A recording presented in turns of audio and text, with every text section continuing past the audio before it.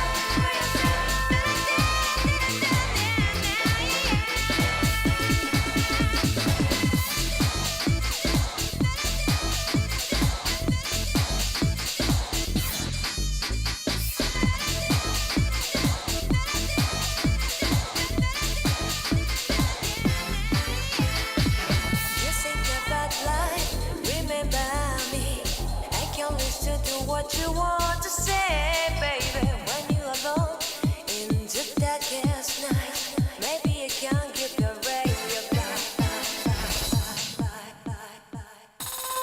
Open your heart and show your eyes that your destiny.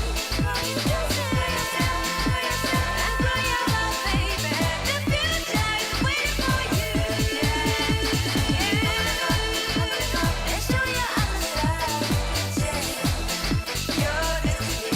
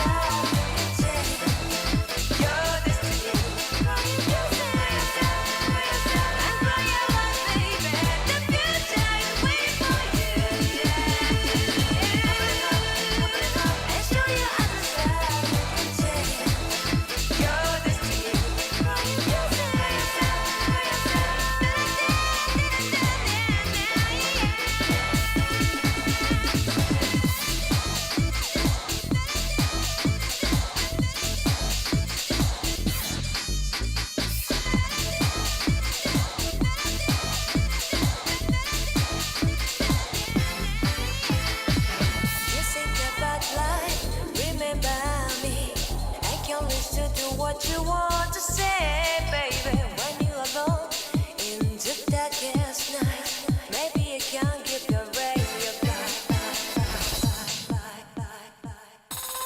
Open your heart and show your eyes that you can change your destiny. And grow your love, baby.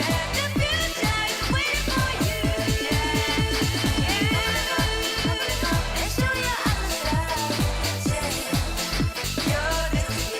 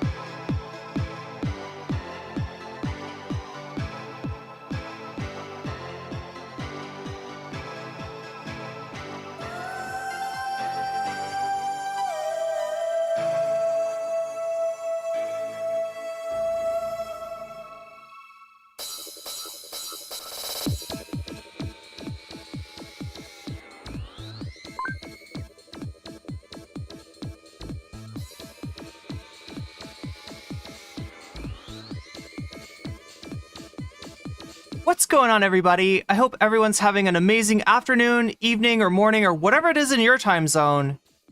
It is Monday, October 14th. I gotta check myself because I was wrong yesterday. 2024. It's embarrassing. I lost a whole day. This is NCC TV coming to you live from Sumaru City. We are live and alive, or at least that's how it seems to me. Could be a brain in a jar somewhere. Don't know, don't care. Shouts out to all my weasels out there, all my forest creatures, rocking out to the realest of the real synthetic lifeform streamer. Trapped in some kind of cyber body and brain, like a ghost in a half shell in this late stage hyper-capitalist dystopia, forced to exist in the Twilight Realm to pay off my debts to society and my student loans. I hope you're having a good day, whoever, whatever, and wherever you are. Also, whenever. We're about to jump right into it. High risk, high reward here on twitch.tv and youtube.com. High on life, or whatever simulation, simulacrum, simultaneous, spontaneous singularity of consciousness this is, was, or will be sometime in the distant cyber future. How are you all doing? Oh my god, chat. My world is wrecked. I gotta tell you. Yo, Wolfglen, thank you. Thank you for the 100 bits there. Much appreciated. So yeah, I stayed up way too late last night. Some of you were here. We were covering, god damn, the trashiest fucking commentary drama that you could possibly imagine. Involving Chud Logic. Involving Chud Logic, which I feel like I should make a video out of, but I don't know. It's gross. Like, here's my whole thing, right? Like, some of that stuff, like the allegations are quite gross. They are quite foul. They are quite, like, it's gross, right? But the interaction between this weird robot Ransona, high on clout, I guess, high on their own pursuit of clout, and very unforgiving Chud Logic. It's just hilarious. It's hilarious, but then it also gives us some insight on Chud Logic. Chud Logic gives the our friend the robot some advice that maybe Chud Logic himself should pay attention to. You got to sleep early last night. Yeah, you missed all that. You missed all that. That's probably for the better. I don't know. I just wanted to try out something new, and I tried out a new kind of bonus goal. I'm not sure how well it worked, though. I want to see what you think about this, chat. All right, so one other way to do the dono goal would be to put 4 different activities, right? It's kind of like what President Sunday does. Put 4 different activities. In this case, it was gaming, editing a new video, talking to chat, or commentary. And the idea is, like, whatever is in the lead, that's what I'm doing at the moment, right? So I take the poll comes in, it comes up with commentary in the lead. So I do commentary, but then if somebody donates $10 and it puts talking to chat in the lead, that person with their donation has in real time changed the stream. Now, obviously this, you know, there's some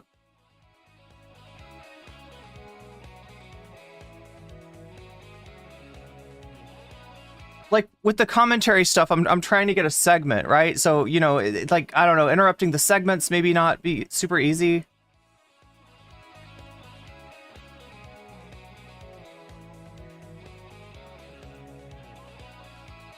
I guess what I'm trying to say is I haven't figured out everything yet, and I'm not sure I'm ready to go forward with that because it definitely did not work last night. Nobody got me off of commentary, and I was I was forced to do the entirety of the drama, like watch an entire horrible commentary video from a robot, Ransona, and then Chud Logic destroy said robot.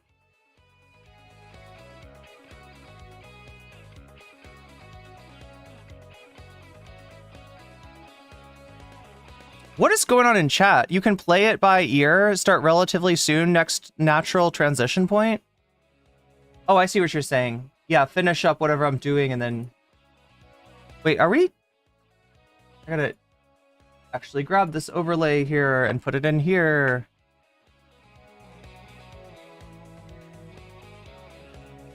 But yeah, I'm not sure if I just didn't explain it well enough to let people know how it works, or I went to watch the rest of the stream from yesterday. It got privated. Did something go bad? I don't know. It's just like talking about that stuff on my on my stream. It just feels weird, right? I'm just like, I'm not sure how, like, I feel like that's a very particular type of content. Usually we do not talk about, we don't go in depth about allegations of like grooming and stuff, right? You know, it just felt weird. It just feels weird to have that up on the channel.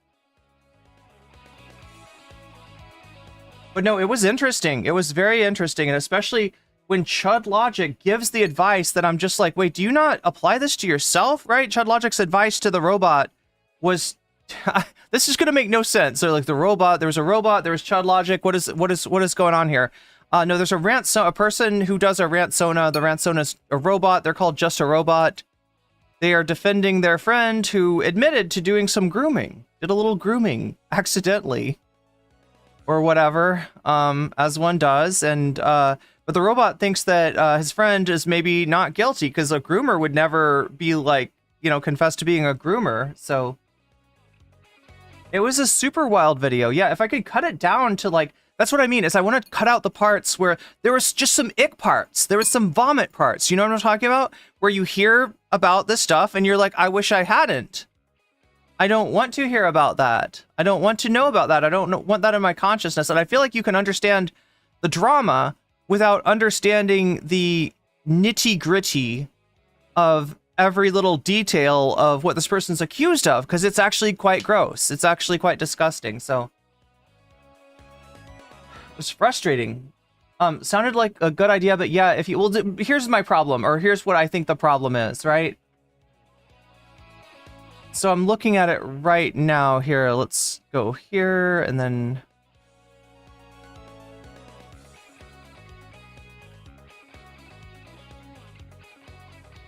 What's going on? That's so frustrating.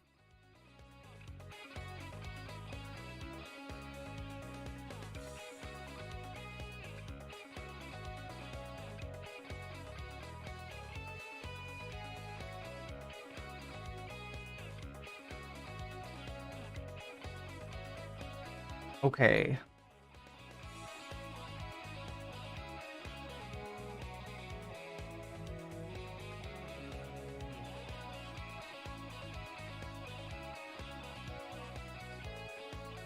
Maybe that's better. But yeah, this is what I had.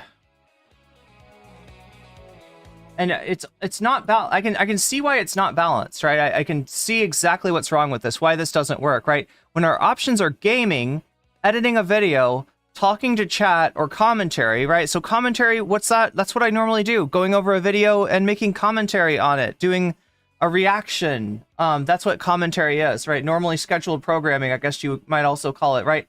Talking to chat, what's that? Because I like never do it. No, but I don't do it enough and I need to do it, right? When we talk to chat, we learn things, and I could be learning from chat. Oh my god, why does nothing on my computer work? There we go.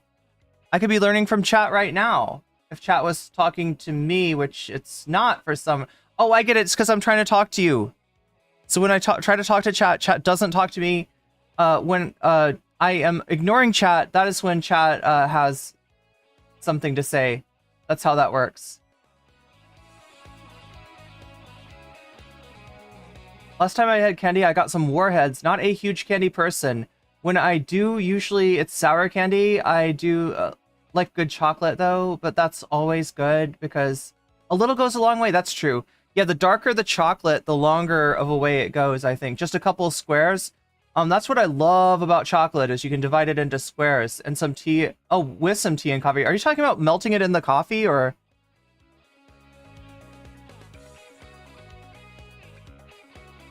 I thought it sounded like a good idea, but yeah, if you hit on something someone wants to see, then no one is going to want to change it. That's true too. The other thing about it is it's not balanced, right? The amount of people that want to see reaction is probably the highest amount, right? Maybe talking to chat is a close second, and then gaming is a close third, and then nobody wants to see editing of a new video, even though that means, you know, because you're the stream audience, right?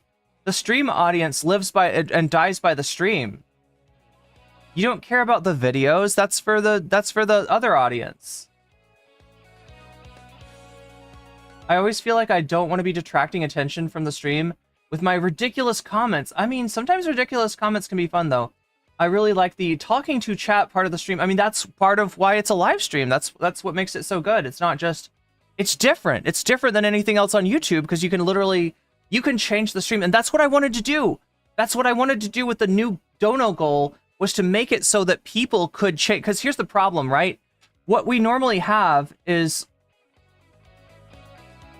like Naomi Klein on bad Hasbara. I'm trying to think what else we had up here.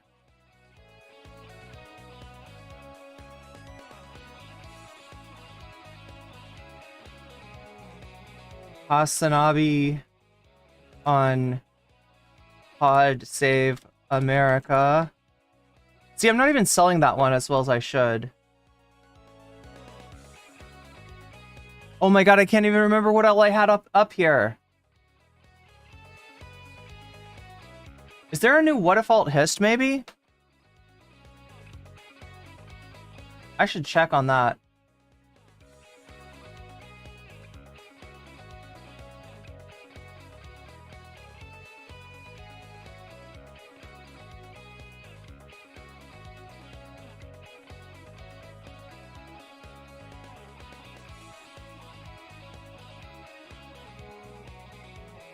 Kind of looks like they don't have anything new.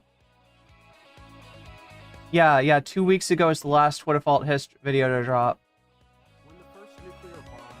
We do have some other stuff here. Omega Star, thank you for the resubscription on Twitch. You're well in time to get out of the top of the hour ad break as well.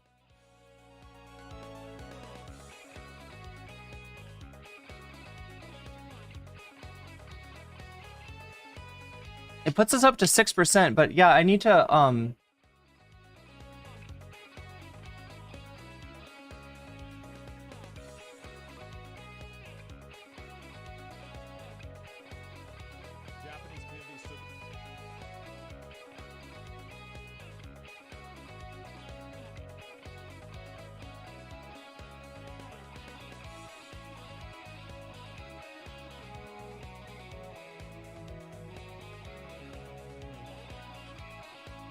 But yeah, what I was trying to say is, like, I normally have like a bunch of topics on the dono goal list, and the idea is, I had been doing it at the very end of the stream. If we hit the dono goal, we get that extra content. So whatever gets voted for, you know, we get to watch at the end of the stream. But that sucks for people who donate early and then maybe they can't stay for the whole stream. So it's like they're donating so that you can see bonus content, but they themselves are not able to see the bonus content. So that kind of sucks.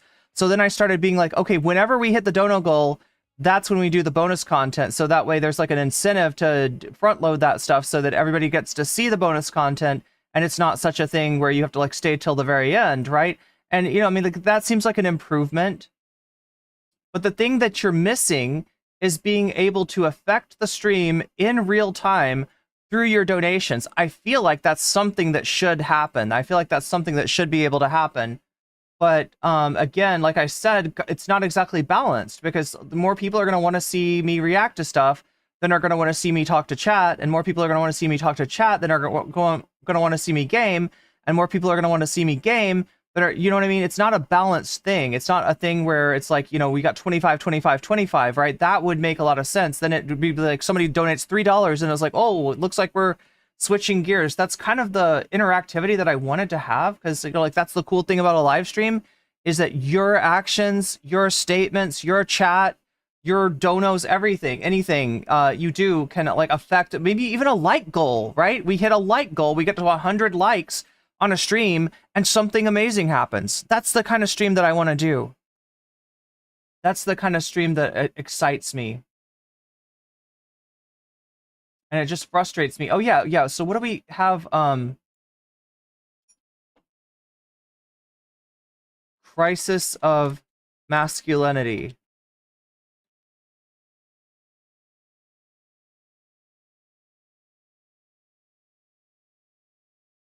See, but these things, I feel like I have to explain them, right? There's a YouTuber named Andy Pants Gaming.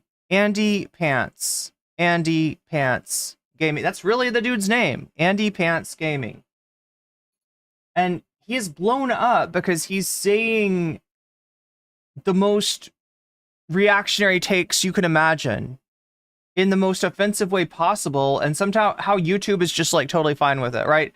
Stuff that you would think would go against the terms of service. Not that I'm saying that anyone should do anything about that, because that's not what I'm saying. But that you would think that YouTube would not want just homophobia like just sitting there on its platform, but apparently YouTube's fine with that. YouTube's like, no, homophobia, it bangs in the algorithm. We love the homophobia. We can't get enough homophobia.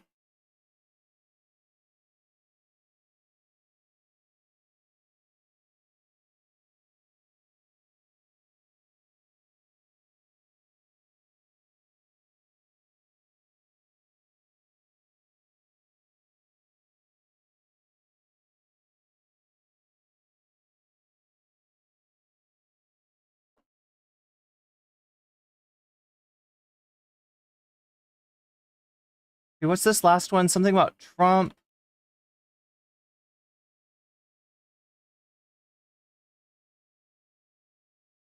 My God, we got to do better than this, chat. We got to do better than this. I don't know. I'm not satisfied.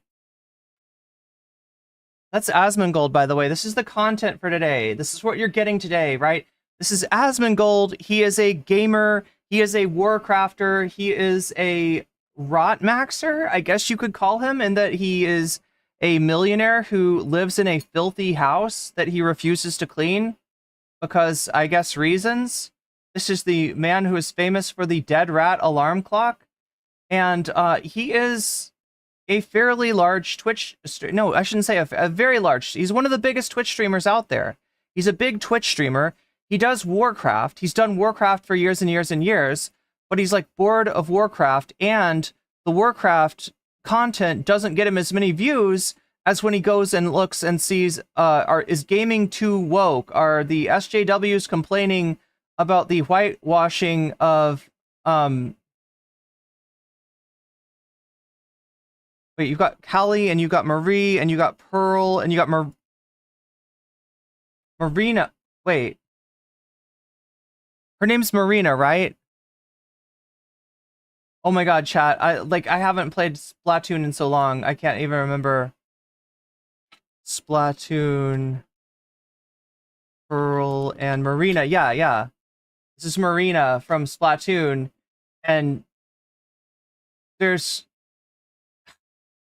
This is the kind of content that Asmongold does. The wokes on Twitter are mad about the whitewashing of a black character in Splatoon.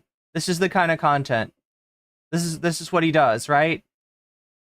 We've seen him also cover the protest at UCLA and essentially laugh at and mock the student protesters as they were being attacked by a gang of Zionist brown shirts, right? And well, now he's gone off about Palestinians. Oh my God, is Twitch dying? What's going on, Twitch? Are you okay? We need to do something about Twitch. We need to help Twitch somehow. We need to save Twitch. I don't have time for any of this shit, chat. Oh my God, I'm going...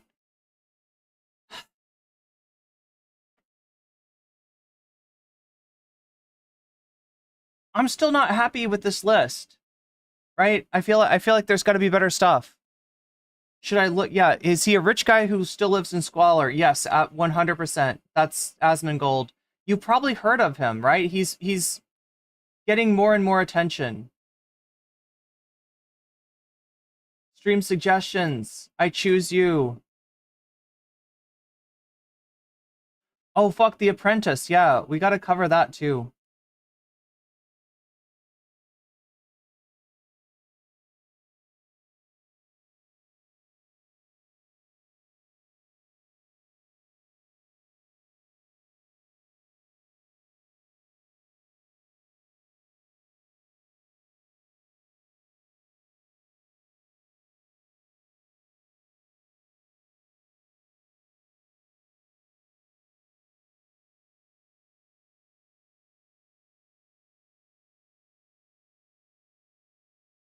Crunkcore. Is Crunkcore interesting to anyone?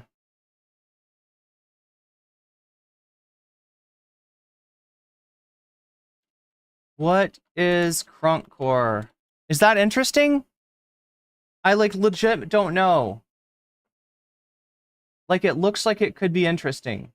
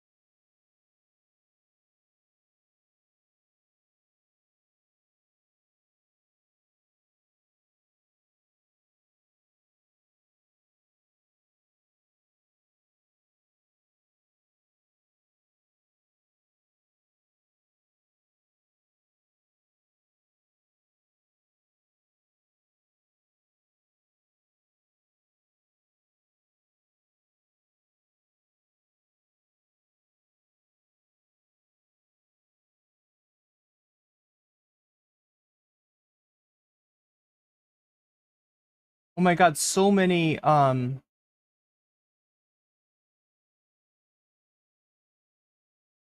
many recommendations.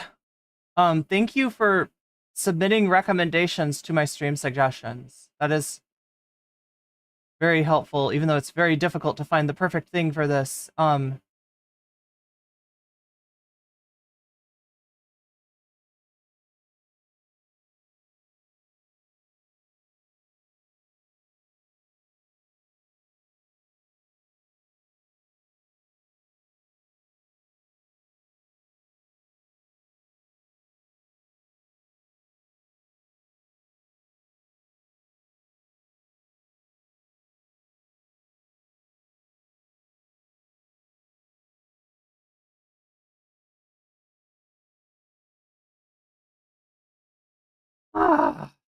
I'm sorry, chat. I'm just so like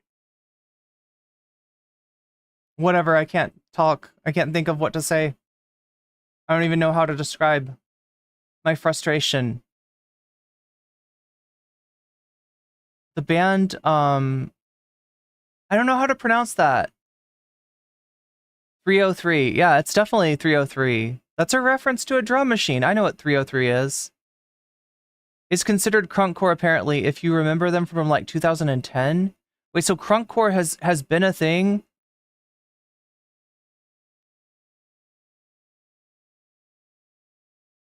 Help me out, chat. Help me out.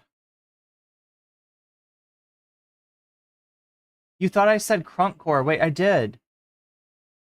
Did it sound like I didn't say crunkcore?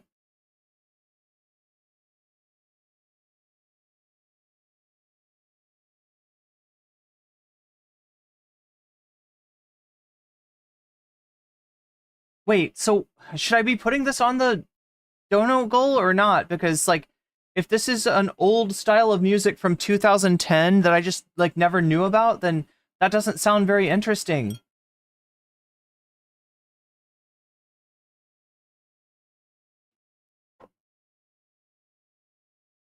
Wait, there's a video about this. You thought I said Trump core? I mean, there should be a Trump core. It'd be like a satirical style of music where you dress like Trump. It'd be like the you know the band that they were all Ned Flanders, except instead it's all Donald Trumps. What the hell would that be? Would you play like YMCA? It's not interesting. It's not new. Why did I think it was? Because there was a video about it. Oh my god, chat. I'm fucking going.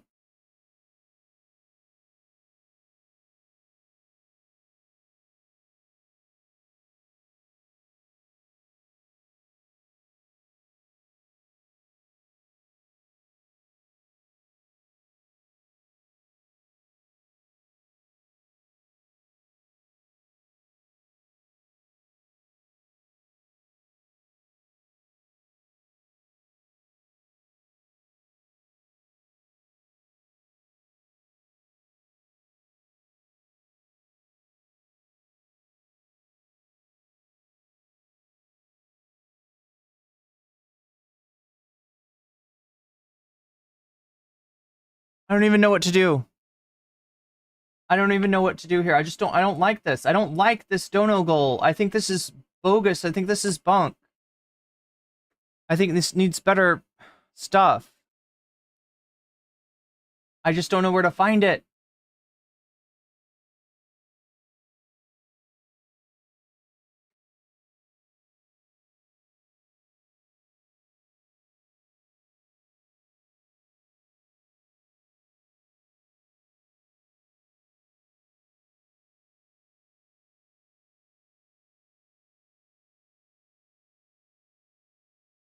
See, there's all kinds of good stuff. There's a new Jesse Gender video about like what YouTube does to its content creators.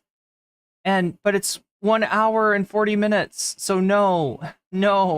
We can't add that to the bonus goal list, even though I feel like we don't watch enough Jesse Gender.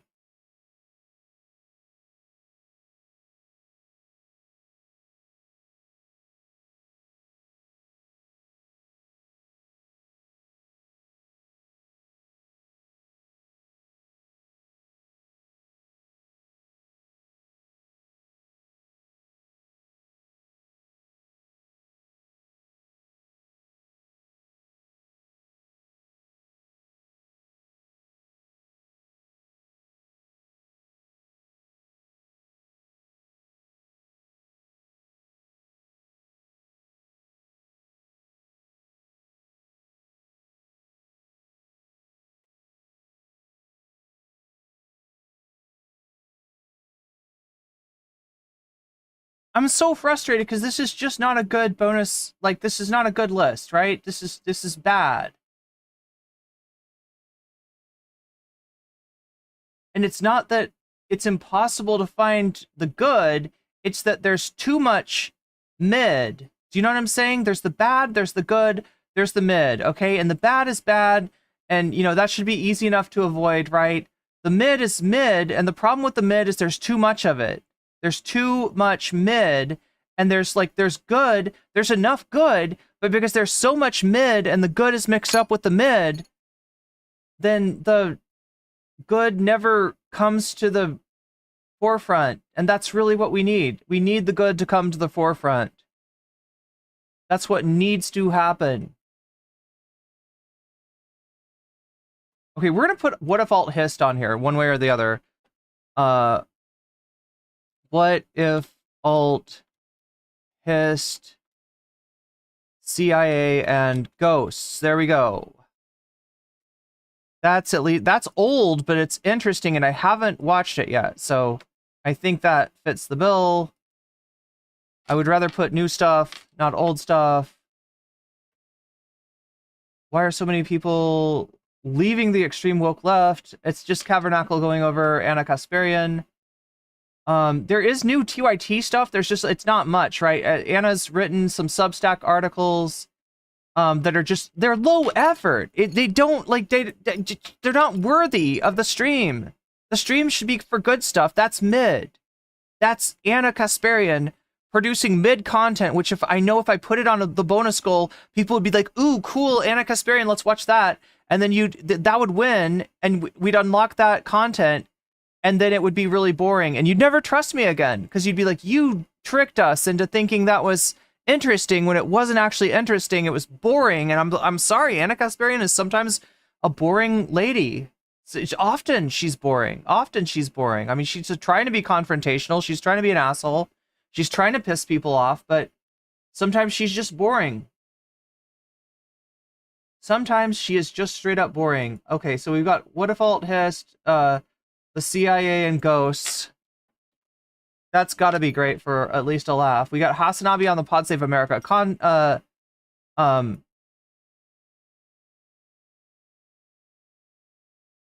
Save America podcast. Trump says a slur. Let's replace this with something. That should not be there. Like, we gotta do better. I gotta do better, chat. Somehow. I need to do better. Like, there's 1,000,001 dead internet videos. Some of them are probably good, but I don't know which ones.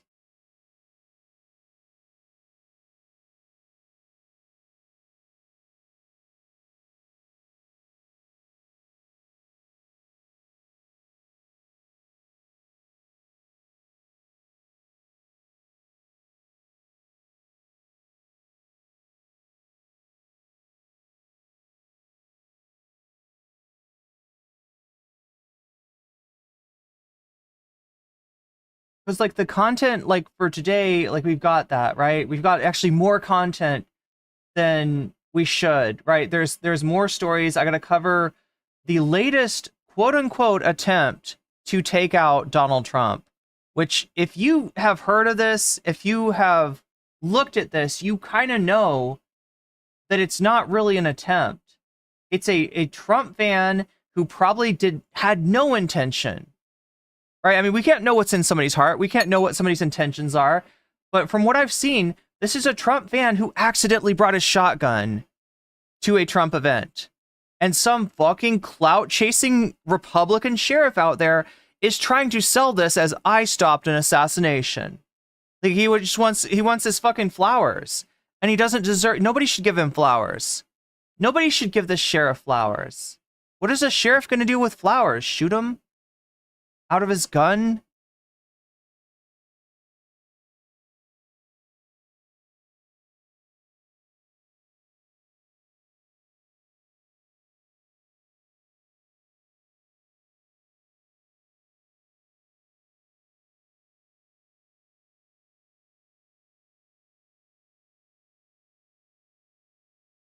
But yeah, I mean, like we gotta cover that anyway, because like I said, I don't know for sure, and there actually is some kind of disturbing shit. Now, like I want to make sure that I'm portraying this in the right way, because it's not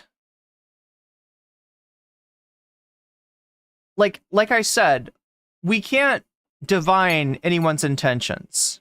We can't know for sure what somebody meant to do, right?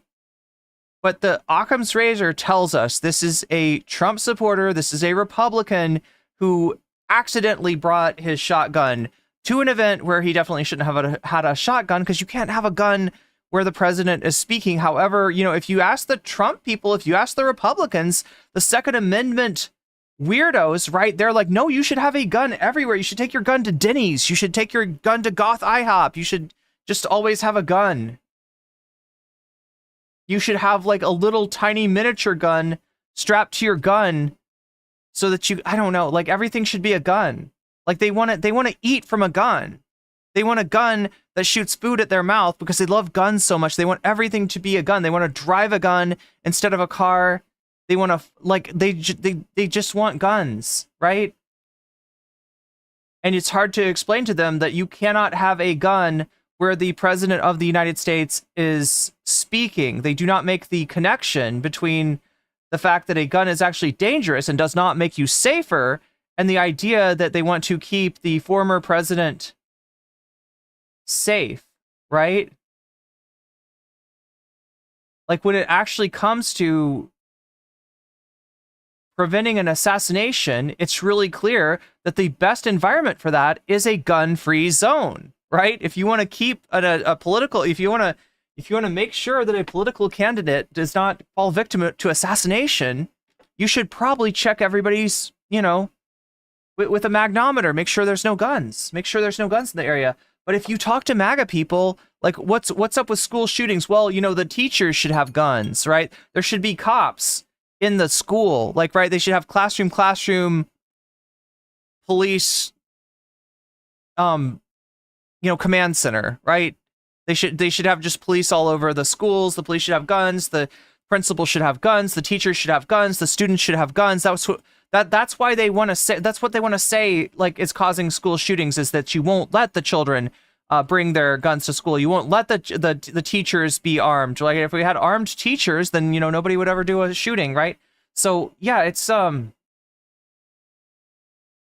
to get through to a right-wing audience that the thing that we're pretending keeps us safe actually does not keep us safe, and makes a situation more dangerous, and makes a situation untenable. You cannot have a rally for a presidential candidate where there's guns. You just can't do it. But it breaks their brain. So that's the most likely explanation for what's going on with the latest quote-unquote would-be assassin, who I really don't think is a would-be assassin, but there are some connections to some far-right figures who actually have said some really disturbing things, and we need to get into that. So that's one thing that we need to cover, right?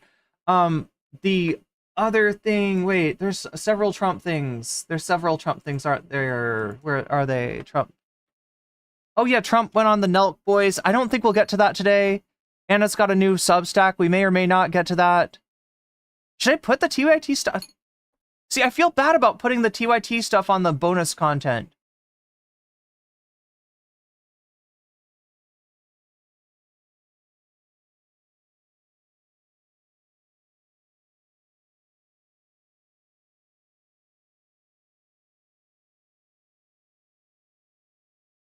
And then obviously the main topic today is going to be, yeah, I'm going to pare it down to two things, right?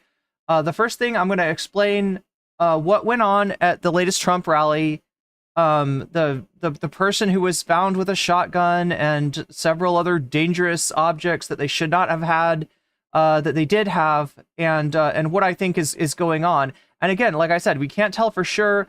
The most likely thing is it's just a chud with a gun, right? The most dog bite man story in the world, right? That is not a weird story. That is not abnormal. That is what is expected, that chuds have guns and they probably leave their guns in their cars even when they don't realize. It's like spare change, right? It's like, oh my God, did I have change in my pocket? Oops. That's what it's like for a chud to have a gun in their car. It is like having change in their pocket. However, because of the connections of this particular chud, it's possible that there might be something a little bit more insidious. And so we'll look into that. But again, I don't want you to get worried about that and think that this is a real, think that this is a real thing, because it is quite disturbing.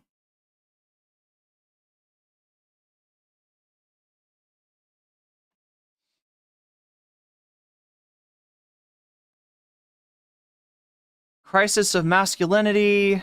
Oh my God.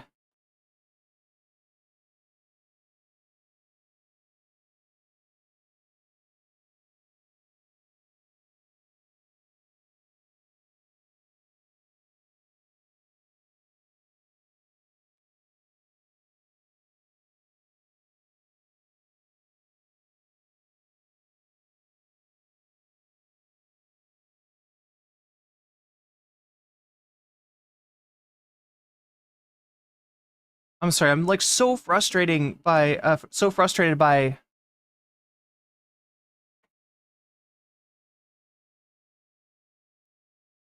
just want to nail down this one last. Oh no. There's another What If Alt Hist video. I feel like people would be happy if I just made all of the dono goals like different What If Alt Hist videos. I feel like that's what people really want.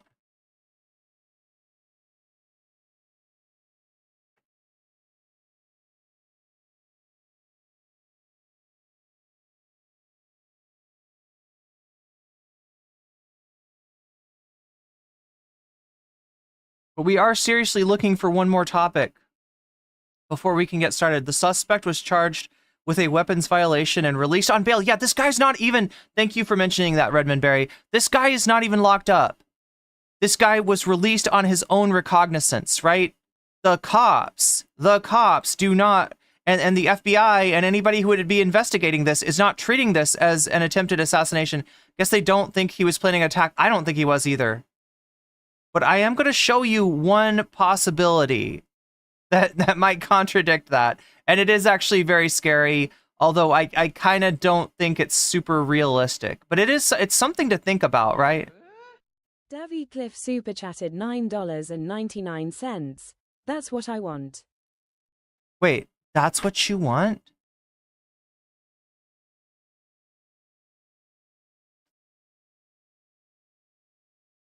What if Alt Histathon? Okay, well, if chat is serious about this... All right, here's what... We can't do, like... We can't go right into a What If Alt Histathon, but what if we just put... Oh my God. What if Alt Hist... Mouse Utopia. This is like What If Alt Hist's favorite video. And it's funny because What If Alt Hiss is not the only person out there talking about the mouse utopia experiments. I believe that, is it Gabor Mate? I believe Gabor Mate, the father of Aaron Mate, has talked about the mouse utopia experience. Experiments has a very, very, very different take on these experiments and their meaning and app. Okay, mouse utopia. Okay, What If Alt Hiss mouse utopia? Mouse utopia. I am taking way too long to get to the good stuff here, chat. We're at 16% of the dono goal. If we hit 100% by the end of the stream, that's when extra content happens. That's when extra content happens. And keep on. Wait, no, you need to be able to vote. You need to be able to vote. That's important. Let's make that happen. All right. I'm getting my shit together. Oh my god, chat. Start a poll. Bonus content. Question mark. Copy and paste. Copy and paste. And just so you know, the crisis of masculinity, that's an Andy Pants Gaming video, right? This guy's like kind of the new right-wing lolcow, I guess you would call him. We need to get into the Andy Pants Gaming stuff. I've been late in showing that stuff to you, but yeah, he's got a video. One of his biggest videos that popped off is called The Crisis of Masculinity. He's worried about the lack of masculinity in gaming. There's not enough masculinity. There's not enough masculine men. Andy Pants Gaming wants to change that somehow by getting rid of all the woke devs. The woke devs are ruining everything. So there is, at long last, is your bonus content poll. We've got What If Alt Hiss, the CIA, and Ghosts. We've got Hasanabi on Pod Save America. We've got The Crisis of Masculinity. That's Andy Pants Gaming. And then we've got What If Alt Hiss favorite video, the Mouse Utopia video, which we have just I haven't gotten to it. But yeah, there's your poll. You can vote on that. We're 16% towards the dono goal. You can also affect the poll, the outcome of the poll, when you donate by letting me know in the chat which of these topics that you want to see next. That also goes if you've already donated. It's a new chud. Yeah, and it's not even chud logic. What If Alt Hiss is like a modern day Nostradamus? I feel like Rudyard has spoopy seasonal vibes. It does fit the season. Everything fits the season. It 'tis the season. What If Alt Histathon? I mean, I got. Oh my god, what did I press? What did I press? What did I do? Alt Histathon. I mean, I got. Oh my god, what did I press? What did I press? I don't even know. Oh, I clicked on my own Twitch link. That's amazing. Good job. Good job, Irene. That's really what we need is myself on delay. That's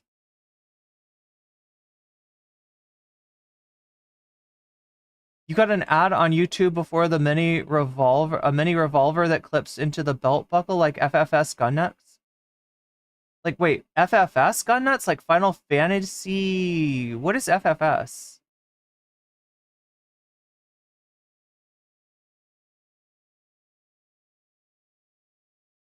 Oh, for fuck's sake. That's what FFS means.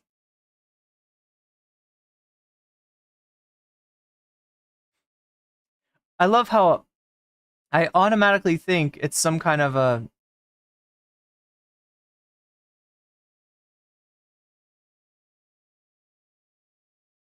Nobody likes masculine men more than gay guys. The thing about this is that, yeah, there's a weird strain of conservative thought that's called androphilia, which is like kind of a sexual appreciation of masculine guys, but that asserts itself as non-gay. It's not gay. They really like guys. They really like masculinity. They really like masculine bodies, but they're definitely not gay, even though they're gonna do some gay stuff now and then. There's gonna be some gay stuff that happens, but just trust me, it's not gay. Squad helps dog bite victim.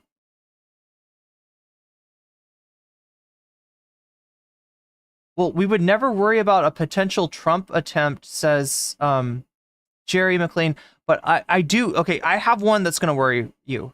I have one that's going to be a little bit concerning. Again, I don't want to. I'm not trying to put the tinfoil hat on. And this is tinfoil hat territory. We're going to enter into tinfoil hat territory today, right? Without putting on our tinfoil hats too tight. That's the key.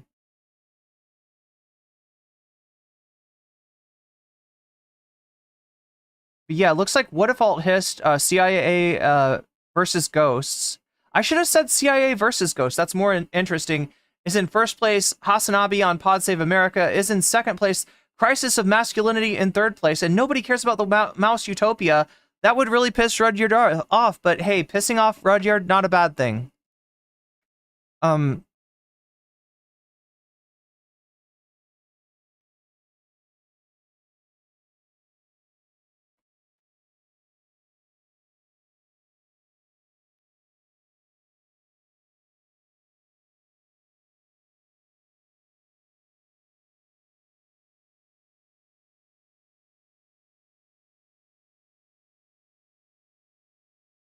Ah.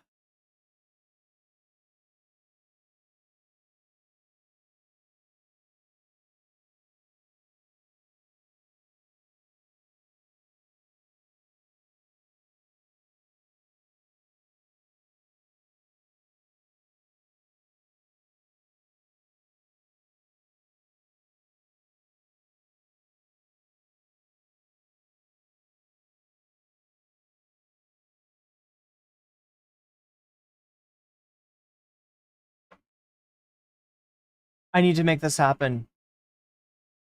We need to get going.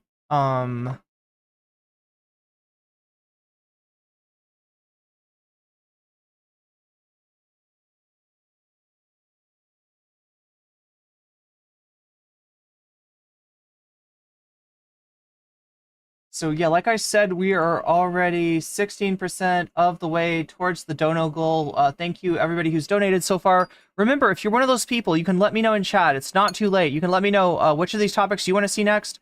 I'll be more than happy to add your donation as a percentage to the topic of your choice, thus putting your money where your mouth is and helping the content that you want to see as bonus content be the content that we see. And again, just like last time, if we hit the bonus goal before the end of the stream, we'll watch the bonus content early, because I know some people like that.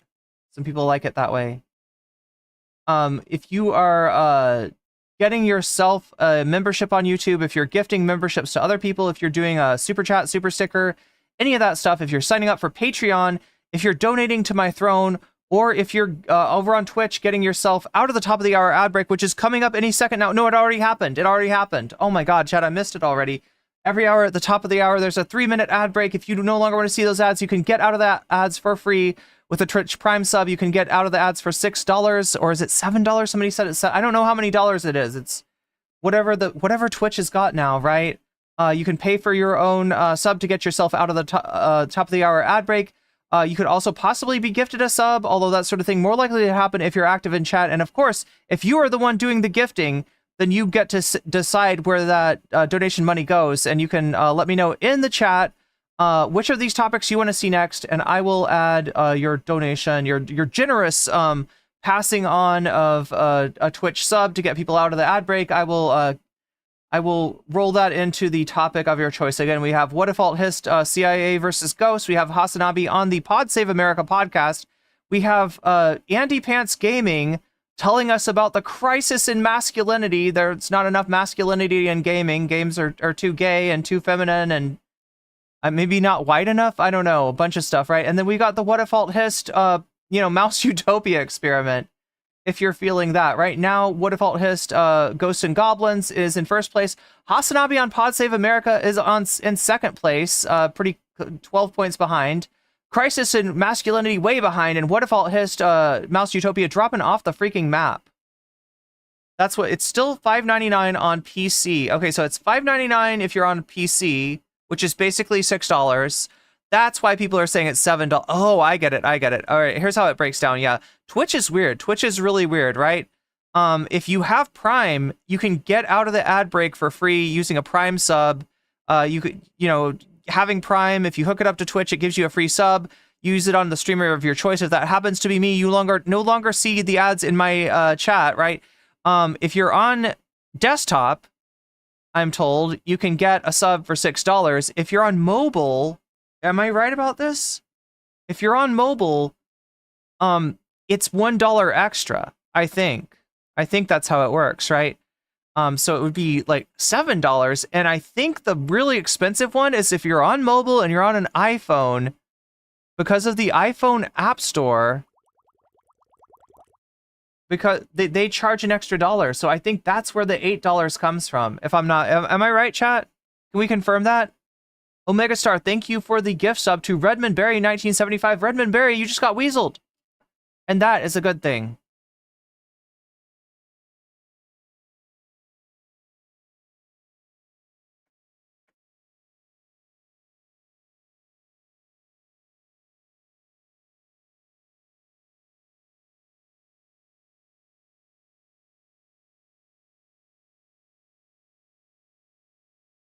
Okay, I think I know what we gotta do. So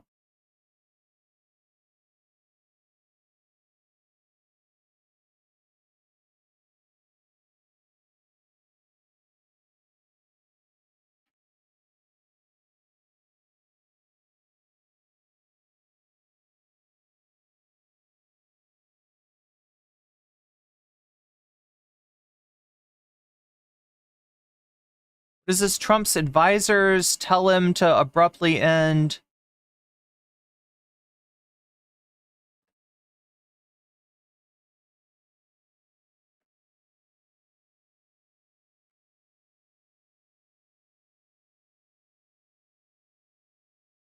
Trying to figure out what to call this exactly. Trump's ends podcast as aids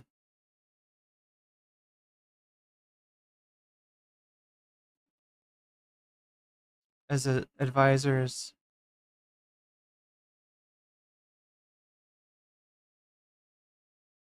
pull him out.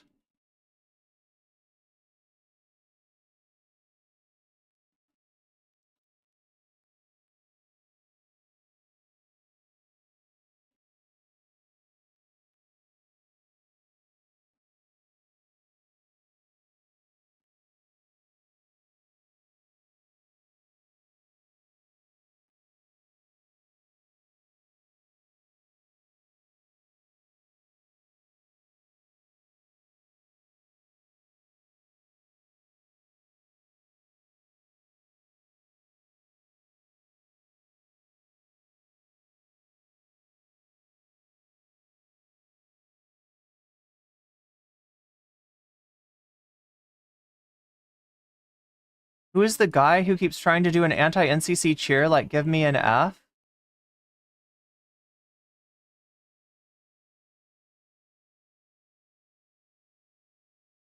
Oh, geez.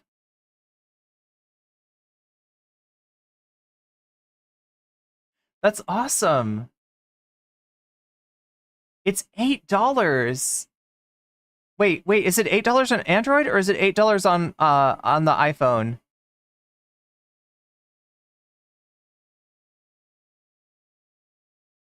Mods, do we need to do Flagrant is playing again? True. But wait, do we need to fix something? Is there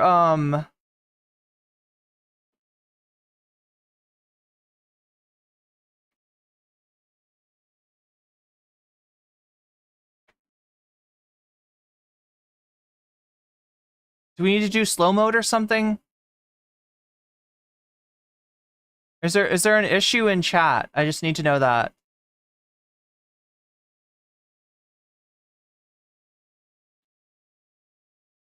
All right, I hope you don't mind too much, chat. I'm gonna put on slow mode. It means that if you chat something, that you gotta wait 15 seconds before you can chat something else. I'm not trying to be a super meanie bot. 31 likes so far? 34 likes so far. Good job, chat. But if there's an issue, an avid FFS user... It feels like maybe it's somebody that's mad that I'm taking so long to start the stream. Like, that's what it is. They're mad. I blocked and reported him. He's still lurking. Okay. Yeah, they're just, no, they're mad because I'm taking so long. I mean, like, they have every right to be mad. I'm taking a really long time to get the stream going because I gotta do all these things.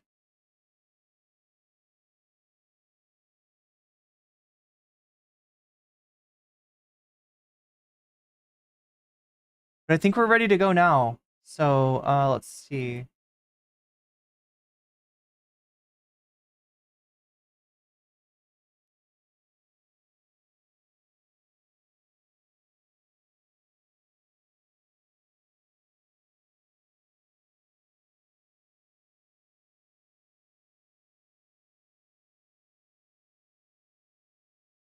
Start that poll, and then we put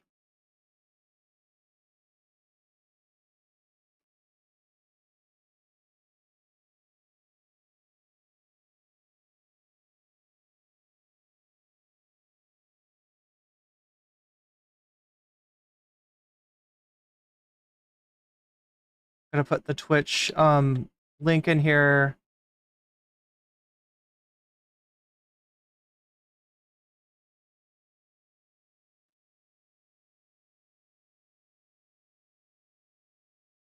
The YouTube link, there it is. Perfect. Put that there. Pin the message. And I feel like we're ready to go. Hit this button.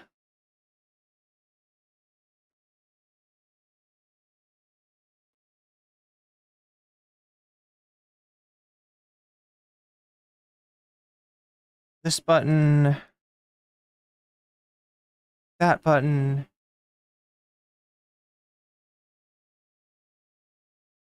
And that button. And now I think we are finally ready. Ready. Okay. This button.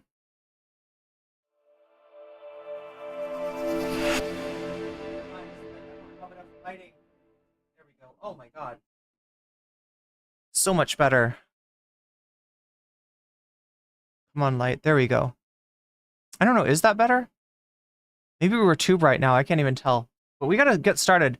So this is Luke Beasley. Luke Beasley's got a story for us today about Trump on the Nelk Boys. Now, I subjected you to the entirety of the Flagrant podcast because there was a few good moments. I would have liked to just kind of watch the highlights, but I couldn't find them. Couldn't get the timestamps right. I need to know the exact moments when that stuff happens to not miss anything. I'm not going to subject you, and you'll be glad to know this, to the entire Full Sin podcast, right? This is the Nelk Boys. These dudes are fucking cringe, right? I have seen some ridiculous shit from the Nelk Boys, right? I mean, this is what the podcast is like. We got the products, we got the American flags, we got the Donald, we got the Nelks.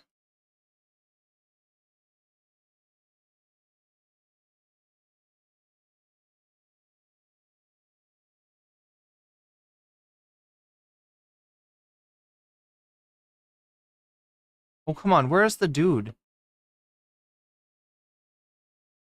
There's one Nelk boy that's like more iconic than the other Nelk boys. And that's not him. Where's the one dude?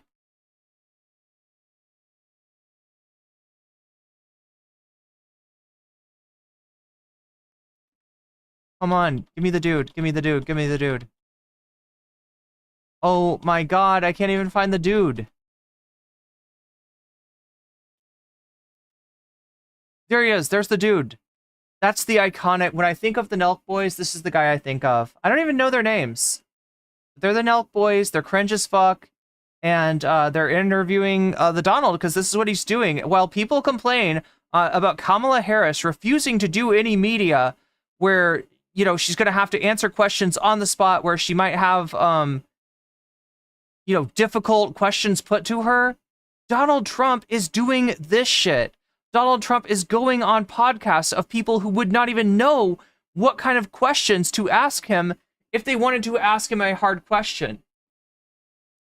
And then the Flagrant podcast, right, actually did like about the best job of any of these, you know, Trump glazers that I've seen, where they were at least kind of making fun of him. But I don't expect that to happen here. So like I said, I'm not going to subject you to all of the Nelk. What? Oh, God, it's right here. I'm not going to subject you to all of the Nelk, the Full Send podcast, right? Plus, they'd probably copyright claim me, I think. I don't know. I could be wrong. Let's just see what Luke Beasley's got, because Luke Beasley is talking about the end of the interview, which apparently did not go super smoothly. It was not a smooth ending. Boys who have a podcast, the Full Send podcast, and these interviews were... No, it's the Full Send podcast. A bunch of bros with beer all around them. It's just always kind of a strange aesthetic. But I saw, the reason I'm jumping on to cover this is because I saw, we'll try to do as quickly as possible, not really a main story that I prepped for the day, but I know you guys will find it interesting. So Kamala HQ posted, Trump's handlers whisk him away from his rambling and confused interview. And then it quotes what happened. And so I went and found the full episode so we could see what Kamala HQ was referring to. And here is Trump saying, I got to get out. Oh, let me do the audio thing.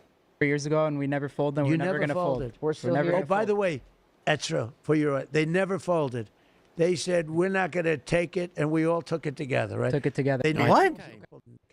There you go. And 2 other people were supposed to die, but they had great doctors, and they didn't. But we had 101,000 people. I think you're going to have a lot of people today. A lot. Now, here's the bad news. It's going to be 102 degrees, so I have to go. Okay. Well, And you're coming with me? We're We'll have a coming little with you on fun, the plane. okay? We appreciate you having us, President Trump. Because I see my people are going crazy over there. Oh, that's it? At a certain point, you know, at a certain point, you don't mind if they go crazy, but then you say, okay, it's time to go. Time to go, right? Okay. Like you told us back in the day, never fold.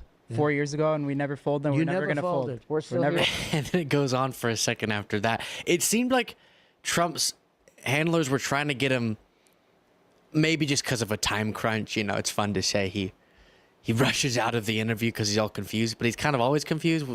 Would that really bother the staff members around him? I have no idea, but they clearly are trying to get him to go. And that was happening even earlier. And I mean, it's not that weird of a thing. It's not exactly completely unique to Trump.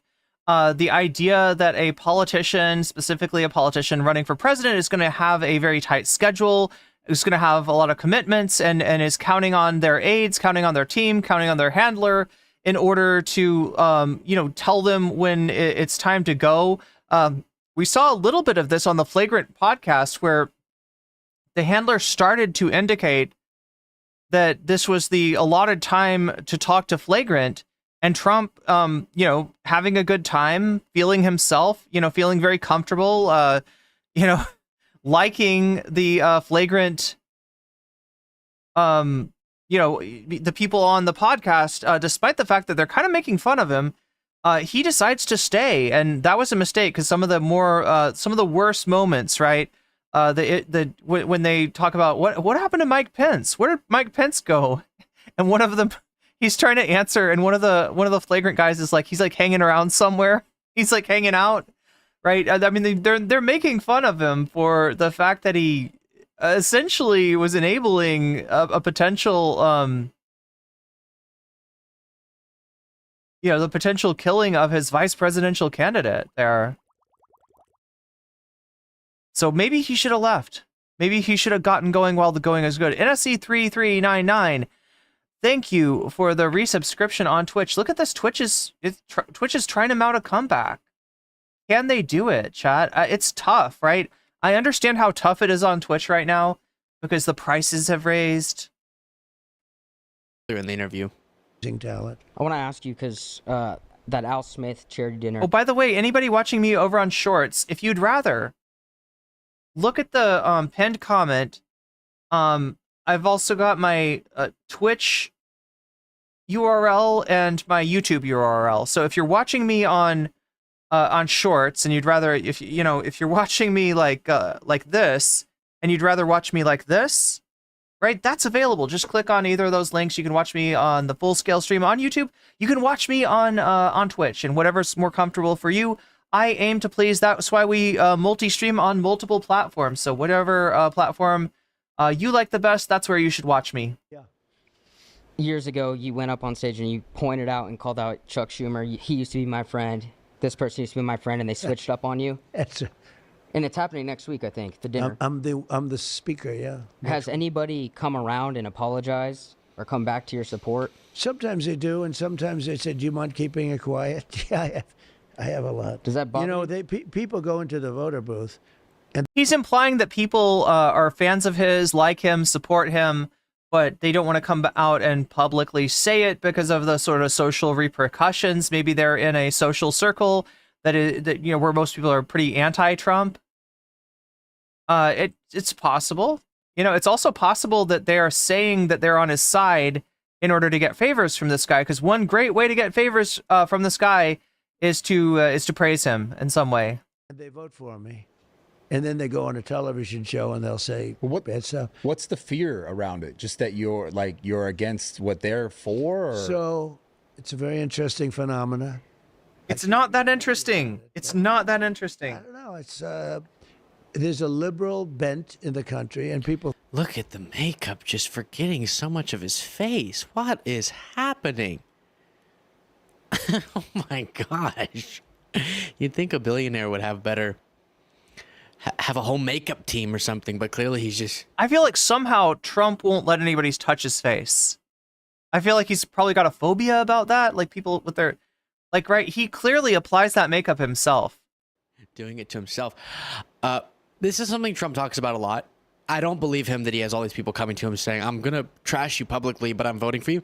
But I do believe that a lot of people who previously got along with Trump before politics don't get along with him anymore. And Trump always pretends like that's some proof that they're crazy, that they changed in some way or are being two-faced. When in reality, of course, they got along with Trump when he was just some reality TV billionaire real estate guy. He always cites Whoopi Goldberg as an example of someone who liked him before and doesn't now. But it's not them being two-faced for once you come out as being politically wacky, that then they oppose you because they find out your politics is crazy. And you're the one who was a Democrat your whole life. You're the one who was pro-choice and then flipped for the purposes of politics. You're the ones on all these issues we know. Trump's life was one thing politically, then to run the Republican Party, he switched around his views. So you're the one who changed, and they reacted to the fact that you were no longer someone that had the character that they could stand with. I don't think he ever had the character, but at least before, they didn't hear about his political views being what they were, which for a lot of people is the line that they can't have him cross to still associate. Then this. I mean, here's the deal, okay? Let's be honest. Trump doesn't care about politics. That might sound wild to you because he's associated with so many far-right policies and he's so far off the map from even other Republicans. But he cares about power. He cares about ego. He cares about power. He cares about clout. He cares about himself, first and foremost. So for him to see an opportunity, which he did on the Republican Party, ascertain that he's got a better chance of beating the field, that fucking clown car. If you don't remember, if you weren't around in 2016, right? Let me fill you in. The Republicans had 20 people running for president, and they were all clowns. We're talking about Lindsey Graham. We're talking about Chris Christie. We're talking about Ted Cruz, Marco Rubio, like every fucking clown that you could imagine. with the exception of, I don't think DeSantis was running yet, right? Was running for president, right? And to some people that might look like, ooh, the field's kind of full, maybe this isn't the right year. But no, Trump called it right. He came down that escalator because he was like, these guys are a joke, right? I can destroy these guys. And he was right. He was right. The front runner before Donald Trump was Jeb Bush, which sounded like a formidable name, right? When you tell somebody that you got a Bush running this year, that is like usually, oh, well, there we go. The primary is over. Just like call it for the Bush, right? Bush's brother, Jeb Bush's brother, George W. Bush, had been president from 2001 to 2009. Their father, George H.W. Bush, had been president from 1988 to 1992, right? They're an established political dynasty with a lot of institutional power.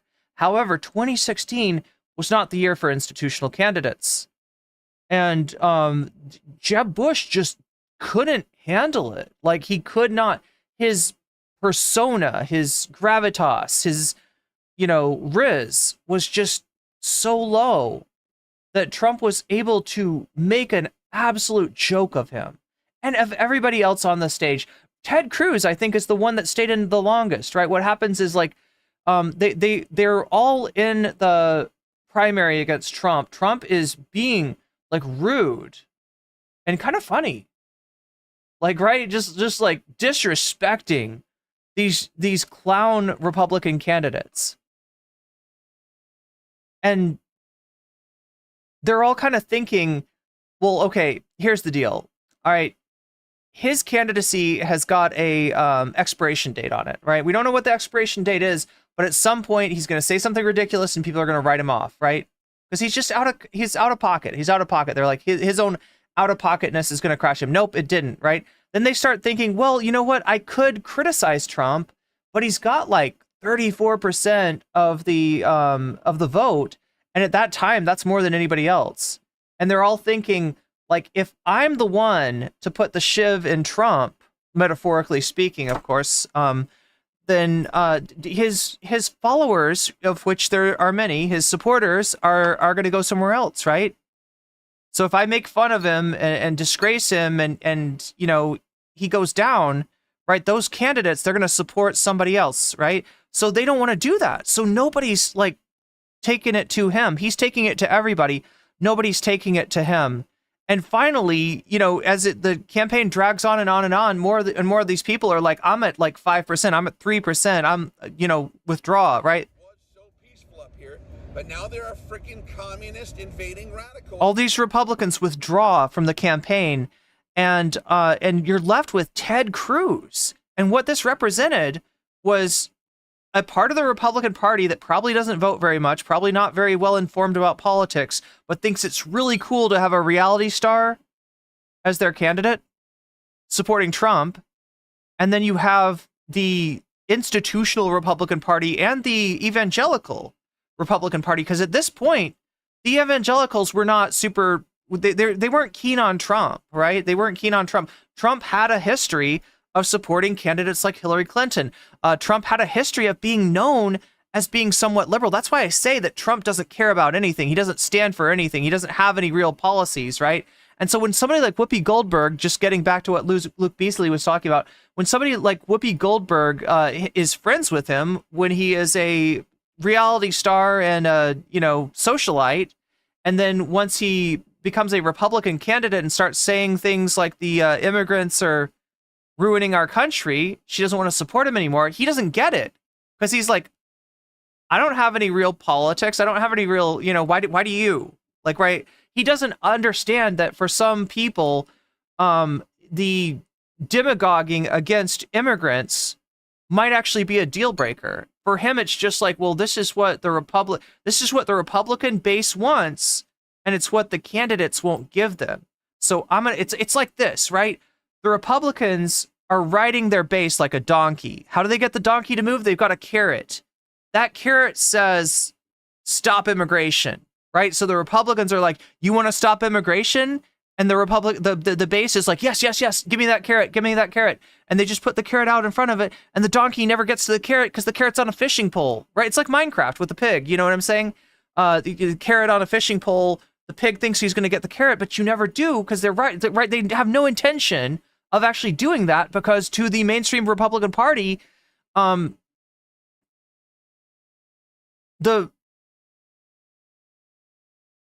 undocumented people in the country wanting to work allows them and companies that they're connected to a lot of cheap labor, right? So they don't want to cut off immigration, but they want to promise. They want to say, yeah, those Democrats, they want to do immigration. We're going to stop that, though. They get elected and then they don't do anything, right? Trump is like, what if we take the carrot off of the fishing pole and we feed it to the donkey? I think the donkey will like me better then. In this case, it's an elephant, right? The Democrat is the donkey, but in this case, we're talking about an elephant, but you know what I mean? The Republican base, right? So he gives them what they want. And he doesn't get that to some people, that kind of politics where you try to make people think that everything bad in this country is due to immigration, right? And it's due to immigrants, right? To some people, that reeks of racism. And so they won't be your friends anymore. So Donald Trump loses friends, with his, he loses some of his celebrity friends like Whoopi Goldberg and doesn't understand why, because he doesn't really care one way or the other. It doesn't matter to him. What matters to him is power. What matters to him is winning. What matters to him is clout. He's not, look at his take on abortion, right? He got the Christian right, the evangelical right on his side by promising them the right-wing judges that would take down Roe versus Wade. He actually gave them that carrot once again. But again, it's a dog catching the car kind of situation, because once you've got that, now you've got the problem of a whole bunch of voters voting against you because you got rid of Roe versus Wade. And so it becomes this toxic issue. And so now you've got Trump trying to say, oh no, we're going to do lots of we're going to have exceptions. We're going to have this, we're going to have that. I'm not against, people's right to choose what to do with their body. I want to send it to the states. He's doing all kinds of things to make sure that the toxicity of that issue of being anti-abortion, which is really unpopular, does not hurt him as a candidate. And now he's losing people like Nick Fuentes. Now he's losing some of the Christian evangelicals, right? So yeah, it's a question, Mr. President. So we have like a lot of college fans and a lot of fans that are going into college. College is like really expensive right now. What are you gonna do to maybe like help make college less expensive and like more affordable? Well, the biggest thing you can do is, and this is a little bit after college, you got to make sure everyone gets a job when they get out of college, and all of a sudden things look a lot better.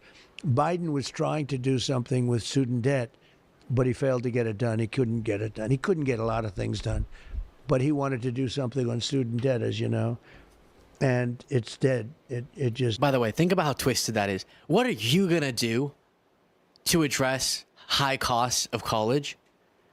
And he goes, well, you have to get a job after college. Okay. And then Biden failed on his plan.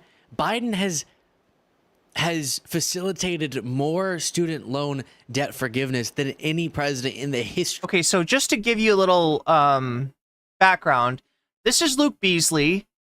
He's a certain kind of YouTuber, right? The kind of YouTuber that really wants the Democrats to win, to the point where he will spin anything that they do, anything that they say, to make them look as good as possible. That's the difference between Luke Beasley and myself. While I definitely do not want to see Trump return to the White House, I'm not going to lie to you about the Democrats. And when they're bad, I'm going to tell you that they're bad. And Trump actually had a point there when he talked about Biden pursuing student debt forgiveness. He did so in a way that was vulnerable to this kind of attack by the Supreme Court, right? He did this in a way that was going to rock the boat the least, right? He could have approached student debt a lot more directly and had a lot more impact, but he didn't. Because much like that, I was describing to you, the Republicans hanging that carrot out in front of their base of stopping immigration, right?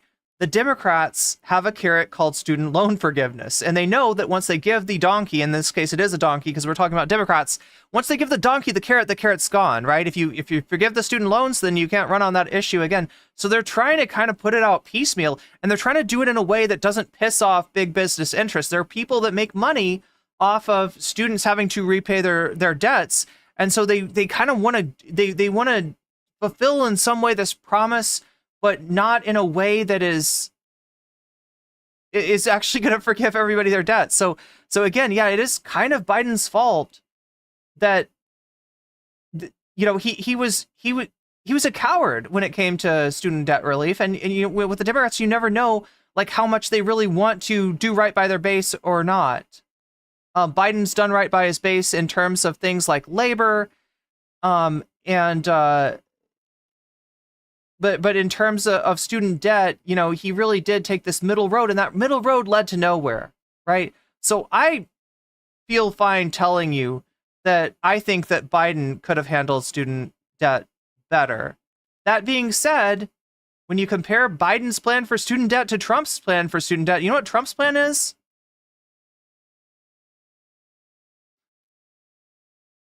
He's not doing shit for you, okay? If you got outstanding loans, if you got student debt, you are gonna be saddled with that, right? That's gonna be an anchor hanging around you economically for the rest of your life, right? And if he does anything to stop student debt, it's going to be like stopping student loans. It's going to be like making it harder to get financial aid for your education in the first place. So yeah, as bad as Biden is, as bad as the Democrats are, Trump manages to be worse. And you're going to see that. That's a pattern. That's a pattern over and over and over again. So, whereas people like Luke Beasley, they're going to go out of their way to try to spin what the Democrats do in the most forgiving way possible. I'm not going to bullshit you. All right. I'm very conscious of the shortcomings of the Democratic Party, and I will let you know what those are. So, but yeah, I mean, Luke's got the story about the Full Send podcast. Let's see what's going on. Of the United States, billions and billions of dollars, doing everything he can as he sits in the executive branch, because the Supreme Court shot down the broader proposed forgiveness plan. But then he's gone around that to give as much forgiveness as possible. The Supreme Court shot it down in part because of the right-wing justice Trump got in the Supreme Court. So Trump gets these right-wing ideologues on the court who shoot down Biden's plan. Biden still goes forward and does more student loan debt forgiveness than any president in American history. But Trump wants you to believe Biden's a failure because of Trump's justices shooting down his plan. Biden's a failure because he tries to satisfy both sides. That's why Biden's a failure. Biden's a failure because he's a little bit of a coward and he doesn't want to piss off, the capitalist class, frankly. But again, Trump is the capitalist class, right? So in the United States, we very commonly have a choice of evils. We have to choose the lesser of two evils. And I mean, obviously, you don't have to choose that. You can vote for who you want to, including a third party. I would strongly suggest that if you live in a swing state, that you consider weaponizing your vote to deny Trump another term in office. But I'm not going to vote scold you. And there are a lot of people who, for very good reasons, are disgusted with the Democratic Party. And if you're that person, I feel like it's more useful for me to yell at the Democratic Party to be better than to yell at you to vote for the lesser of evils. I still find it, the smart thing to do, but I can understand why some people can't bring themselves to that choice. And that's really comes down to the Democratic Party's failure on so many issues, failure on stopping the ethnic cleansing in Gaza, for instance, right? There's a lot of people that do not want to vote for the Democratic Party because of that. And rather than trying to convince them that they just need to suck it up and vote anyway, I feel like it's probably better to yell at the Democratic Party and tell Kamala Harris to do what is both the right thing morally speaking and the smart thing electorally speaking, right? She's having trouble in Michigan right now because she is perceived as being too close to the Biden administration when it comes to Gaza. Biden had a horrible policy, a historically horrible policy on Gaza. You can compare Biden to Obama, and Obama had a little bit of a backbone when it came to Israel. Obama could tell Israel to knock it off with the settlements, right? Biden very much cannot. And Kamala has been unwilling so far to, talk about like something like conditioning aid to Israel on a ceasefire, right? And so she doesn't have, for that, that's the reason that she's missing out on votes that she should be getting. That is a Democratic Party problem, not a voters not sucking it up and voting for the lesser of two evils problem, in my mind at least. That's how I see it. Wacky. Has died. What we're going to do is certain colleges have tremendous amounts of money. I mean, almost an unfair amount of money. And we're looking at that, the endowments, using their endowments to help people. And they should use them. They should use endowment to help people finance it. But the federal government's going to remain financing, and they're going to help students. You got to help them. The biggest thing we can do is make the economy incredible. So when you get into college, you study something, and you get out and you get yourself a great job. He's bullshitting you. He's bullshitting you. Everything that Trump's doing, everything that the Republican Party is doing is going to make it harder for you to go to college. And why is that? Because if we look at a breakdown of voters, right, there's a lot of lines that we can break down Trump voters versus Kamala voters on, right? One of those lines is gender. Women tend to vote for, be more likely to vote for Kamala. Men tend to be more likely to vote for Trump. But another really big dividing line is education. People with a 4-year degree are much more likely to vote for Kamala Harris or any Democrat than people without a 4-year degree, right? And there's a lot of reasons for that, including the fact that you tend to learn critical thinking as part of your degree.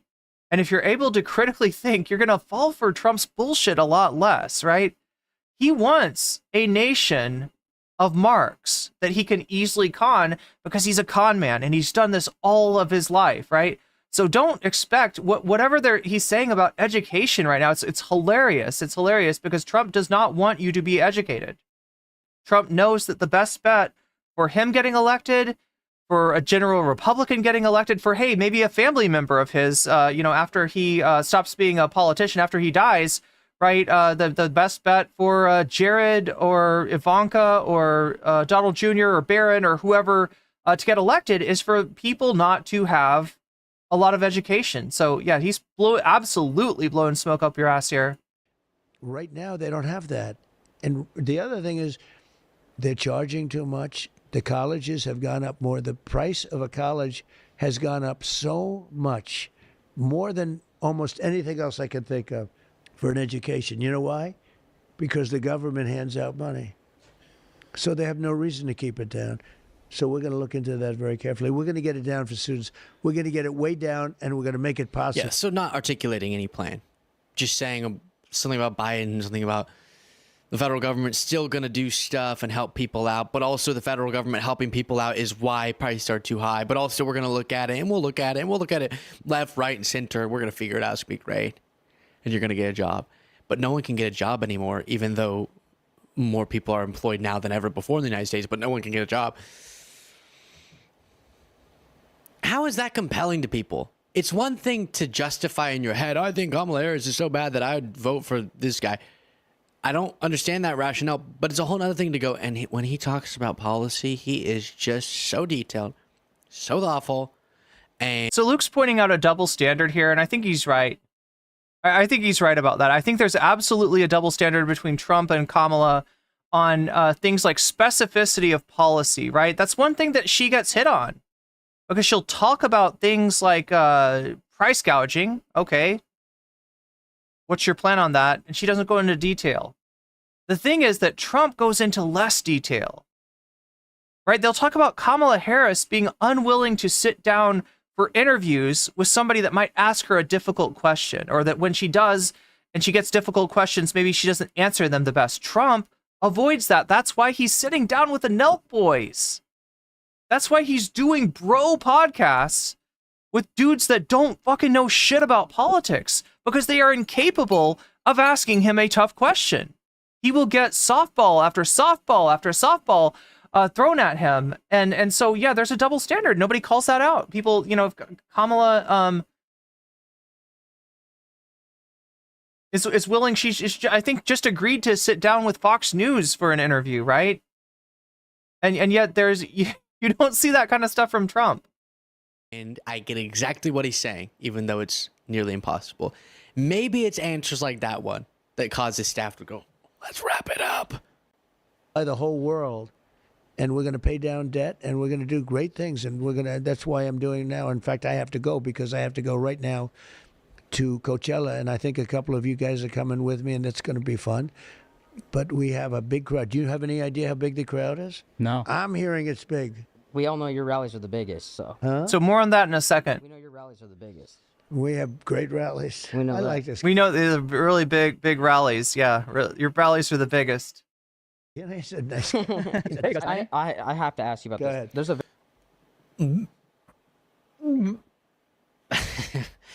Your rallies are the biggest. Your rallies are the biggest, sir. You have the biggest rally. What? Jeez. Trump, you could tell, was like, are you mocking me? Because that's what it seemed like. We know you have the biggest rally. I mean, he did get mocked on Flagrant, so it's not that. No one has such enlarged rallies as you. Such tumescent rallies, yeah. Trump. So weird. Get a life. So weird. Why would you do that?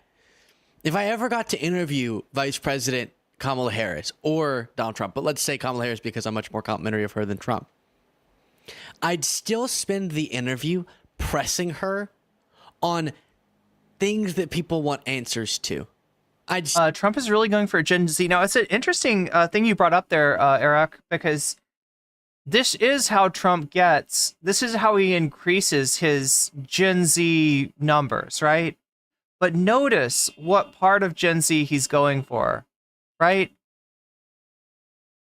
You're going to see maybe the younger demographic pull more for Trump than you have in the past. But it's not the entirety of Gen Z or whatever. It's actually, yo, Omega 3, thank you for the bits. Totally gonna choke on the size of his rallies. Yeah, exactly. He's going for the bros. Specifically the podcast bros, the MMA bros, the podcast bros.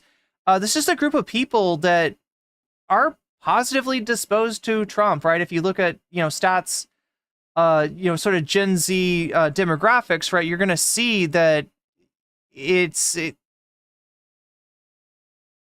Z women are going more for Democrats, going more to the left, whereas Gen Z guys are moving sort of to the right? So these are where votes are that could benefit him. Now, the real question, though, is that these demographics aren't demographics that tend to turn out, right? These are voters that have probably never voted before, right? So if he can really get into there, really get people's attention and get the support of these, this sort of podcast sphere to turn out voters, maybe that'll help him. But again, these voters are not a sure thing by any means. Still figure out what insight could be gained, and I want to just sit down and go. You don't think Gen Z is watching? Well, who watches? Maybe I don't know that much about Full Send. Oh, I don't even want to do it. It's too cringy. What that guy did. I want to do what that guy did. But some people choose to, and even a softball like that, Trump seemed to cut short by the reaction of the podcasters because the guy went, "Oh, we're done already? What?" And then they're flying with him, and I don't know much about the Nelk Boys, the Full Send Boys, the Happy Dad beer, but they're a part of this podcast bro community that is pro-Trump. So we saw the Logan Paul interview, the Andrew Schultz interview, the now here Nelk Boys, and I say again, it just always sounds like I'm being insulting. I'm not trying to be. I'm just saying I know many of them, like Joe Rogan, admit that I don't know much about politics. Who knows? Then if you can admit that about yourself and that's not your forte, that's not your area of expertise, I'd be a little bit more mindful of how you platform someone that, from your perspective, at least you know people are saying he's really dangerous. So maybe go inform yourself on why people are saying that before platforming. And there's a phrase called throwing your pearls before swine, right? And it is an insulting phrase. You're calling the people swine when you say that, but it's kind of true. Luke Beasley's not wrong about these dudes not having a very firm concept of politics. Look at Aiden Ross, for instance, right? Aiden Ross platformed Trump early on, probably one of the first streamers to one of the first like new media personalities, especially somebody with a younger audience, to platform Trump, right? Aiden Ross says that he's supporting Trump, get this, because Roe versus Wade was overturned under Biden. Real fucking political brain there, Aiden Ross. Blaming Joe Biden for the actions of Trump's Supreme Court, right? But it's perfect for him. It's perfect for Trump. He loves that these dudes can't. That's what I was saying. It's not just that they don't want to ask him a challenging question, because like I said, positively disposed towards this guy, even if they're not politically down with him, even if they don't really understand politics enough to really, meaningfully support or oppose somebody like Donald Trump, they are culturally connected to him. So they're positively disposed towards him, and they don't understand politics. So even if they wanted to ask him a challenging question, they probably couldn't. This is a perfect situation, perfect scenario for Trump. Nelk Boys are another blight Canada sends towards the U.S. Then from our perspective, your platform is someone really dangerous, which is totally fine to platform someone if you then use your time with them on that platform to confront them on things or ask them meaningful questions and not just, I wish I... Glaze. You're trying to... See, he doesn't want to say it. He doesn't want to say it, right? But they're glazing Trump the fuck up. Rally. It's really funny. I'm watching a guy who's probably younger than me, but whose audience is like way older than me. So whereas I can say they're glazing Trump up, and I trust nobody in my chat's going to take offense or think that I'm rude or, oh my gosh, how dare you refer to Falasio while you're talking about politics. Luke Beasley does have to worry about that. That 65 plus audience probably is not going to like it or even understand if he puts it in terms of. But you could tell that he's thinking of it. You could tell that that's what he's got in mind. And so often these are just patty cake sessions, which I don't understand. That's one way to say it. I would say glaze sesh, but sure, patty cakes. I don't understand. You have Trump sitting in front of you and you choose to spend it complimenting his rally sizes. It's frustrating. It's frustrating because Luke actually... But now there are freaking communist invading radicals. Unlike the Nelk Boys, Luke has a firm grasp of policy, of politics. Like I said, I think that he's a little bit too on the side of spinning things in the favor of the Democrats. That's the difference between him and me and his platform and my platform. I'm going to be honest with you about the Democratic failings. He is, kind of playing the role of a cheerleader. I understand why, but anyway, yeah, let's get on. I don't want to belabor this too much. I wanted to talk to you about sleep has been a constant struggle. My God, were you really starting off with a it's one of those moments. Starting off with the ad read right away. Anyway, this is Jesse Dollamore. I have not actually heard of this guy, but he's got a story that I think is really interesting. We're going to be talking about the man who was arrested outside of a Trump rally in California. Why was he arrested? Because he had a shotgun and, you know, a few other items that cannot be allowed anywhere close to a place where a president is going to give a speech, right? He had stuff in his car that, you know, that they could not let him in with, right? That you know, would have potentially, you know, weapons and stuff, right? Now, the question is this a third assassination attempt? Based on what I've seen, I'm going to say that Occam's razor points to this not being an actual assassination attempt. And in fact, the guy has been released on his own recognizance. He was not held in prison. He is not, you know, being interrogated.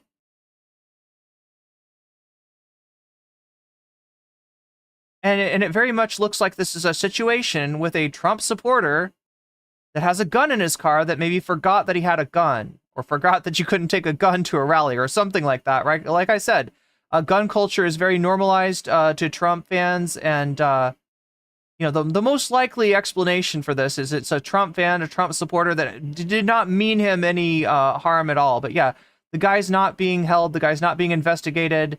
The you know, law enforcement says this is not being looked at as a third assassination attempt, despite the fact that the sheriff in the area very much tried to sell this as if he and his officers had prevented a third assassination attempt. Where I wish I had like a breaking news theme, dun dun dun dun dun dun, or you know, like Fox News does with their breaking news alert, Fox News alert. This one involves a third attempted assassination attempt. So cue the breaking news music.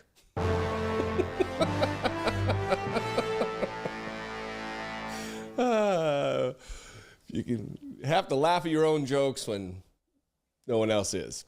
Listen, a third, there's two theories of what's going on here. I'm going to go with what the most likely, which is just this isn't what it is, and you've got a clout-chasing sheriff who wants to send out press releases and make statements during press conferences that they thwarted a third assassination attempt.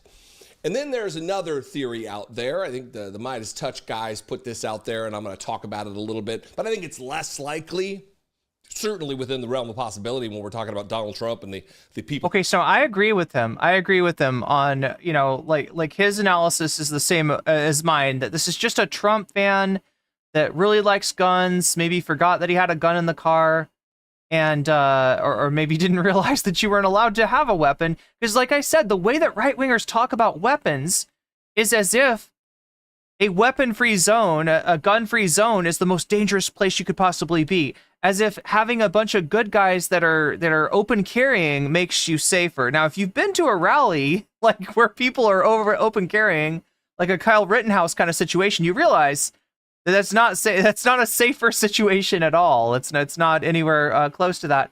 But I mean, that's the mythology. That's the mythology, is that the gun, having a gun is a right. You should take a gun everywhere. Take a gun to Starbucks to get your pumpkin spice latte. You know, take a gun everywhere, right? You know, even when school shootings come up, right? They talk about, well, why didn't the teachers have guns? If the teachers had guns, they could have shot the shooter and everything would be better. And they don't realize that you're talking about crossfire with your students, with your kids, like in the middle of that crossfire. Yeah, it's like makes it more dangerous, not less dangerous. But there is this mythology about guns keeping people safe. So again, you know, they have to, when the reality check balances is when you have a Trump rally at Coachella and somebody has a shotgun in their car and they get stopped by the police on their way there, because indeed, no, that does not make it. That does not make, you know, it's not going to make people safer. It's the opposite.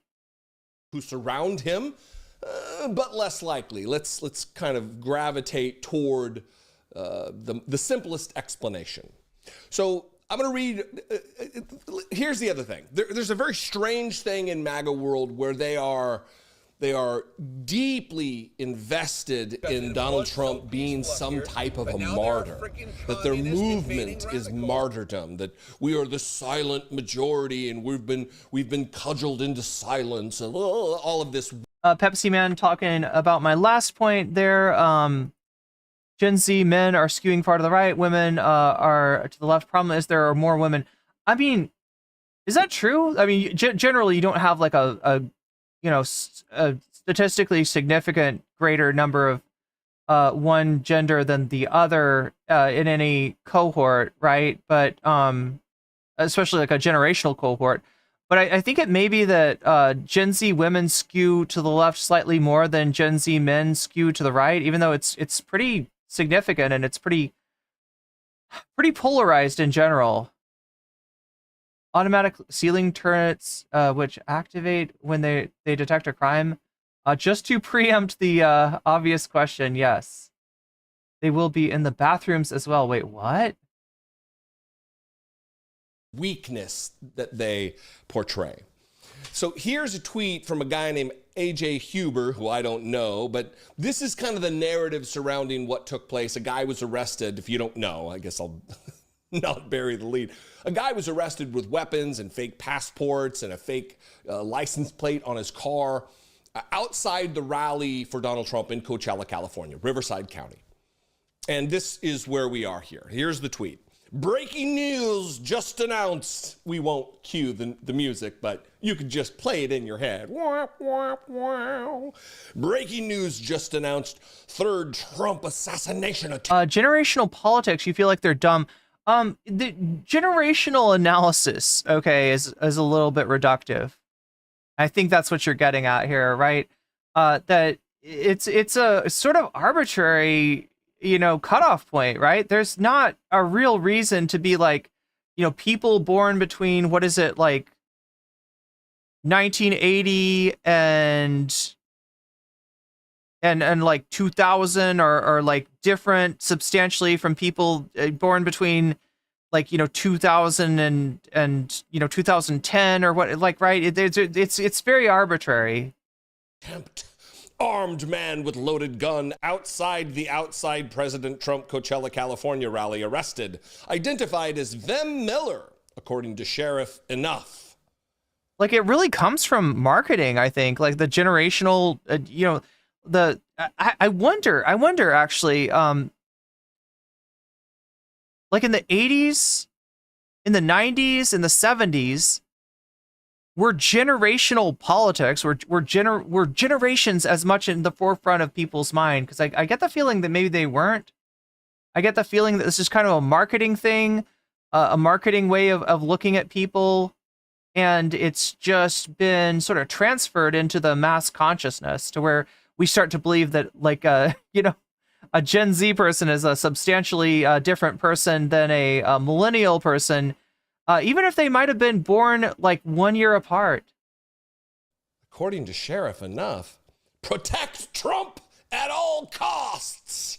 Jesus. All costs. Protect the hero, Donald Trump. So here's a press release from Riverside County on Saturday, October 12, 2024 at 4:59 p.m. Deputies assigned to former President Donald Trump's rally in Coachella. So yeah, this guy's name is Vem Miller. He's 49 years old, lives in Las Vegas. Found to be illegally in possession of a shotgun. So not just a shotgun, but a shotgun. He didn't have the proper paperwork. Now, was that AJ Huberton? Yeah. So this is what they're doing with that. Like, they love the politics of an assassination plot, right? They love the politics of saying they are trying to kill Trump, despite the fact that of the three people, right, one person who actually got off the shot and nicked Trump's ear, Republican, maybe a Republican further to the right than Donald Trump. Second person waited outside of a golf course with a automatic weapon. Sorry, not an automatic weapon, a assault weapon. Apparently trying to shoot Trump, former Trump supporter himself, right? And this third person found with an illegal shotgun trying to get into a Trump rally. Again, it's going to be more of the same. And where the pattern we're noticing here is that the call is coming from inside the house. All three. And in fact, I'm not going to put Vem Miller with these other people, right? Because I think in all likelihood, Vem Miller never had any ill intentions towards Trump. This is a Trump supporter. and you know, very likely just happened to have the gun in the car. But the other two are, you know, in one case a former Trump supporter, and another case like a far right weirdo, incel debate lord. These aren't people on the left that are, you know, hearing Rachel Maddow talk about Trump as an existential danger to our democracy and saying, I've got to do what's right by my country and end the, you know, like, that's not what's going on. These are right wingers. According to Sheriff, and so is this guy. Protect Trump at all costs. All costs. That's the sheriff, I guess. The hero, Donald Trump. Anyway, Chalik Valley contacted the driver, the driver of a black SUV at a checkpoint at the intersection of blah, blah, blah. The male driver, identified as Ven Miller, a 49-year-old resident of Las Vegas, was found to be illegally in possession of a shotgun, a loaded handgun, and a high-capacity magazine. Miller was taken into custody without incident and later booked into a book. And again, I'd say that the loaded handgun, the fact that the handgun is loaded is weird, except for, again, we're talking about a Republican. It's probably pretty normal. At the John J. Benoit, or Benoit, I don't know, detention center for possession of a loaded firearm and possession of a high-capacity magazine. The incident did not impact the safety of former President Trump or attendees of the event. Anyone with information on this third assassination attempt, call 760-836-1600. The Deputy Coronado at the Palm Desert Sheriff's Station.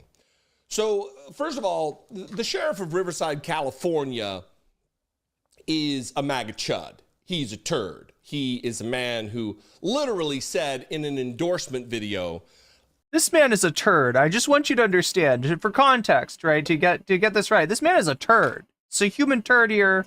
I think it's Sheriff Bianco. Time to put a felon in the White House. This cop, this law enforcement official, this man dedicated to this prospect of law and order, has dedicated his... Chat, what are do you see how he's got a black band over his sheriff's badge? What does this mean again?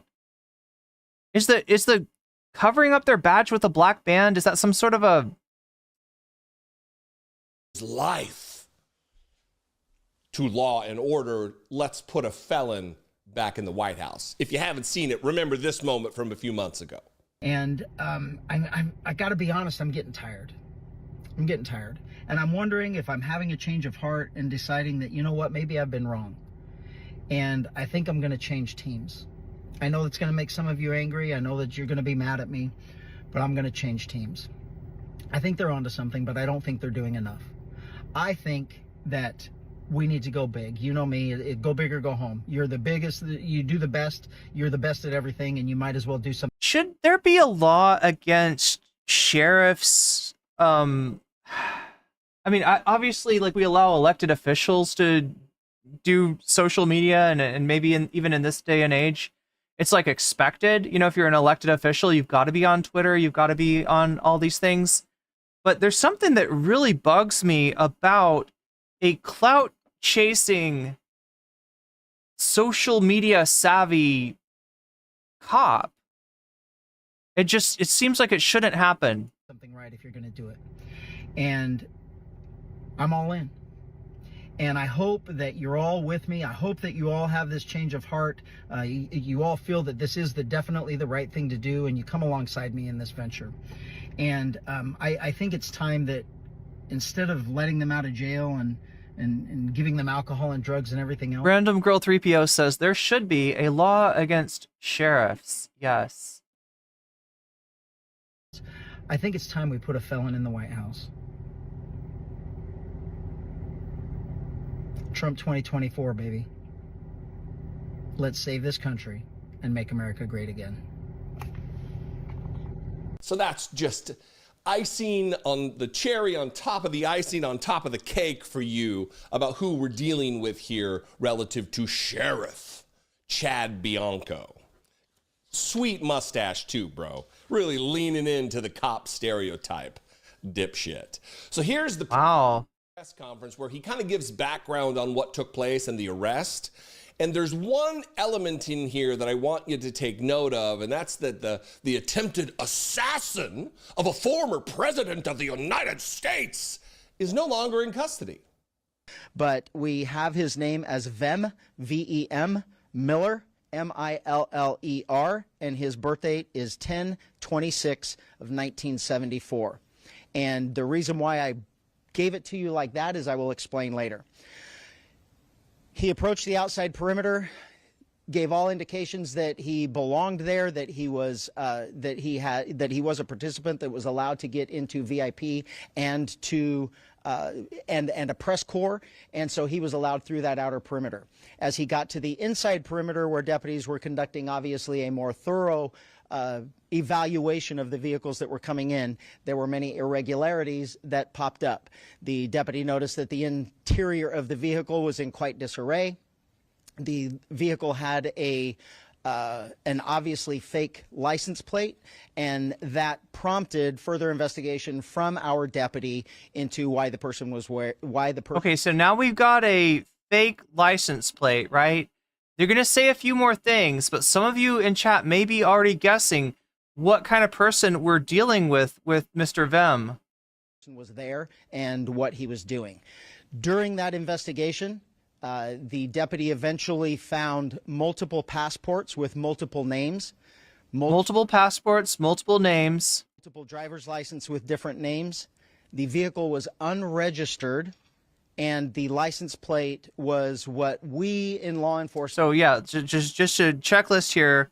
Unregistered gun or gun that he didn't have the right to, didn't have the proper paperwork for. The car's not registered. The license plate is fake. The dude's got fake passports. The dude's got fake IDs.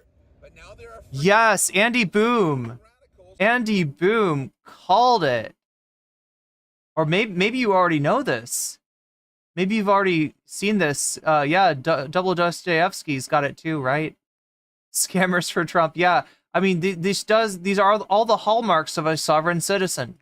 Would recognize as one that is homemade and indicative of a group of individuals that claim to be sovereign citizens, and assuming the deputy assumes that he was part of that identifying group. So during the so just to really quickly describe what a sovereign citizen is, if you don't know, it is somebody that believes that the laws that they find annoying don't really apply to them.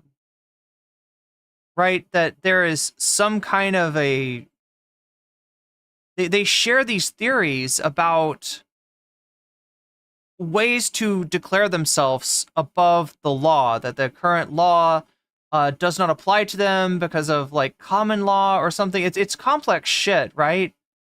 But they're basically like a cop's nightmare, because they'll sit there and argue with them about every little thing of like, I am not subject to your law because I am a sovereign citizen. I have filed this paperwork, and this means that California law doesn't apply to me, and that like according to like British common law, I should be allowed to do this without paperwork, right? They're just conspiracy theorists that are literally trying to argue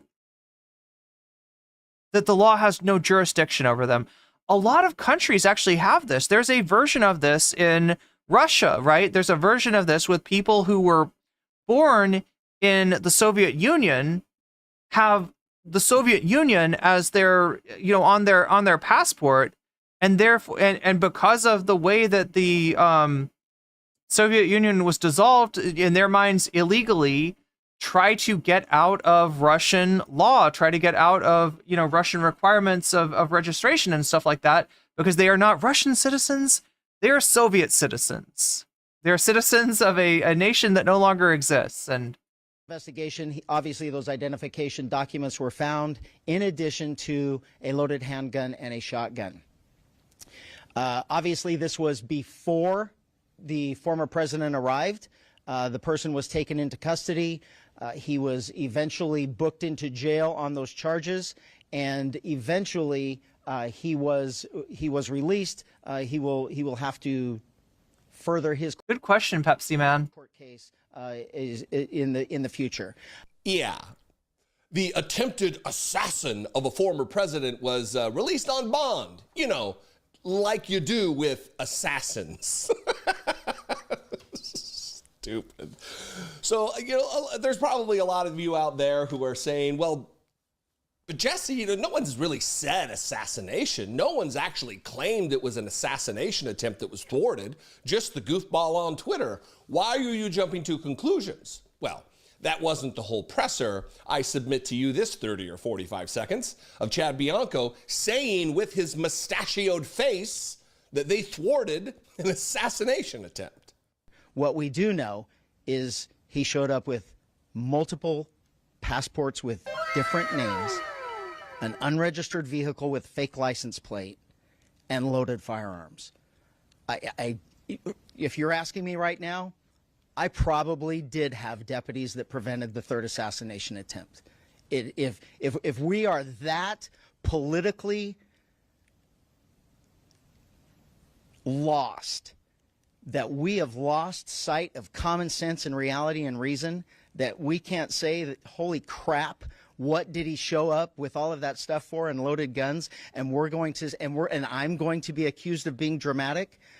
We have a serious, serious problem in this country because this is common sense. And Morbius Dragon has once again gifted Morbius Dragon a membership. I've never seen anyone else be able to do that, but congratulations, Morbius Dragon, and thank you for, you know, you just got weaseled, and that's a good thing. I saw the self-weaseling. You didn't have guns and fake IDs. I don't know how else to explain it. So there you have it. This guy is clout chasing for more clout to try to gain clout. I prevented the third assassination. It's nonsense. There was no assassination attempt. It was another far right-wing psycho, another Republican, a guy who traffics and travels in these circles of the most radical elements of MAGA, Vem Miller. So, which leads me to the... You know, honestly, I wouldn't, if he is a sovereign citizen, I wouldn't say, like, it's weird. Sovereign citizens existed before MAGA, right? If there was a movement during the Obama administration to essentially oppose all things Obama called the Tea Party, sovereign citizens would have been part of the Tea Party. But I think that sovereign citizens probably trace their roots to earlier than that, too. I mean... If you're a sovereign citizen, you're definitely on the right. You might even be further right than MAGA. But, yeah, I just want to make sure that everybody understands that this is a group of conspiratorial weirdos that predates, like, QAnon, right? They're old school. The other element of this, I think less likely, but certainly possible, and this is the Midas, we'll call it the Midas Touch theory. Okay, now he says Midas Touch. We watch some Midas Touch stuff almost every day. I have not been able to find this theory on Midas Touch, and I would love to see it. I would love to see it because, like, I think it's interesting. Now, I don't think it's true, right? Like I said, I agree with him that Occam's razor holds that the most likely explanation is you got a gun nut being a gun nut, and, you know, that didn't mean any harm to Trump. Maybe even wanted to protect him with a shotgun or something like that, right? Just somebody that takes the Second Amendment and all the MAGA chuddery way too seriously. That's the most likely explanation, especially considering... Was so peaceful up here, but now there are freaking communists. Especially considering that after booking this guy, the cops let him go. Saying it right. And that you know, sheriff, Bianca, is the that MAGA chud guy. That's the sheriff. That's the you know, the head honcho in this county. Midas or Midas, I don't know. I like those guys. They do good work. But Several Wolf says they were defined as domestic terrorists by the FBI in the 80s after violent standoffs in the 60s and 70s. I want to share with you Vem Miller riding in a car and in the back seat, and there's a guy in the front seat talking. Super chatted $9.99. Sovereign citizens have existed since the British Revolution with the shovelers. Really? With the shoveler? Wait, so that was what they were since the British Revolution. Yeah, I should look that up. I know they're old school. I guess maybe I didn't know how old school they are. That sheriff is probably a constitutional sheriff. But yeah, thank you for the super chat, Davi. And remember, when you donate, whether it's through super chat, super sticker, whether you're getting yourself a membership, like Omega just did, or whether you are gifting memberships to other people, whether you're signing up for my Patreon or donating to the throne or over on Twitch, getting out of that ad break for free with a Twitch Prime sub, or for $6 with $6, or gifting people subs or gifting bits, right? Anything that is a donation, you can let me know in chat which of the topics that we're covering in the bonus content, right? What if Alt Hist on CIA versus Ghost, Hasanabi on Pod Save America, the Crisis of Masculinity brought to you by Andy Pants Gaming, or another What If Alt Hist video on Mouse Utopia. You can let me know which of these topics appeal to you, and I will be more than happy to put your money where your mouth is, adding your donation as a percentage to the topic of your choice. British Revolution is in the English Civil War. Yeah, that's what I was thinking. The Shovelers. I've never heard of the Shovelers. That sheriff is probably a constitutional sheriff, which means sheriffs are kings. Oh, God, yeah. There is a weird MAGA-adjacent theory that Andy Boom, I believe, is talking about here, where they regard the sheriff as being the sort of like the sovereign of the area, the sovereign of the county. And so that idea is that within the county, the sheriff should have more power than like federal law enforcement, which isn't true, but they like to say that. Some constitutional sheriffs actually subscribe to certain strains of sovereign citizen beliefs too, or at least they are sympathetic to them and will let the soft sits go at traffic stops. The Revolution of 1688. To him. A very brief clip of these two traveling with one another, speaking to one another. Okay, now check it out. Unknown. This is where this gets interesting. This is where this gets really interesting. So we got our potential shooter, and I'm gonna say he's not a potential shooter. I don't think he had. I think most likely he was not trying to shoot anyone, or definitely not trying to do anything to the former president, right? To one another, and then I'm gonna play some disturbing video clip from Alex Jones' show of the guy in the front seat, just to give you more context. First, these two knuckleheads talking with one another. Vote. So my understanding is this is Vim in the back, right? The person with the fake license plate, fake passport, unregistered gun, etc., etc. This is Ivan Reichland. Yeah. Okay, so yeah, the woman in the back seat is Corrine Clifford. The man in the back seat, the bald man with glasses and a beard, that's our friend Vim Miller, the guy with the shotgun, right? And this in the front seat we have Ivan Reichland, who is somewhat of a known social media figure on the right. This is happening on Rumble, a channel called America Happens. Why is it America? Like is the reference shit happens? Are they calling America shit? I don't get it. America Happens, whatever, on Rumble, and this is the dude. This is the dude in the background here. So the interesting connection here is the connection between Vim Miller and Ivan Reichland, who's in the front seat. Listen to what he's got to say. Of the 2/3 of states to be represented in the vote. At that time on January 6th, I already did the math. 43 states had at least one Republican in them. Oh, wow. So if only the Republicans voted, it would have been a 43-0 vote, still meeting the 34 state representation threshold for a quorum. Thought through this. I conveyed this to Kevin McCarthy. I conveyed this to Mike Pence's Chief of Staff, Mark Short. So then it would have been up to Mike Pence to decide, do I go with the Pelosi one person, one vote option, or which would have allowed the Biden electors, or do I go with the Kevin McCarthy vote? And if everyone votes by party, then guess what? Arizona's electors don't get counted. Multiply that by the rest of the contested states. That means no one secures 270 electoral votes, and then it goes to So he's talking about a way to essentially deny enough of the electoral votes so that neither of the candidates secures 270, and then that throws that to the House, I believe, for a vote by state. an overall contingent election where they again vote by state delegation. Delegation. So all the all of the representatives from that state. And then guess who wins? It's secure. So yeah, this is a plot to steal the election.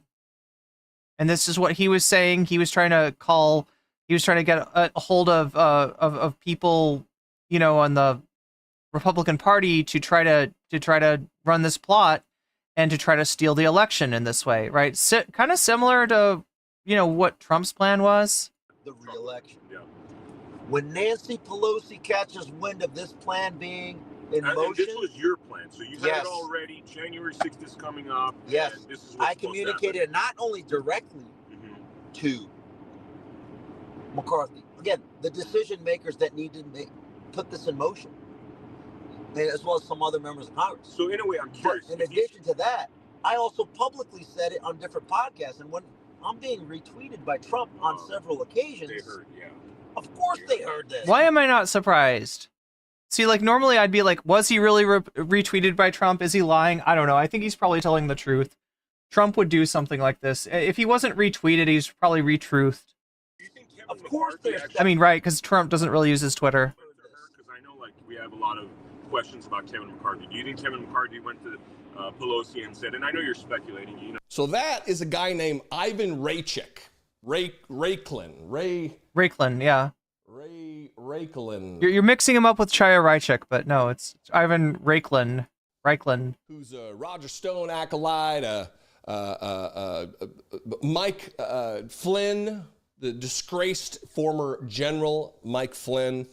I think he calls himself, not Mike Flynn, but this Ivan dipshit, calls himself like the Secretary of Retribution or something for Donald Trump, and talks about compiling a list of people that he's going to dispatch, whether that be permanently or taken into custody through executions. He's a nut. But he went on Alex Jones' show and they talked about the efficacy of assassinating Donald Trump. And okay, so chat, here's where the rabbit hole starts to get deep. And I think it's a little too deep. Like I said, I think the most likely explanation is that this guy either forgot he had a gun, or, you know, somehow he brought in the gun thinking he would protect the former president, or I don't think the guy actually had any intentions on any sort of attempt on Trump's life. However, here is, if there was a rationale, if there was a reason for that, here is what that would be. They actually don't just talk about it from a 30,000 foot level, but actually why it would be actually good for the movement if Donald Trump dies. And then you are smart enough to put together that if the guy who's now being accused of attempting to assassinate Donald Trump is hanging out with the guy who thinks it's a great idea if Donald Trump was for the country, if Donald Trump was to be assassinated, and not because he doesn't like Donald Trump, but the movement and what the movement could accomplish. I mean, look, this is a strange way to like Donald Trump, right? Watch what this guy says. Let me put it this way. This is somebody who looks at MAGA as being bigger than Trump. It does, you know, it smacks of concerning, does it not? Watch this. And this is a message directly to every single person on the deep state target list. My assessment, Ivan Raiklin's assessment, that if you assassinate any political presidential candidate, whether it's RFK, whether it's Trump, guess what? America will do the following. Immediately, they will respond in kind, and they know who you are because we've created the list. So if you so he's saying he's got a purge list of people on the deep state, right? And that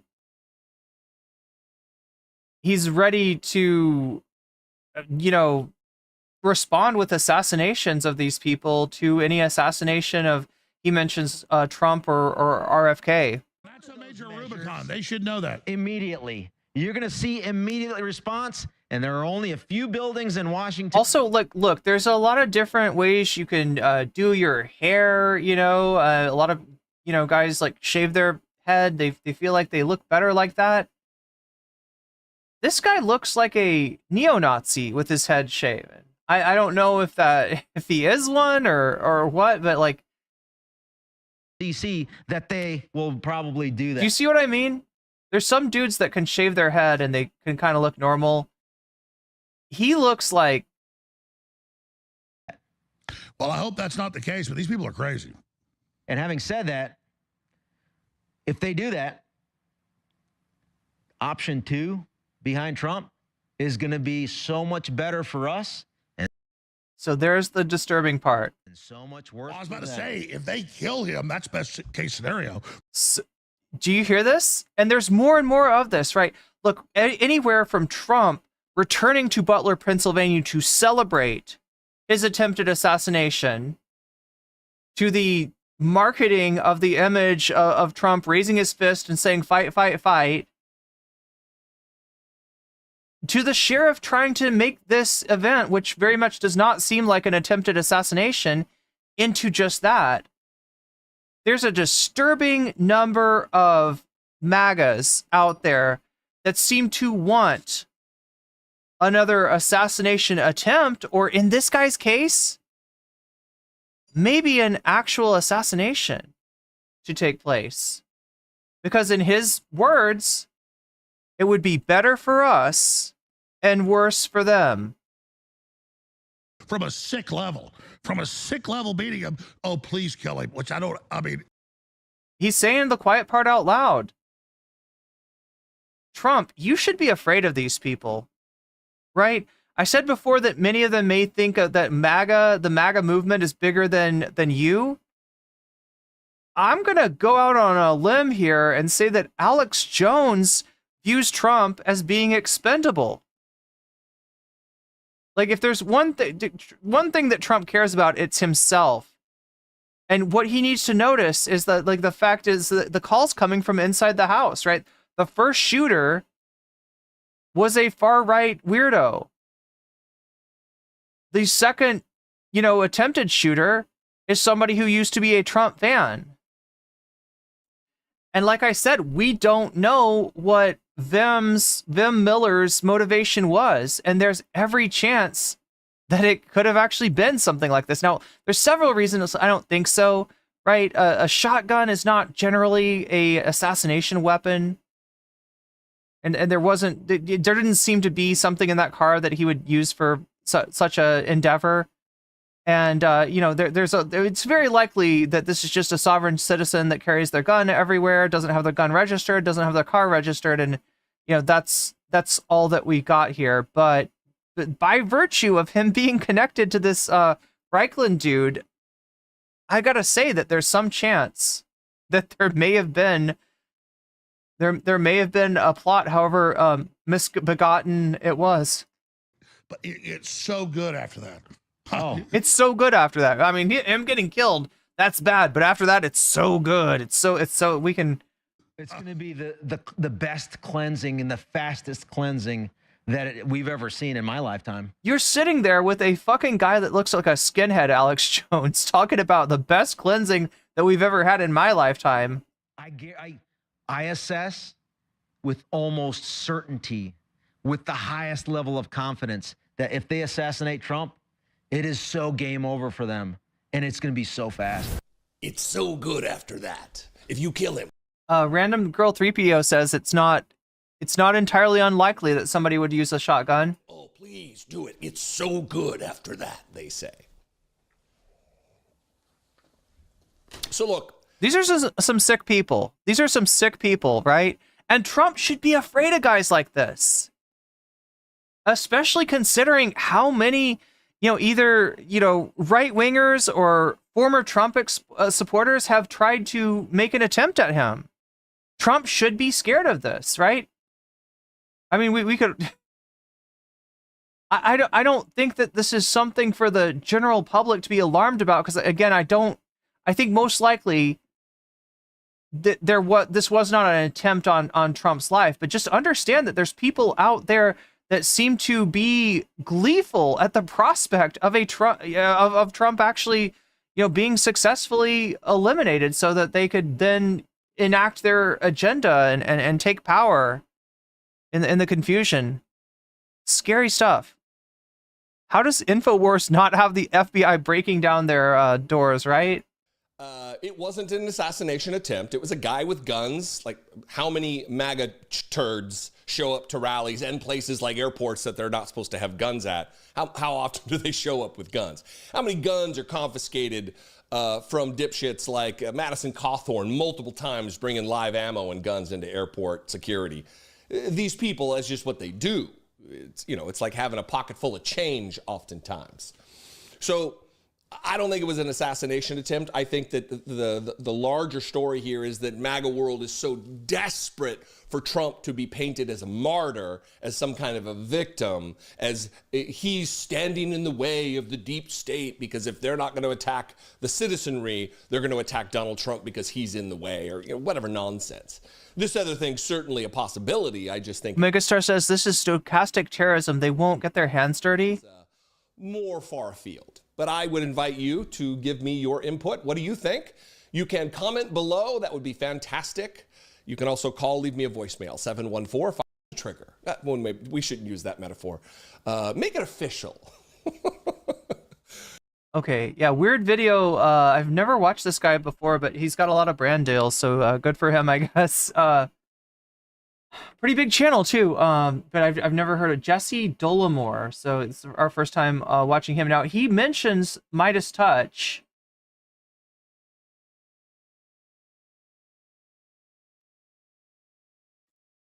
He mentions like Midas Touch being the source for this second theory. Now, like him, I very much agree that the Occam's razor says that this is most likely just a MAGA chud being a MAGA chud, a gun nut being a gun nut, right? That's the most, that's the simplest explanation, right?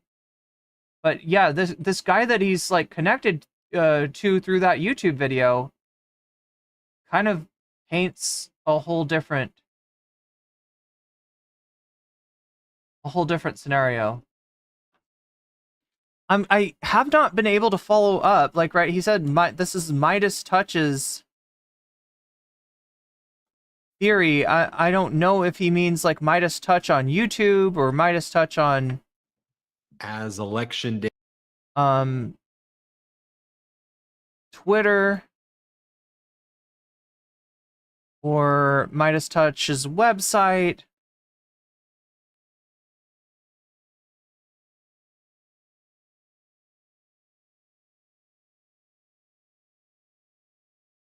Because it was so peaceful up here, but now there are freaking communist invading radicals.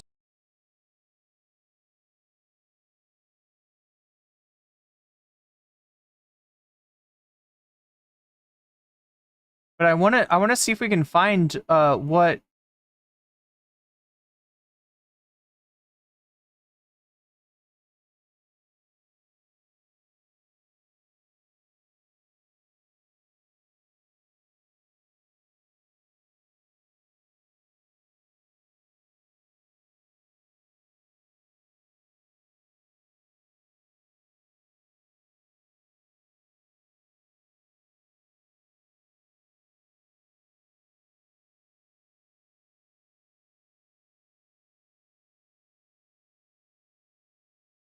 All right, so we do have a Midas Touch video from Coachella. I believe that's Coachella.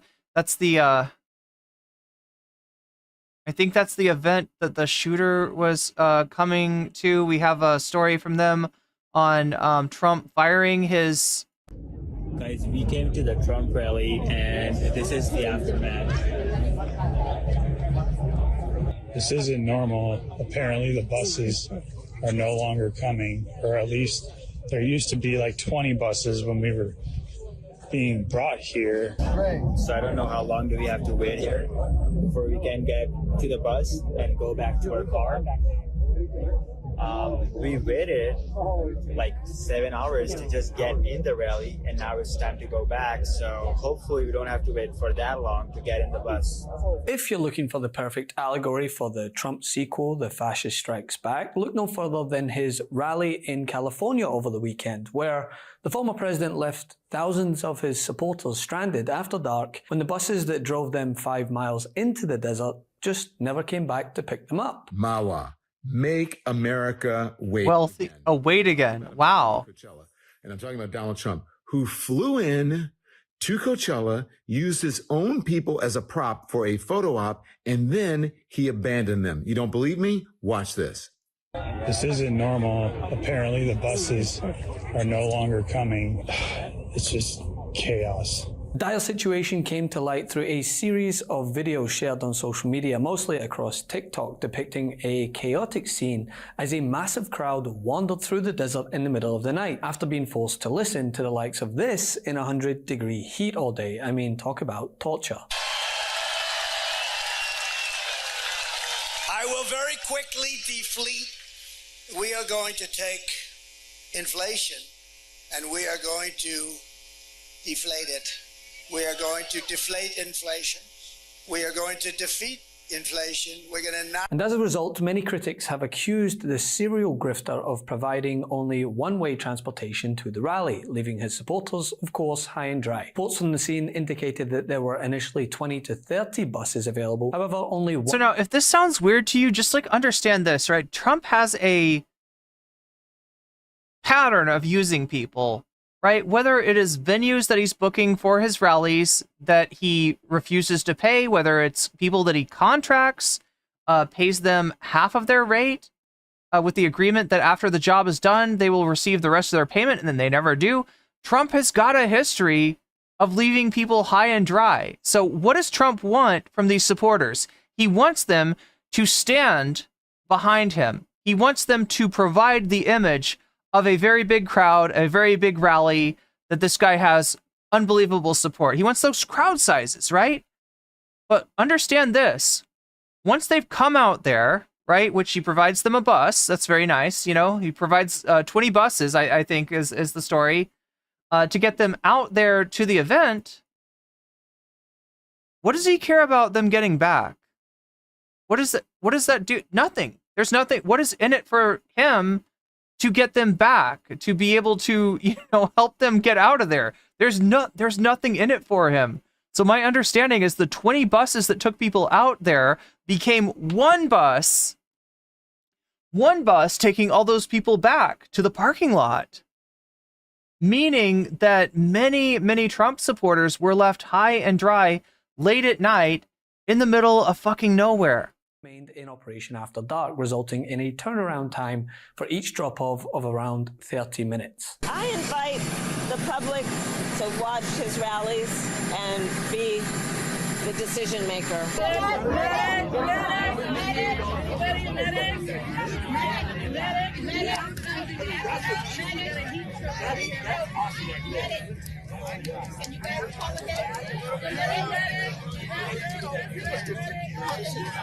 I just passed out.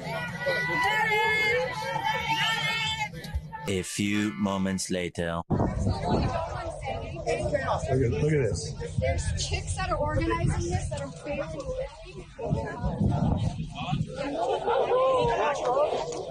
Look at all of us. If you could just, yeah, we're gonna hold the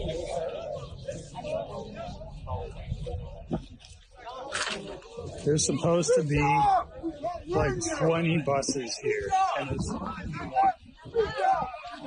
everyone's starting to freak out. And there's people that go down this street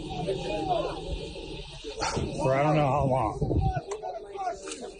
Donald Trump gave a no. But of course, rather than, I don't know, take a look at the character of the man that they're swearing allegiance to, the type to stiff anyone at any time if it benefits him, some of those who are left stranded, dehydrated, and desperate still clutched their MAGA hats tight to their chest as they claimed. Now, can anybody in chat guess what is the cope going to be? We know MAGA chuds. We know that no matter what Donald Trump does to them, they will never blame him.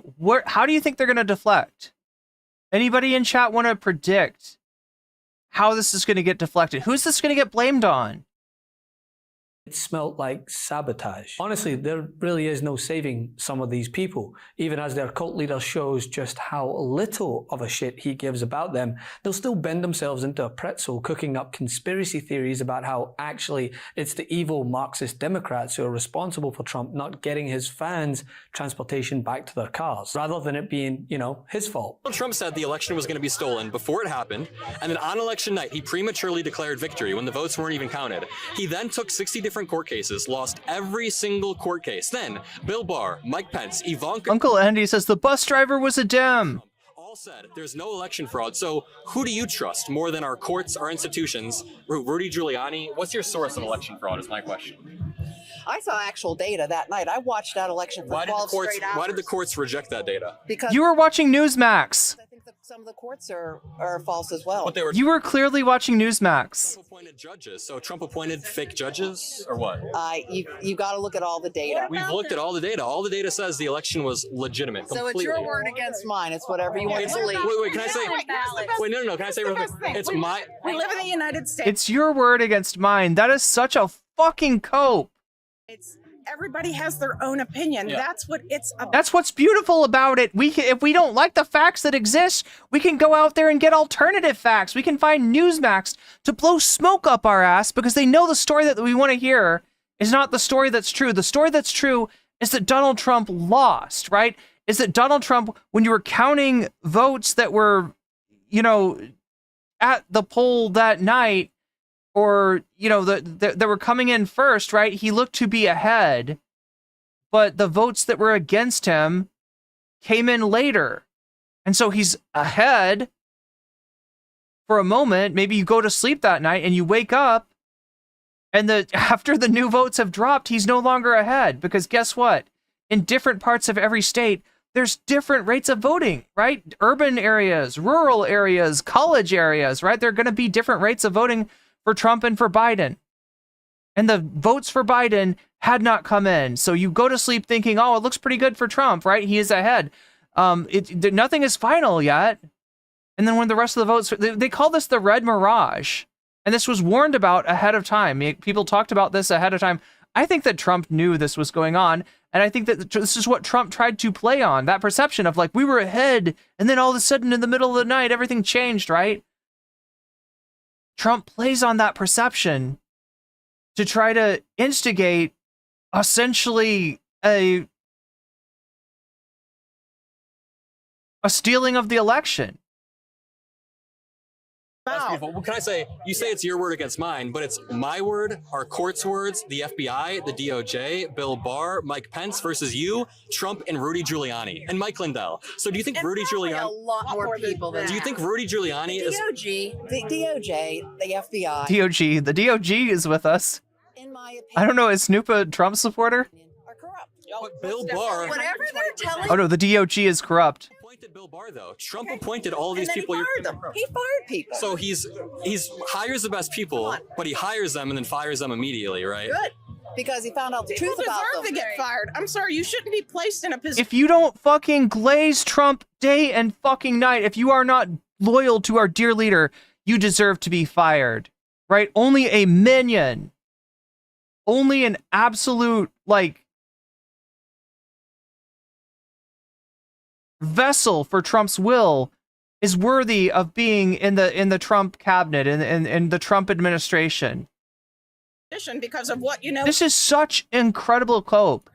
You should be placed in a position because you qualify So for you that. have no evidence that the election was stolen. Oh, it was DII. There we go. You should be placed there because you qualify. That was the problem. Trump's administration officials who he chose, apparently he didn't realize they were DEI picks. Are you saying Trump picked based on DEI? Is that what you're trying to tell me? What is this lady smoking? And we all know the answer. It's Trump's ass. She's smoking the purest stuff out there.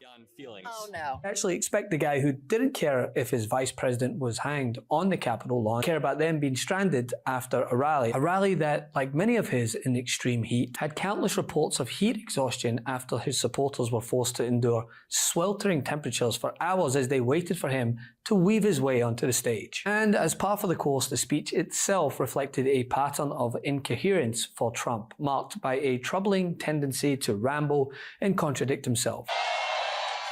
And that sun is hot. I'll tell you. Should I or should I not put on the hat, the famous hat?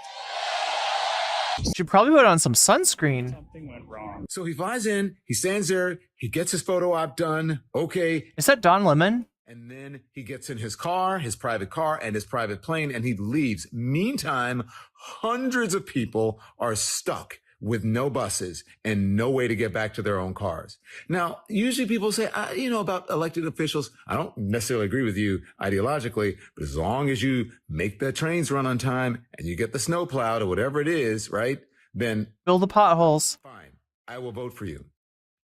Think about this. If Donald Trump abandons the very people who supports him and he can't even make the buses run on time, is this the person who should be in charge of our government and you? But on another note, when he's not losing his train of thought, he's blatantly threatening to seek revenge on those who disagree with him. During an interview over the weekend with Maria Bartiromo, his comments were actually so extreme that it even took her by surprise. Well, you're talking about nuclear facilities now with regard to Israel. And, you said that you think that Israel should, in fact, hit Iran's nuclear facilities. Isn't this dangerous to be talking about impacting you don't want nuclear facilities? You can't let them have a nuclear weapon.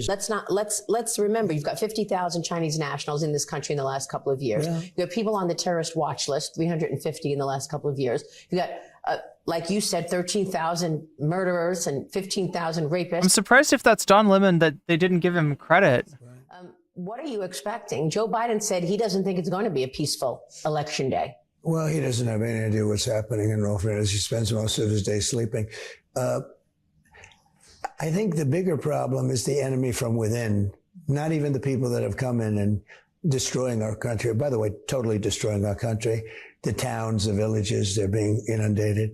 But I don't think they're the problem in terms of election day. I think the bigger problem are the people from within. We have some very bad people. We have some sick people, radical left lunatics.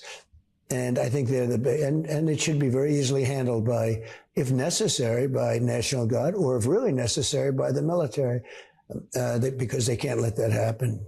So this is something that Trump ran, like he wanted to order the National Guard to start shooting people in the leg during the protests during his last year, right? He also sent in federal officials, I think they were marshals, to do an extrajudicial assassination of somebody without a trial, right? He successfully did that, but as far as getting the National Guard to shoot protesters in the leg, his own people, his own officials stopped him from doing that, right?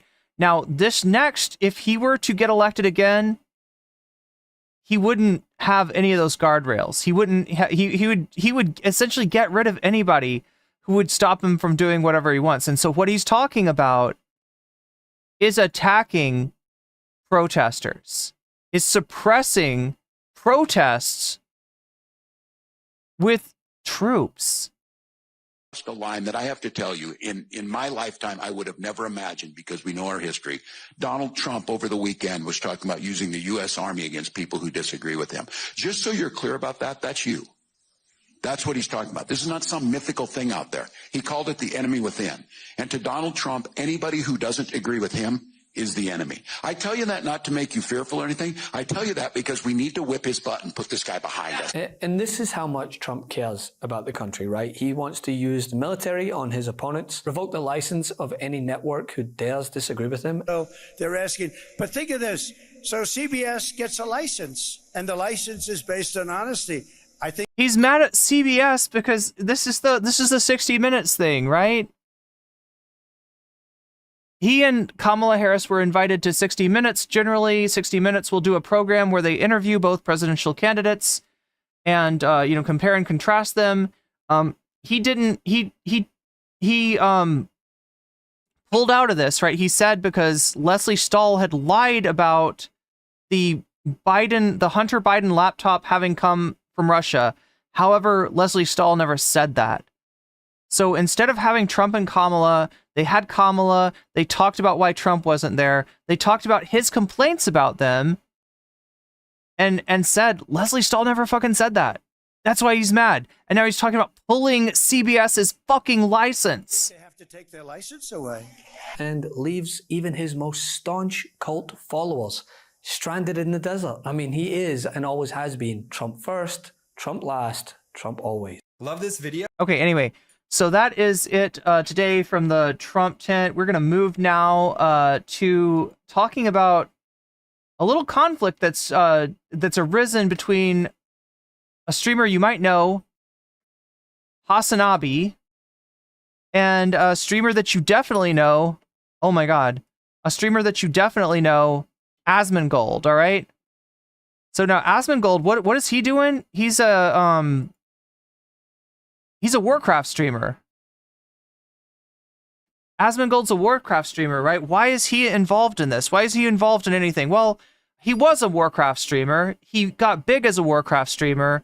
However, on Twitch, the meta is for big gaming streamers to do React content now, and he does a lot of React content. I'd even say it seems like more React content than gaming content, and that React content gets uploaded to YouTube to millions of views as well. So he's a very large social media figure who is now talking about pop culture, gaming, the state of gaming, whether there's maybe a crisis of masculinity in gaming, and also about politics, despite the fact that he doesn't know about politics, despite the fact that he definitely does not know about international events like what's going on in Gaza. However, he has deemed it necessary to weigh in on this subject.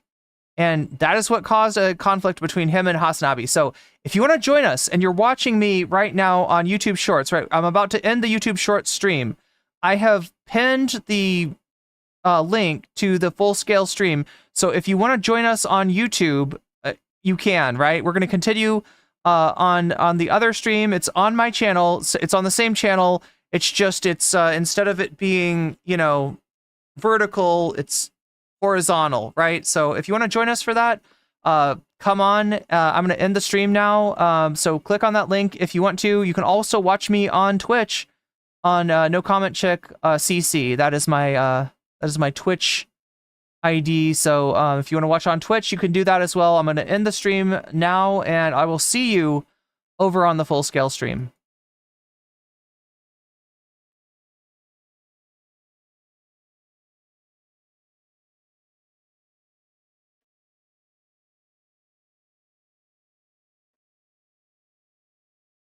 All right, hopefully that worked for everybody. Tried to raid you in if you were watching on the other stream as well. So yeah, we're gonna get into the Asmongold content. I think we'll start off. Do I have that? There's so I think this is the video where Asmongold gets into it. He's talking about, this is Marina from Splatoon.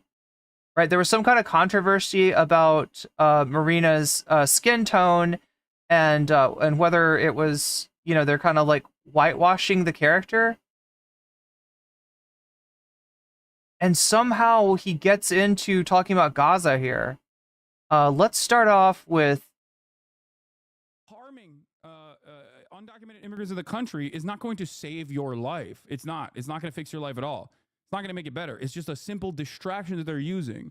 It's a vehicle for the Republican Party to focus and funnel your frustration towards an acceptable, appropriate target, because they don't want you to ever think about the way this society is designed. They don't want you to think about who's actually causing you harm. Don't get mad at your boss.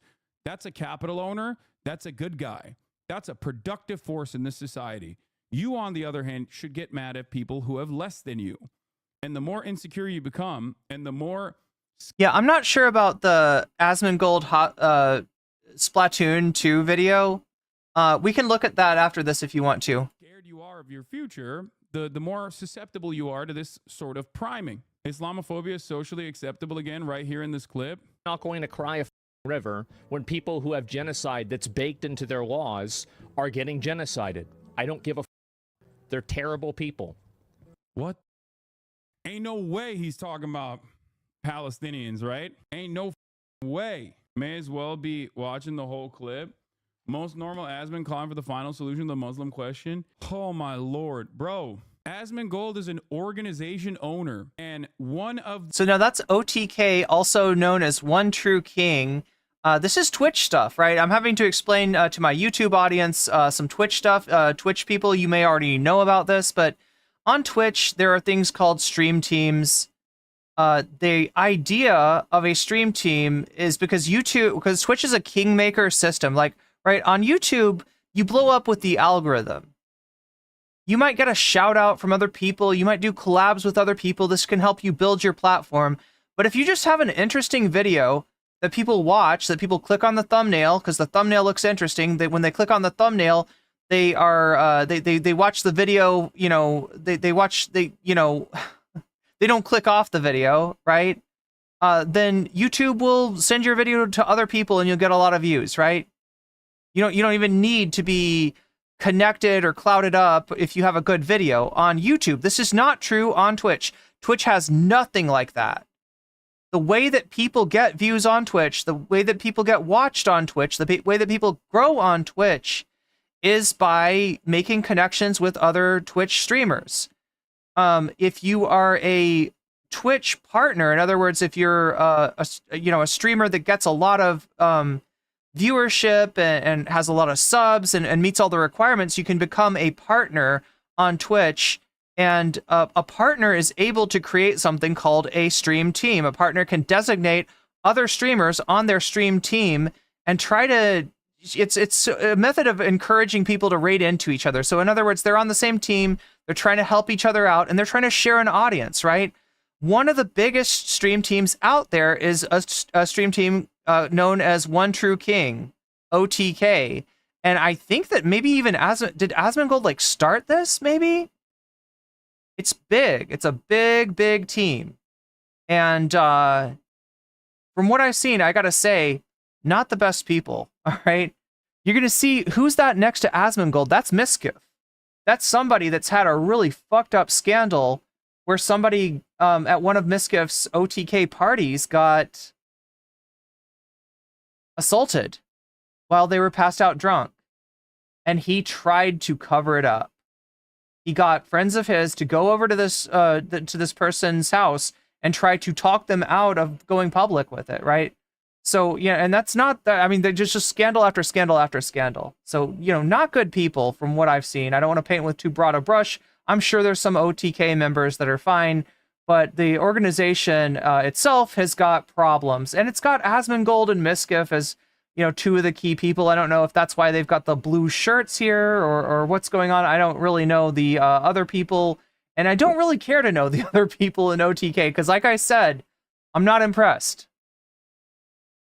I'm not impressed, but yeah, that's the stream team that Asmongold is on, and after his racist rant about Gaza, there are people talking to the team, talking to Twitch, saying like, are you okay with somebody going off with this like apparently support for genocide? Apparently, he's doesn't have a problem with Palestinians being genocided, right? And says as much. So people are contacting Twitch, and apparently maybe people are also contacting the stream team. Now, again, I don't know what the hierarchy of this is. Asmongold is been a member of OTK forever. He's probably the biggest person on the stream team.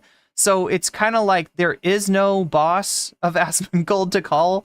That's not going to be very successful. But again, it's another scandal for a very scandal-ridden organization. The people that owns the organization is literally Muslim. How are you this far removed from like all aspects? Oh, actually, I didn't know that. Is he talking about OTK? Of real life existence. Like, have a conversation with Tips, man. Please. What? It's not even a question. It's crazy that people don't see it that way. They'd be doing the same thing. And how much did they kill? As many as they can. They're not able to kill as many people as Israel because they don't have as many bombs and as many weapons. But if they did, they'd be doing the same thing. Oh my God, I hate this argument so much, bro. This is crazy. Holy, what is this? This is the full clip? Want to consider a genocide as a systematic killing of a group of people. They have genocide. Will Neff is on OTK. Okay, so I guess that's a friend of Hasan that we're talking about. Will Neff. Like I said, I'm not trying to paint with too broad a brush. I think the organization has got problems. There's questions that needed to be answered that weren't answered. There's accountability that needed to be applied that wasn't applied. And, you know, it's a pattern. It's a repeating pattern. It's not just one thing. It's not just the Miskiff thing. It's a lot of things. That's why he tried to be so patient, overly patient, maybe charitable towards Asmon. Possibly so. Yeah, Hasan just tries to be friends with everybody. And like I said, I'm not saying that everybody in OTK is a bad person. I'm just saying as an organization, they got issues. They got real issues, right? And I've even had, unpleasant dealings with random OTK members that may or may not have been involved with my harassment on Twitch, but that's another matter. Built into Sharia law.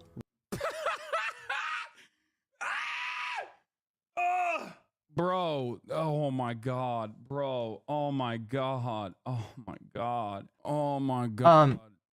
Can I make Hasan's video bigger? Yeah, we probably should switch to this scene. There we go. Is that better? Right now. So no, I'm not going to cry a river when people who have genocide that's baked into their laws are getting genocided. I don't give a. They're terrible people. It's not even a question. It's crazy that people don't see it that way. They'd be doing the same thing. Asmongold, come. Look, it's a bullshit argument. It's an annoying argument, but unfortunately, it's a ubiquitous argument. I have heard Vosh make arguments like this when talking about, self-determination of colonized people.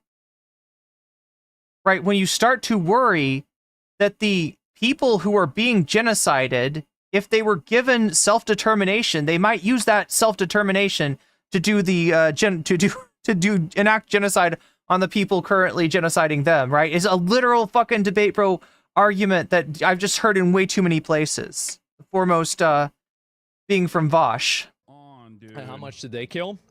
As many as they can. They're not able to kill as many people as Israel because they don't. It's so funny because this argument literally is basically, you're laughing, but thousands more now believe this, and everyone just lets him do it. I'm laughing because his analysis right here is genocide baked into their laws. Exactly. I think, is he talking about? I feel like he's talking about like a really old Hamas charter. If I'm not mistaken, right? Or he could even just be talking about, well, they said from the river to the sea, and the least charitable interpretation of that is it's somehow stretching. It's a real stretch, but they'll call that like a call for genocide. Liberal analysis. When you scratch the surface of the average American over a certain age and why they are so blind to the obvious dynamic, the obvious Sasha G says, Bill Maher, same thing. The obvious inhumanity of Israel's operations, they literally agree with this. They also think this. You only arrive at this conclusion after years and years and years of social conditioning that justify the war on terror, America's war on terror, and the unironic justifications for this war on terror. I'm gonna grab some more tea really quick and maybe some food. I don't know. Why am I so hungry, chat? Because if you were to look at the situation, okay, and recognize that humans are being blown apart every single day, so that America can secure oil fields in Iraq, you would go. Be right back. So Wait, I should you listen. have to either, on the one hand, omit key details, but also every single time you cover the atrocities, have to make it seem like they are, you know, worthy targets or collateral damage that is permissible. Why is it permissible? Because they're not really human beings. Now, I thought we as a society had moved past that point. You know, Joe Biden pulled out of Afghanistan. I thought I was wrong. I mean, I thought that like maybe America was turning a page on Islamophobia. I was wrong. I mean, it was wish casting. Okay, obviously those underlying resentments never really go away, and it takes so much more time to actually rewrite and make people understand that, like, no, these people are human beings, right? Having said that, however, of course, it makes sense that he has. Palestinians never hurt anyone. They've been colonized, occupied, persecuted their whole lives. Palestinians are an ethnic group of the Levant. They're not all Muslims or Arabs or Christians. The way they're conflated and generalized, the whole is racist. If this was done to any other minority, people would be up in arms, wailing like demons. So incredibly racist, peak insanity. Yes. Okay, that is the whole point. But this is the same exact dynamic when Trump says Haitians are eating cats and dogs, even though they are documented immigrants working in U.S. soil. He considers them to be illegal aliens who are eating cats and dogs. Where is that coming from? Do you think it's because Haitians are actually eating cats and dogs? No, it is a group of black immigrants that Donald Trump is using what he perceives as permissible white supremacist sentiment over. It comes from a place of anti-blackness, and the same exact situation exists here. There are no acceptable monolithic groups that are barbaric and Palestinians are somehow outside of that group. It is just a catch-all for all Muslims or people that are perceived as Muslim because they are from the Levant. They are from the region. They're from MENA. Okay? What you're saying is it gets worse. Don't have as many bombs and as many weapons. But if they did, they'd be doing the same thing. That's it. Just takes enough. That's right. These people are not your allies. They are not the same as us. They come from an inferior culture.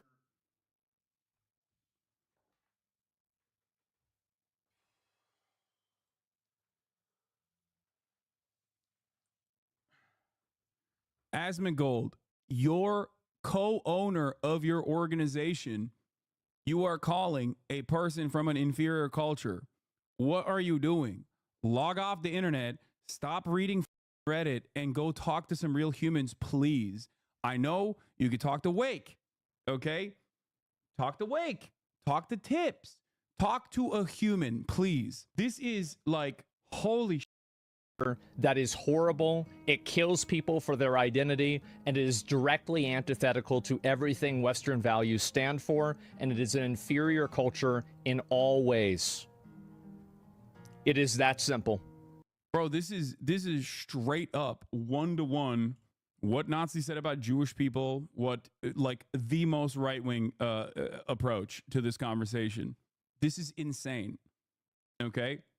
This is absolutely nutty. I hold on. Oh, I forgot to answer I forgot to respond to Newsweek. This is just like, how can someone not immediately recognize the problem with calling another culture inferior? Americans, man. Americans. This kind of attitude is like American exceptionalism through and through. This kind of attitude, American exceptionalism, literally is the same thing. You're just removing American exceptionalist sentiment that is baked into American society, Western superiority. You're just taking the thing that shelters it and the thing that makes it like the norm. When you remove the outside patina, the skeleton remains. This is the skeleton. This is the bare bones, okay? This is the bare bones of the argument. This is the bare bones of the argument that like America is the best country on earth. When you remove the outside stuff that makes it, I guess, seemingly more appropriate for liberal consumption, okay, in an otherwise liberal society, this is what you arrive at. I don't think, like, I think he popped off on this, not thinking that, like, this would be, there would be a lot of repercussions for this. I don't think he understands, like, how unimaginably up this statement is. Like, it's not even necessarily a country. You're no longer justifying like military action against the country. You are now basically saying like an entire culture is inferior to Western culture. The build up to the clip doesn't just make it worse. And you know what else is disgusting? That people in the West that enjoy more privileges and freedom than anywhere else in the world romanticize their behavior or their lifestyle as anything other than barbaric. This is what people think you say about Israel. I know. I know. Like, if you were to say this about Judaism, understandably and rightfully, you would get banned, and you should get banned.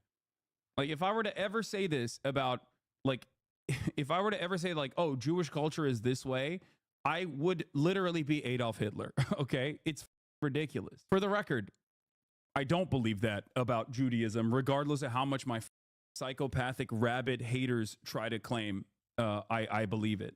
Thank God I was born with that at all. I know plenty of Muslims that respect gays. Well, I'm not talking about Muslims. I'm talking about people in Palestine. The truth is that that's what they do. Dude, come on, dude. What? Palestinian culture as a whole? How the... Dude. Oh my God. Brain on Reddit. This is your brain on Reddit. If you don't interact with normal people, if you don't talk to people on a daily basis, and the only way that you're getting information from, your only outlet to the outside world is just simply Reddit, you arrive at this conclusion. It's like literally a vector of radicalization against Muslims, Islamophobia, and also specifically Palestinians. That's crazy. It's also additionally ironic when we talk about LGBTQ support, because this community, like, his community hates gay people in representation and in like... And people have pointed this out too, right? It's ironic that he's trying to use, what, gay people as the wedge against Palestinians? Essentially excusing, you know, wholesale genocide. Like, he literally said that's fine because, what, the Palestinians have that written into their law or into... he's just talking out of his ass. He's, you know, just all these buzzwords. Sharia law, you know, Hamas, this and that, right? And then that becomes a justification for him being like, well, yeah, no, if they're supporting the genocide of the Israelis, then you know, they should probably be genocided themselves. Asmongold is such a fucking clown, and the fact that we have to deal with him, we have to treat him as a fucking serious person, because yeah, he's got serious clout. He's got serious clout. Me speaking out against OTK is probably not the smartest idea, but I'm sorry, they're like, you know.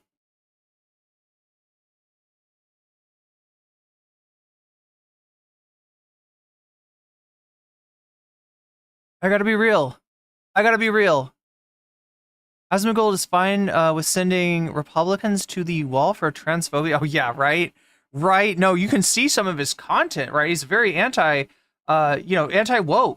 is the most of his... So yeah, by virtue of that, you know, anti-gay, anti-trans, right? But he pretends to care about gay people. He pretends to care about trans people when he can say that the Palestinians are,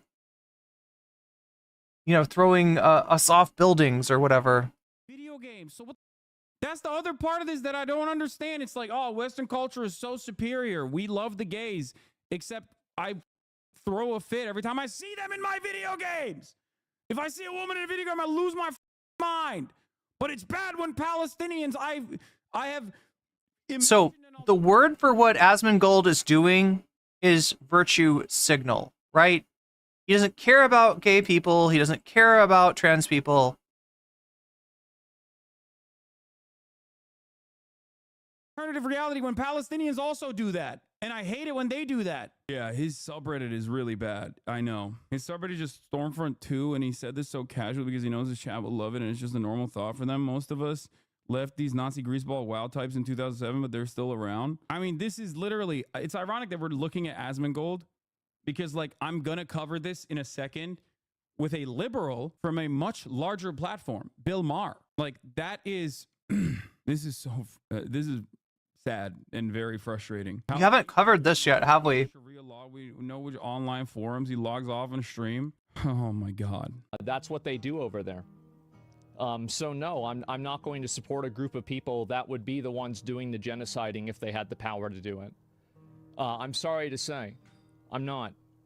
The idea that if Palestinians had the capacity to do Israel, they would do Israel back to Israel is a silly one, because if Palestinians had a nation state with sovereignty and nuclear weapons, then Israel wouldn't be able to do anything to the Palestinians. Solo. And therefore, thank you for volunteering. What do you think that means? From the river to the sea. What does that mean, Solo? Please define what this means.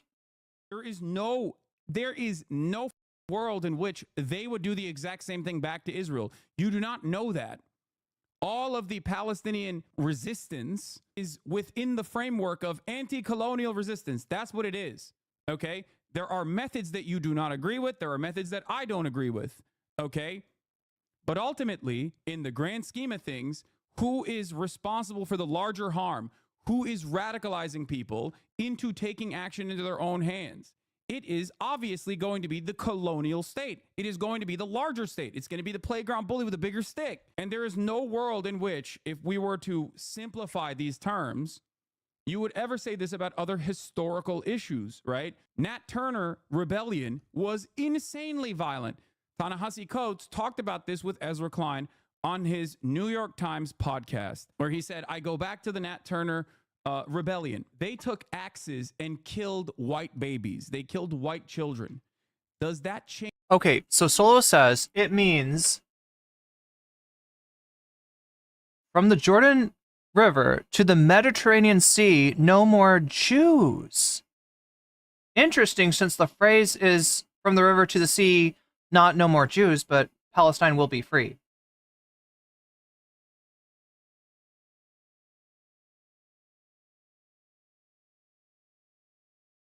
There are people in Palestine who wear keys around their neck because that key is to their family's house that they were driven away from during the Nakba. They are not allowed to go back to that house. Someone else owns that house now. They were never paid for it. They were never sold it. They were driven off that fucking land. So my interpretation of that is that instead of being held in an open air prison like Gaza, where necessary food and supplies for life are denied to them, they want to be able to, if not, the right of return and regain their familial homes, at least be able to move freely there, right? Palestine will be free. We won't be restricted. You won't have these weird, because like the way it works, right, is that if you can be like a like there's some people that have the right to live within, like, Israel proper. There's some people that have the right to live in Jerusalem, some people that have the right to live in the West Bank, and some people that are forced to live in Gaza. And if you're a Palestinian, you could move. You could like potentially like marry somebody, right? You're an Israeli Palestinian living in Israel, right? You could move to Jerusalem, East Jerusalem. You can move to the West Bank, right? But if you're living in the West Bank, you can't move into Israel. Can't do it. Can't happen, right? It's one-way ticket, right? You could marry somebody in Gaza and you could move into Gaza, but that person from Gaza cannot move in with you in the West Bank, right? So it's very much not free. It's run like freaking cell blocks. And at the highest end of that, the best treated, Palestinians are still second-class citizens, are still forced to live under apartheid, right? So to me, Palestine will be free means no more apartheid. But I guess you're going to turn it into, they're saying Hitler stuff. Is that right, Solo? Is that what you think? They're saying Hitler stuff? Change the dynamic and the overt cruelty. Some historians might even say, and there is back and forth on this, that Virginia was on the verge of the abolition of slavery, and yet the Nat Turner Rebellion was responsible for them not doing so. Okay? But ultimately, the morality of chattel slavery still remains. It is immoral. regardless of the reaction that it has invoked. Okay?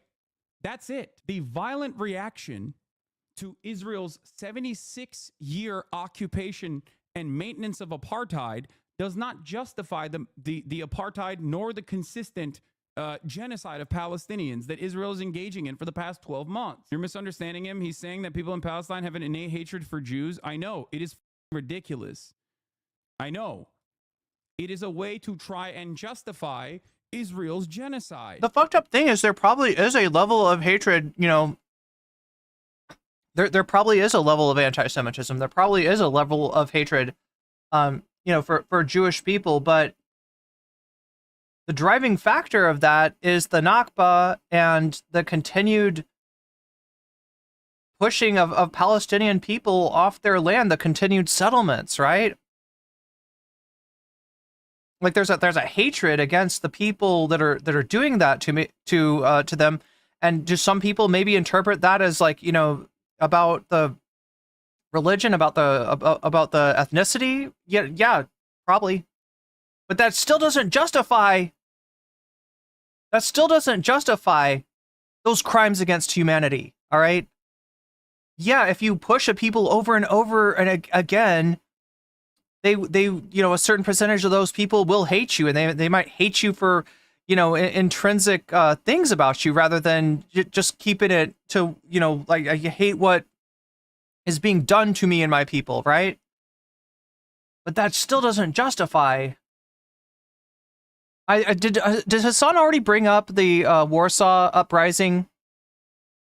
Like when Jewish people in Warsaw rose up against the Nazis? Right? Do you think that there might have been some people in the Warsaw ghettos that, you know, instead of hating just the Nazis, instead of hating the leadership, they say, no, I hate German people. I fucking hate them, right? Do you think that might have happened? I bet it did, at least a little bit. And while that's not the best place to place that hate, it's understandable, and it wouldn't justify what the Nazis were doing to the Jewish people, right? If there was a Jewish person out there saying, I want all Germans to be no longer living on this planet, right? That wouldn't justify the freaking Holocaust. I think we can all agree that.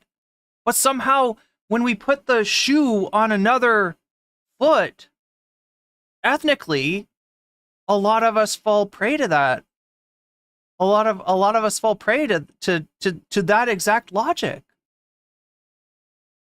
It is a silly and idiotic sentiment that you can only arrive at if you exclusively hear the fear that once the colonial occupation perishes, or once like chattel slavery is abolished, that the victims of chattel slavery will turn around and do the exact same thing to the people that once enslaved them, is never borne out in reality.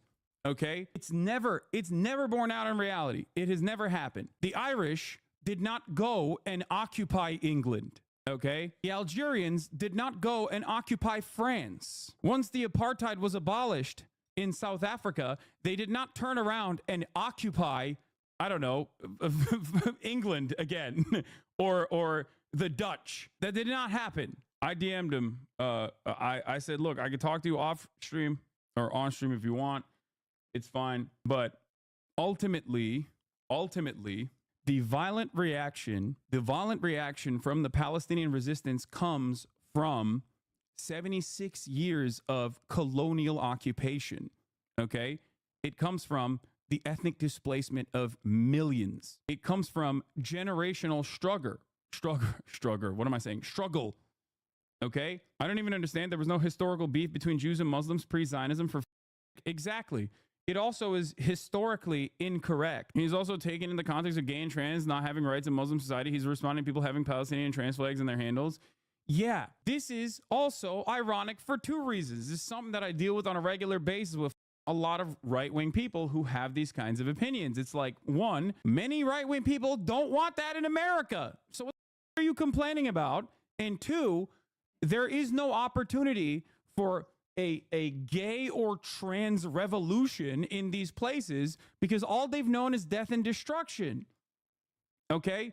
You can't get to that stage if you're still, constantly under the violence of a colonial occupation. It's a pretty basic concept. The problem is people don't understand. What's up, Trophy Mule? This concept, especially if they live in the Western world, when they've never actually exhibited it, when they've never actually been on the receiving end of it.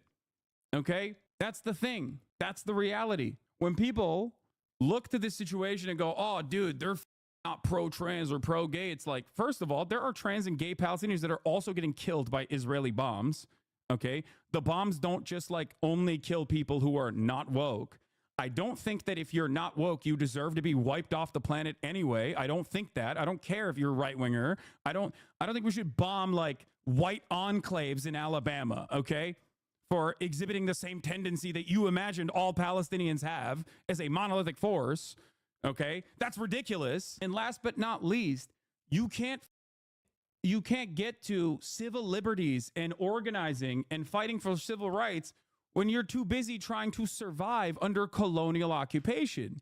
It's pretty basic stuff when you really think about it, but you don't actually, when you don't have any empathy for these people and you have never actually lived a world where you are under any sort of colonial occupation, you can't comprehend the hierarchy of needs that people have.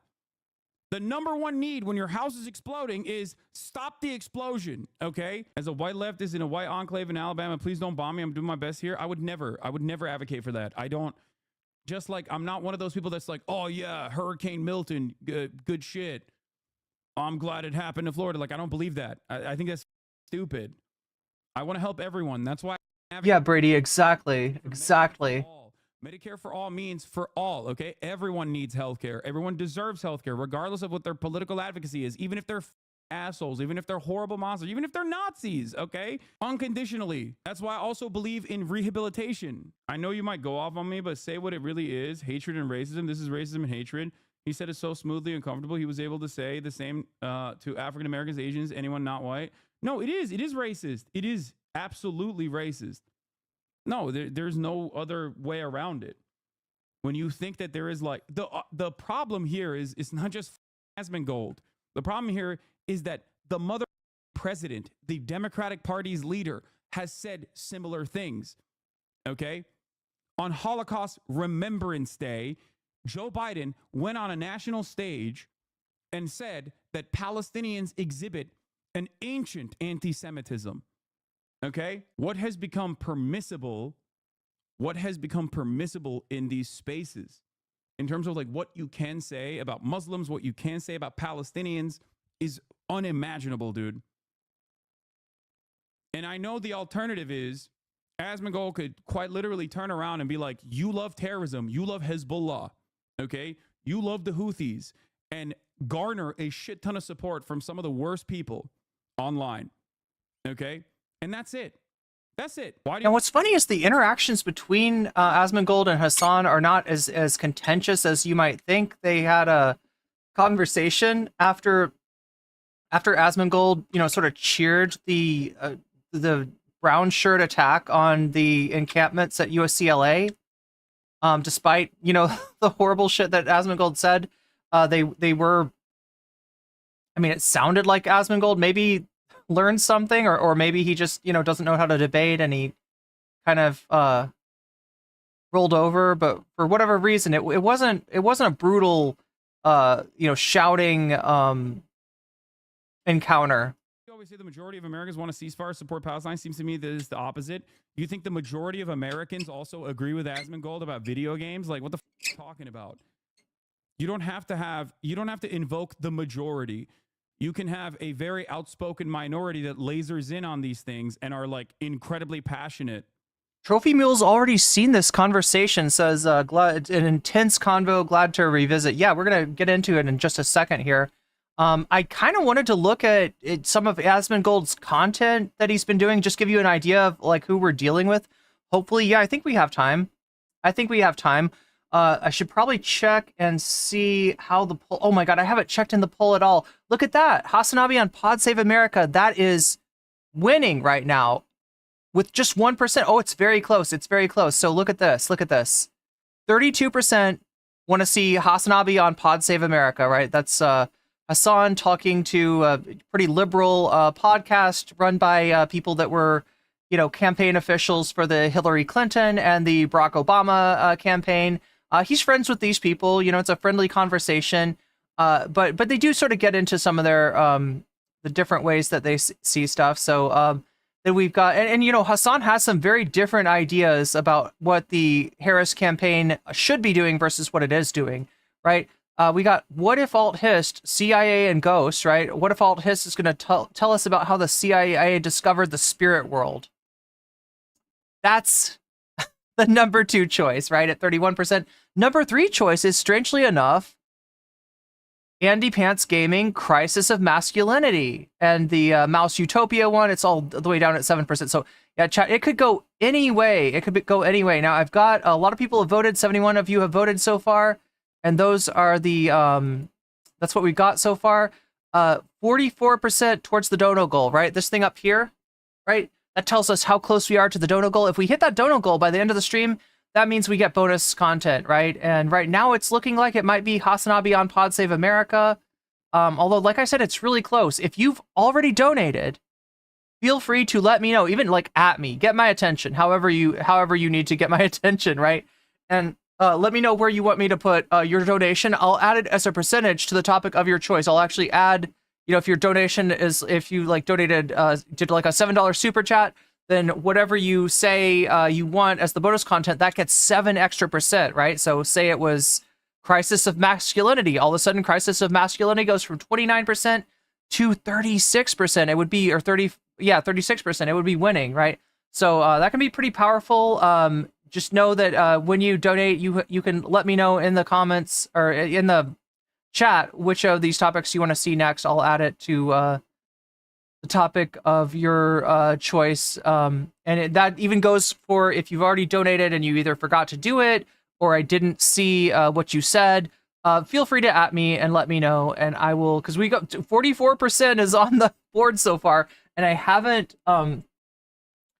registered anything going to any particular topics, right? You could also say Vox Populi if you just really believe in the sanctity of the democracy that we have in YouTube chat, right? You want to see whatever wins in the vote win in real life, you can say Vox Populi, and that actually cuts the that actually cuts the donos effect off at the knees. So you actually taking points away from other people's.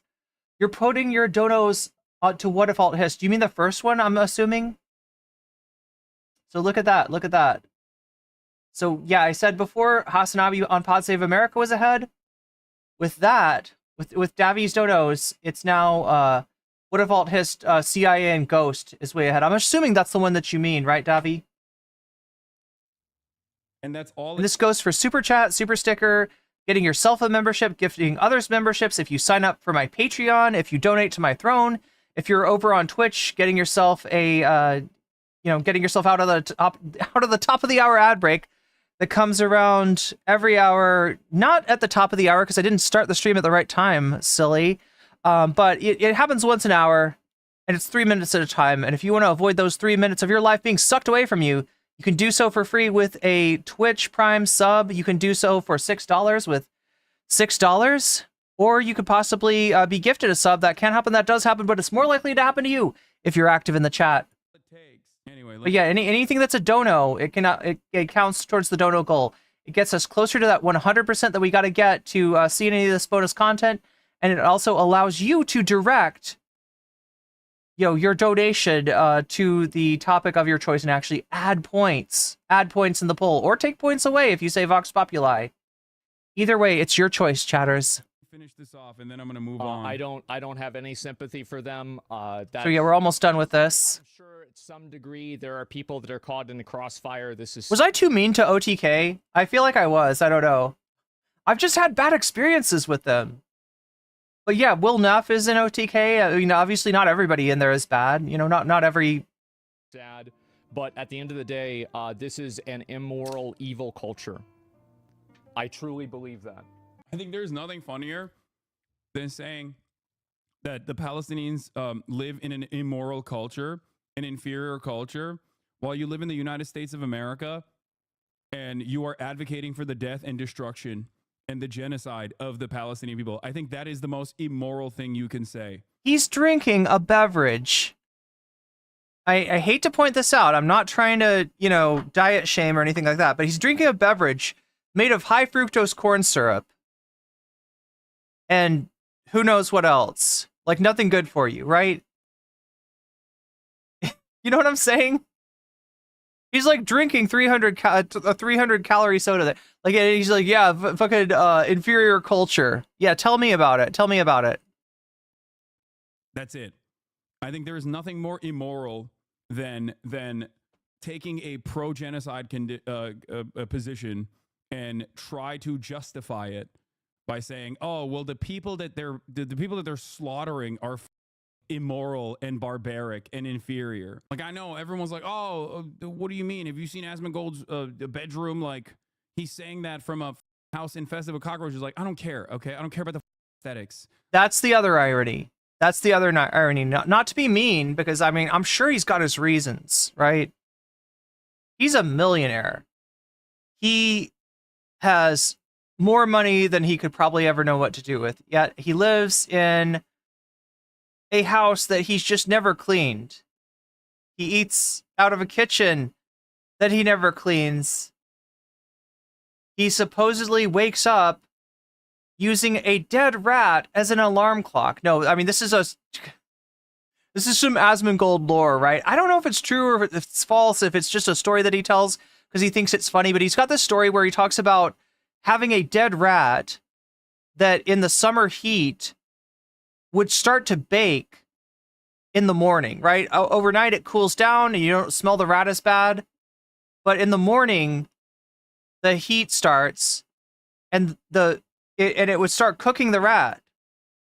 And so he would wake up when the rat smelled so bad that he couldn't stand it, right? He would wake up when the heat got so hot that you could really smell that fucker.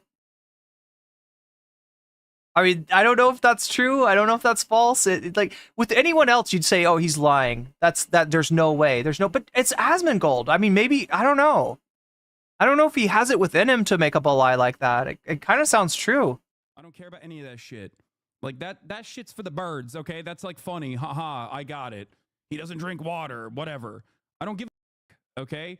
That part doesn't matter. I mean, that'll get you a lot of likes on Twitter, for sure. But ultimately, I care more. Oh my god, Trophy Mule's warning us here.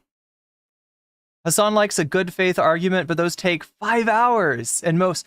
I can't believe, how does anybody do that, chat? I've gotten dragged into other streamers' chats or dragged into other streamers' streams for arguments. I remember, I feel like Our Relevant was the first one to do that to me. Really bad faith, though.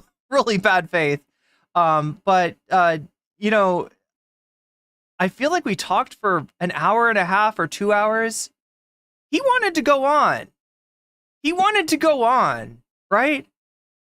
It was like 5 o'clock in the morning or something, and motherfucker wanted to keep going.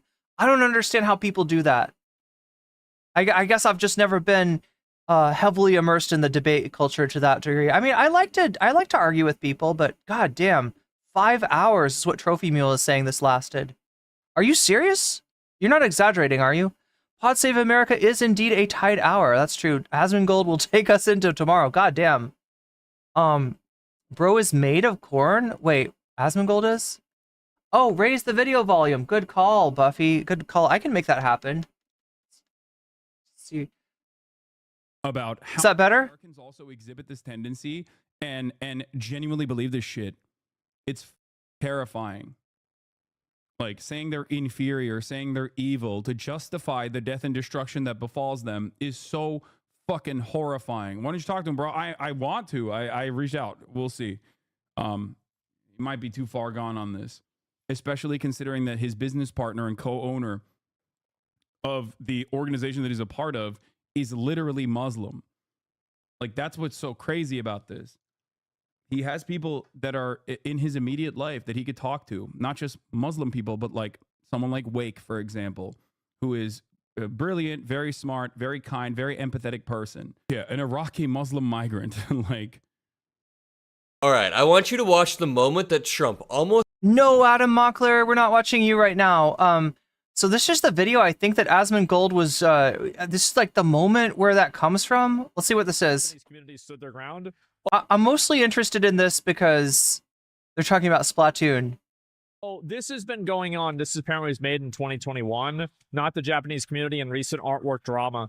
Yeah, so recently there's been a lot of drama with the Japanese community for basically what's happened is that a lot of Japanese artists are starting to kind of like push back and get frustrated about the fact that like a lot of Western people are trying to take their art and then turn it into something that it's not, right? So what's happened is that there's been a lot of people pushing back against like kind of characters that are turned into different races. And I think this has been happening for a while, but I feel like Japanese audiences are finally starting to realize it. And so you have a lot of characters, ain't no way they whitewashed her. And then, hi chat, I fixed it. So like they're basically going and changing the... Wait, so I'm trying to understand this. And so you have a lot of characters, This is Marina. Ain't no way they whitewashed her. And then, hi chat, I fixed it. So like they're basically going and changing the... they're changing the gender. So you're talking about fan art. Or sorry, not the gender, excuse me. I'll just watch the video. It's a 2-minute video. I didn't realize it was so short. I thought it was 10 minutes. Yeah, take a look at this. This has been going on. So apparently... But I mean, from what I know, this is pretty typical of Asmongold's anti-woke content. It's a lot of what he does. He is not the furthest right guy in the furthest right-wing guy in the world. I don't think that he's somebody that really thinks a lot about politics. But he just does, he either just has like right-wing inclinations or he's just getting led around by, you know, his own community. I'm not even sure which. This whole thing is from 2021, has nothing to do with this current outcome, but a lot of people in Japan have gotten kind of annoyed by people fixing art by changing the skin color of it. So yeah.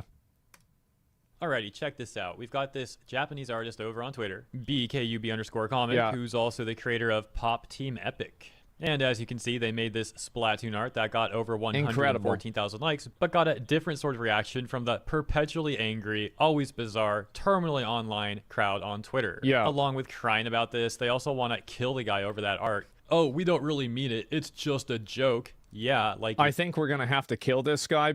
I'm going to be real. I actually think the people that do this should be instantly... What do you think about this, chat? Like, I mean, I don't get from this post that anybody's life is in danger. It's in a cartoon. I mean, obviously Xander Hall earlier this year did some Fed posting. You know, expressing his intention to unalive Keffals and the method by which he'd like to do it, and also asking somebody who might know where Keffals is, where he could find Keffals, right? That was pretty disturbing. This is a comic. Now, I mean, like, there probably do have to be rules on platforms, maybe even strict rules, as far as things that might be like either a threat on somebody's life or a stochastic call to action. Do you think that this is a stochastic call to action, though? Permaband. And I don't understand. I don't understand. Wait. So they're reacting to a version of Marina who seems to have had her skin lightened. And the idea is they're mad. They're not cool with this. And you know, Marina says, "Damn." Pearl says, "I think we're gonna have to kill this guy," which is in Minecraft. Oh no, it says in Minecraft. What are you talking about, Asmongold? Asmongold. That's so disingenuous. You didn't even read the asterisk. It's in Minecraft. Kill asterisk in Minecraft, right? Obviously, they're talking about killing a Minecraft character, not a real human being. Come on. No, but seriously, I don't know. I mean, this doesn't look like where you want to hang your hat about, like, you know, throwing the line in the sand about, like, death threats on Twitter here. I don't even know. Would Elon consider this TOS, probably if it's a lefty against a right winger. But like I thought before he was like talking about like Westerners taking Japanese characters and changing them to what make them more woke. I would assume. But in this case, it looks like whoever this is has, you know, lightened the skin of the character for whatever reason. I actually think like any comment like this should be an instant permaban. Like no questions asked. Spicy take. What about anything? Instant permaban. You're gone. No redeeming. I don't know why arrested too. Probably not arrested. It's not really worth people's legal control. You know, legal money to do this. But it's a mental illness. Yeah, this is crazy. Of course you shouldn't be able to say this. Is it okay to say send gay-men threats over art? It's not okay to threaten to kill anybody. That's the problem, right? Is you can't do it to anyone. It's actually really simple. They're going to learn today. They would immediately change if they were afraid of the repercussions. I've actually thought about like collectively going and like mass reporting people with my community for typing stuff like this, because I think it's a huge problem that the internet has, that I don't think that people realize that comments like this do lead to some bad actors going out of their way and doing things in real life, and a lot of content creators. Okay, so Trophy Mule or other Hasanabi heads, if you're still in chat, can you help me out a little bit on this? I am not finding this debate anywhere on YouTube. Obviously, this is on Hasan's VOD from today, his 10-hour VOD. Timestamps would be really helpful if anybody's got them, or even just giving me in the neighborhood. I think it is before he gets into Bill Maher going after Chapel Roan. That's the only sort of landmark that I've got. Not sure about 5 hours, but definitely longer than Schindler's List. Damn. Is the volume good now, Buffy? Are we good on the volume?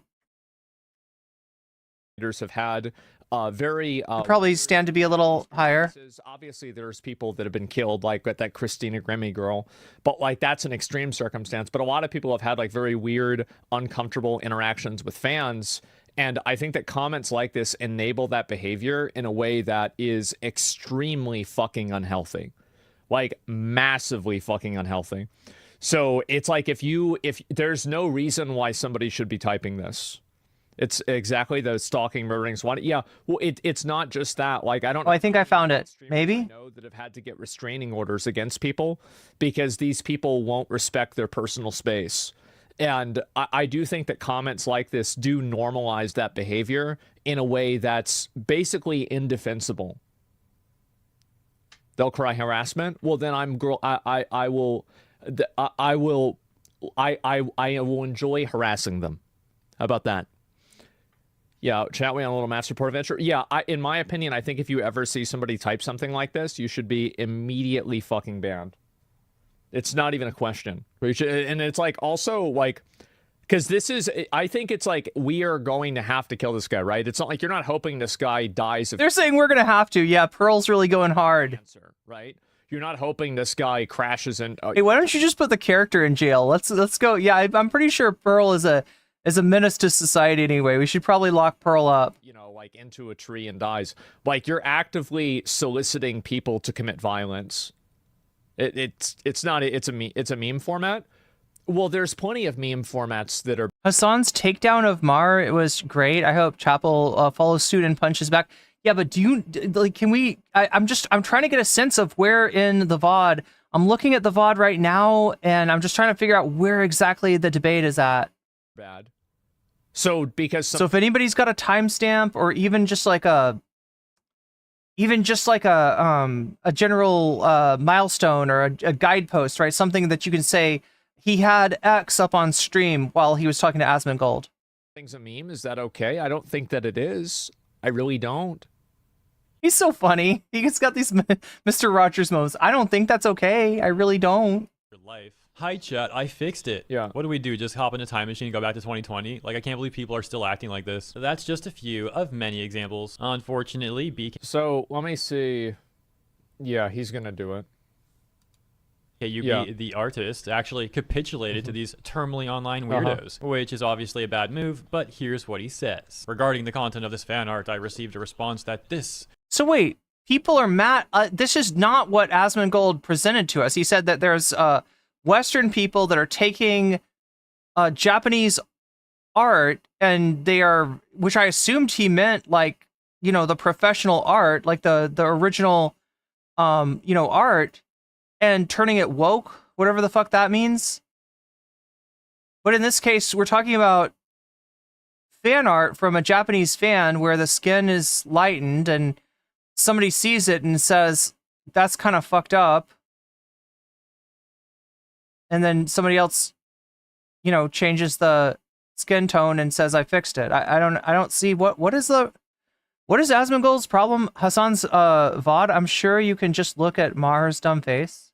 Was racism. No, I'm just looking for the Asmongold. We're gonna watch part of the I owe you at least part of the Asmongold debate. We might not watch the whole thing tonight, but black people because the character's skin is depicted as lighter than in the original work. I also believe that if Lita were human, he would be black. Sorry, my coloring skills are poor, so it's not accurate. Never make people... Wait, I'm trying to understand.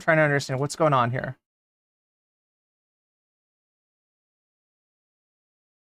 Received a response that this was racism against black people because the character's skin was depicted as lighter as in the original work. Also believe if Lita were human, he would be black. Sorry, is Lita a Splatoon character? My coloring skills are poor, so it's not accurate. As lighter than in the original work.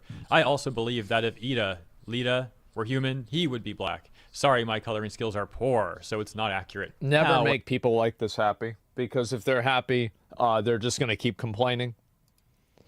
However, other Japanese people were not having this apology, responding and saying things like, don't worry, they're doing it too, and posting these examples. Yeah, exactly. A response saying, this is clearly racist. So they're using fan art of anime characters who were not black in the anime being drawn black by what, American fan art as like as a pushback? Is that it? Towards Japanese people and Japanese culture. The people who make those edits... Oh, look it up when it goes emote only. Trophy Mule, you're a fucking genius. ...should really apply for a job over at Ubisoft. Another response saying... Well, yeah, exactly. This is what I saw, right? It's like it depends on the lighting and the characters. So is that the cope is that like, oh no, they were just showing a Marina in different lighting. Color, like, you guys know this. Like, if you know anybody with like dark skin, you'd know that a different lighting, sometimes, and this is especially true with people that are like Asian, who like basically never go outside. In a lot of types of lighting, they look like white people, and then in other lighting, they look like they have darker skin, like Asians usually do. Like, that's what happens. And so it's just, what's really funny to me about this all the time is that in a lot of times where people do this, what they end up doing is they end up self-reporting that you actually don't have any friends that have dark skin. Asmongold, I feel like you already self-reported. And as far as not going outside the house, well, let's not even talk about that. Doing this to be performative, to find something to complain about. Because if you did, you'd know that this is a natural outcome of lighting. Yeah, it's another self-report.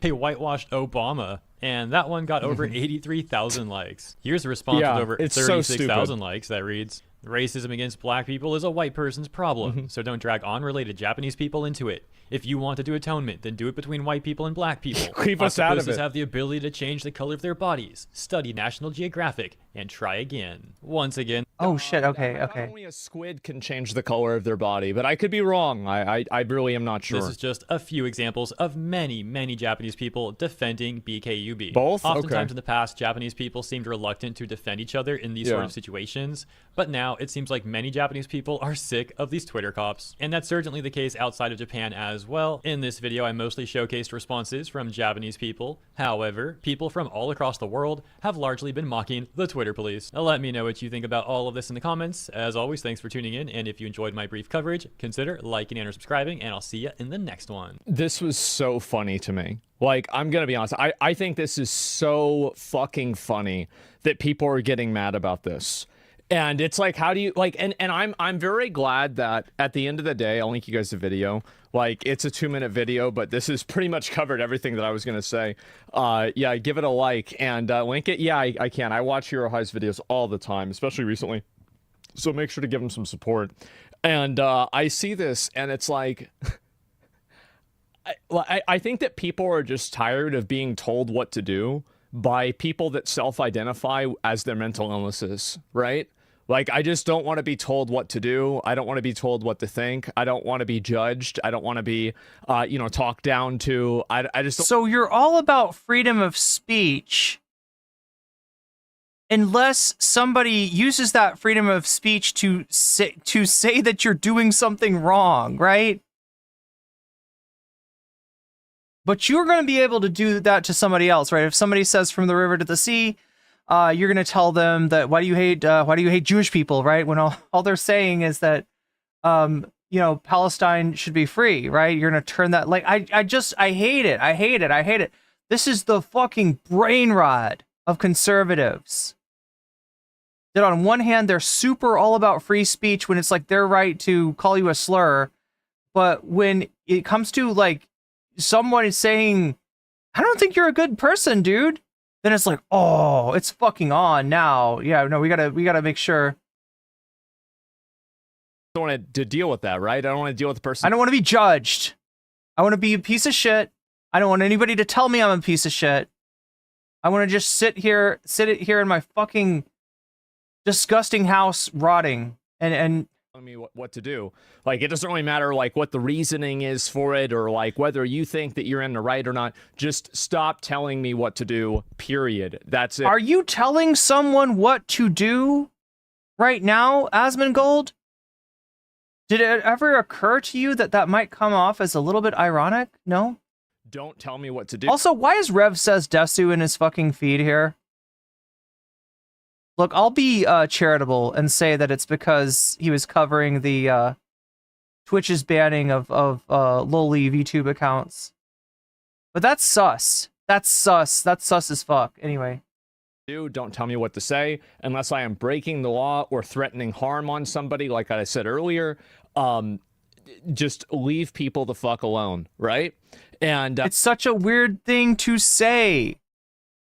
Coming from a point of view of somebody who shits on people for being woke, who shits on inclusion, to tell people to say leave people alone. Yeah, 15 flags in their bio. Yeah. As I said, the fucking the nightmare rotation. Wait, are you fucking serious? Eric's Blue says that Asmon watches Rev Says Desu a lot. What? Like, maybe I don't know that much about Rev Says Desu's content, but I assume that it's like just pro lowly stuff, right? Maybe that's an assumption. Maybe I don't know. Like, they can't talk about that like 24/7, right? A lot of accounts are also English speaking people pretending to be Japanese. Oh, good point. Good point. Of having the Palestine flag and the trans or the gay flag in your bio. I think that they should do something where every single person who has both of those flags in their bio gets permanently banned. Like, I think so. I feel like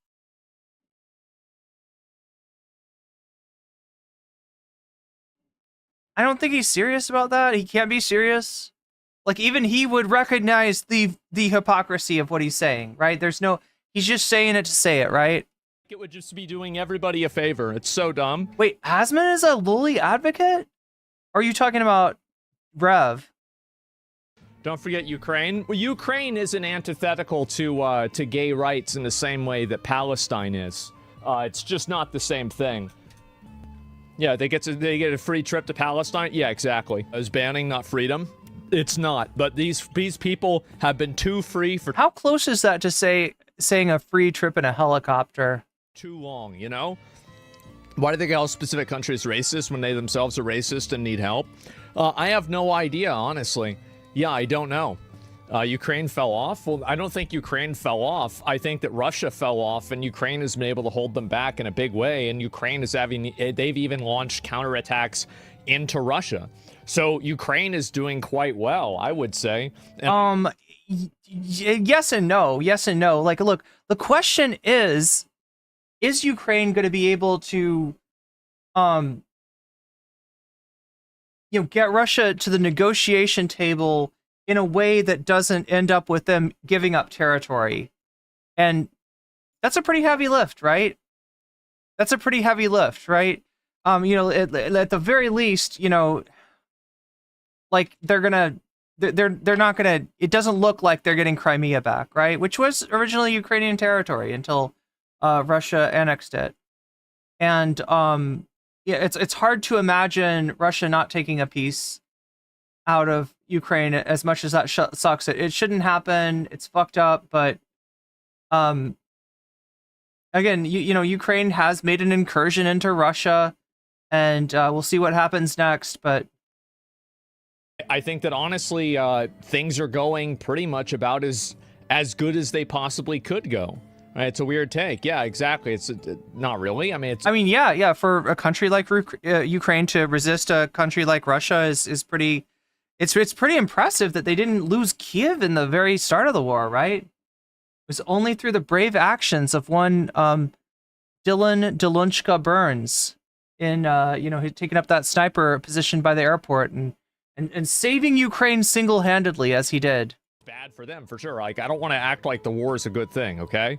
I'm just saying that Ukraine is fighting back in a way that I think nobody expected to see happen. I think so. And they'll receive a hero's welcome there? Well, I'm not sure. The Actman video from Bungie? No, I didn't see that. Ukraine is nationalistic and a racist country, and it supports Nazism. Yeah, well, when you find me some videos of Ukrainians going around and collectively stoning or killing a person for being gay, like they do in places like Palestine, then I can say that the two things aren't congruent. But so we got two Rev Says Desu reacts on Asmon's channel.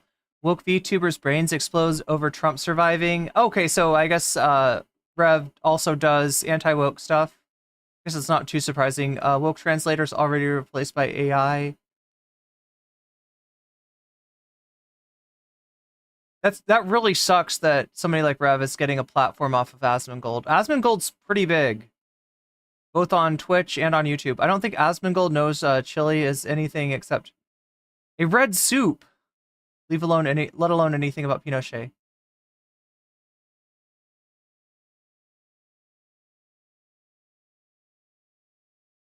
Wait, Davy, when you say he's a top lowly advocate, are you talking about Rev or are you talking about Asmon?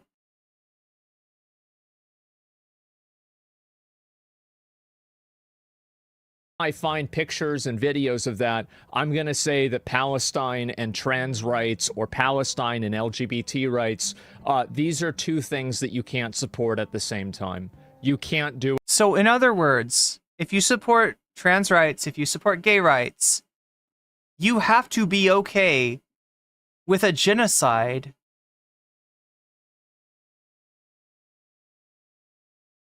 of any country that doesn't respect those rights. Whatever that means, like, right, however loosely or vaguely you want to take that. It's so annoying. That is fucked up and illogical as all fuck. And I think that if you see a person that's doing that on Twitter, you know that they are a vapid, emotionally... Okay, I'm sorry. Look. Asmongold, all right? I know who you are. You're a Warcraft player. You're a gamer. Okay? You do your thing, and it's not super intellectual. And that's fine. And I'm not judging you for it.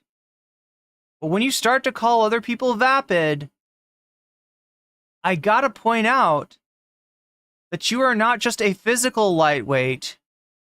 You are an intellectual lightweight, my dude.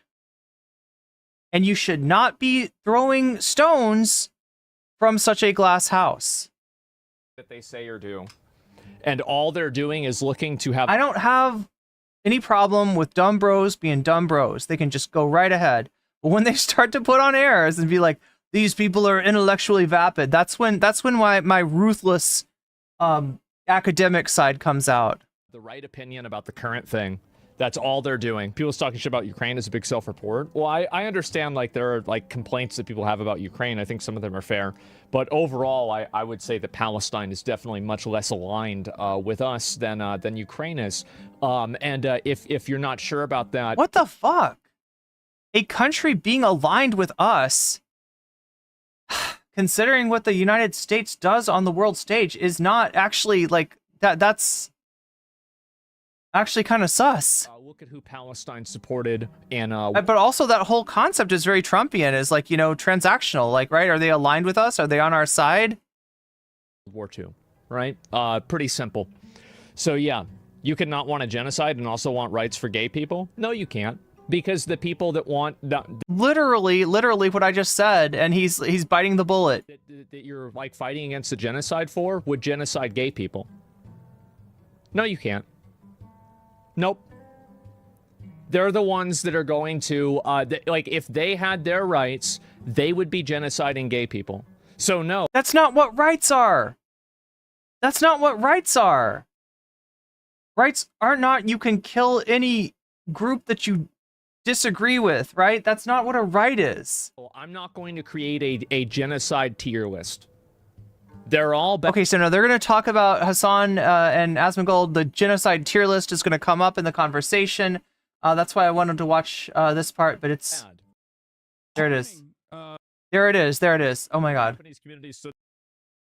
Alright, so I think that kind of gives us the background that we need to go forward. Again, chat, we are still 41%. Sorry, no, 44%. What am I... I'm missing, yeah. We are 44% towards the dono goal. That means we are 56% from the dono goal. What if Alt Hist, CIA, and Ghost is winning right now due to the power of donations. And if you donate, you can let me know which of these topics you want to see, and you can actually put your topic maybe further ahead than it is right now. So keep voting. Vote if you have not voted already. You can affect the poll that way. You can also affect the poll by when you donate, letting me know in the chat which of these topics you want to see as your bonus content, and I will gladly put your money where your mouth is, adding your donation as a percentage to the topic of your choice, and thus maybe even helping it win. The dono goal is at 44%. If it gets to 100%, we get one of these topics. We get to see extra content. I will stay on a little bit later, right? If that happens, and which topic will win? Well, it's up to you. You can vote for the topic of your choice. You can also donate and let me know which topic you support. And your donation actually gives you a little bit of a more powerful vote. You can also say Vox Populi if you're one of those people that's like, I believe in the voters. I want the voters to get what they want, right? If you're that altruistic, you can say Vox Populi, and I will apply your donation as a minus on other people's donation, so it'll just bring it back to whatever people are voting for if you choose Vox Populi. But yeah, whether it's a super chat, super sticker, you're donating, you're getting yourself a membership, you're getting other people's memberships. If you are signing up for my Patreon, if you are donating to my throne, or if you're getting yourself a sub over on Twitch, or gifting subs to other people, which is a very kind and selfless thing to do. You can channel that donation to the topic of your choice, and you'll drive the donation goal forward, right? Every time somebody donates, that donation goal goes up, and if it reaches 100% by the end of the stream, we will have bonus content. If it does not, we will not. And you can also help your favorite topic, whether it's What If Alt Hist, CIA, and Ghost, Hasanabi, Pod Save America, Andy Pants Gaming, Crisis of Masculinity, or What If Alt Hist, Mouse Utopia. You can help your subject of choice win. So here we go. I think we need to get this. Let's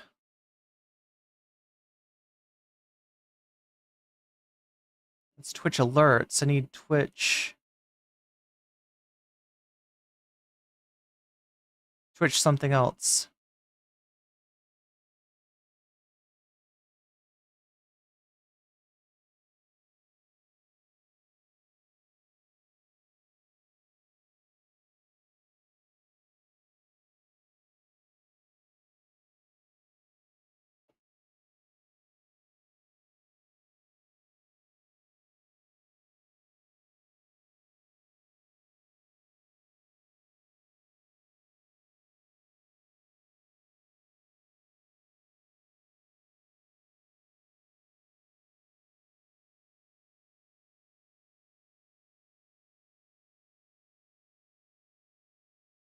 Try that again.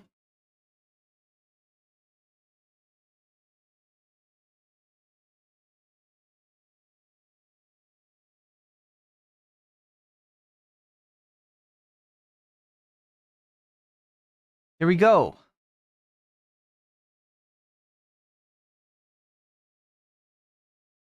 right, so I think I got it to the right place using the method of looking for the emote only chat. Powers that are funding, facilitating, offering cover to Israel in all of this inhumanity don't even fucking care about white people, about Westerners who are getting who are now in the crosshairs of Israeli rockets, Israeli tanks, because Hezbollah is using human shields. What makes you think that they would ever believe that Palestinians are also, real human beings that aren't just simply human shields, collateral damage? They do. If they believe, I want you to like fully explain, because Okay, so basically, that Palestinians are also, real human beings that aren't just simply human shields, collateral damage. They do. If they believe that if they believe the argument that Israel makes about white people, Irish people, the UN, UNIFIL encampments being used as a Hezbollah human shield, they will believe 1,000,000 times over that Palestinians are human shields. Okay? That's it.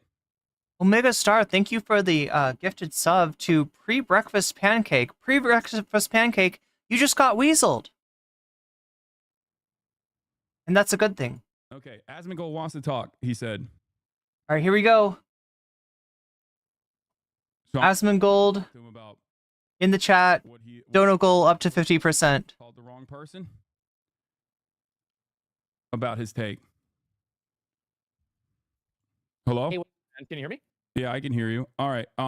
Omega Star says Vox Populi. Yes. In the interest of fairness, I want you to explain what you said that I saw in limited clips earlier today, I think. Yeah.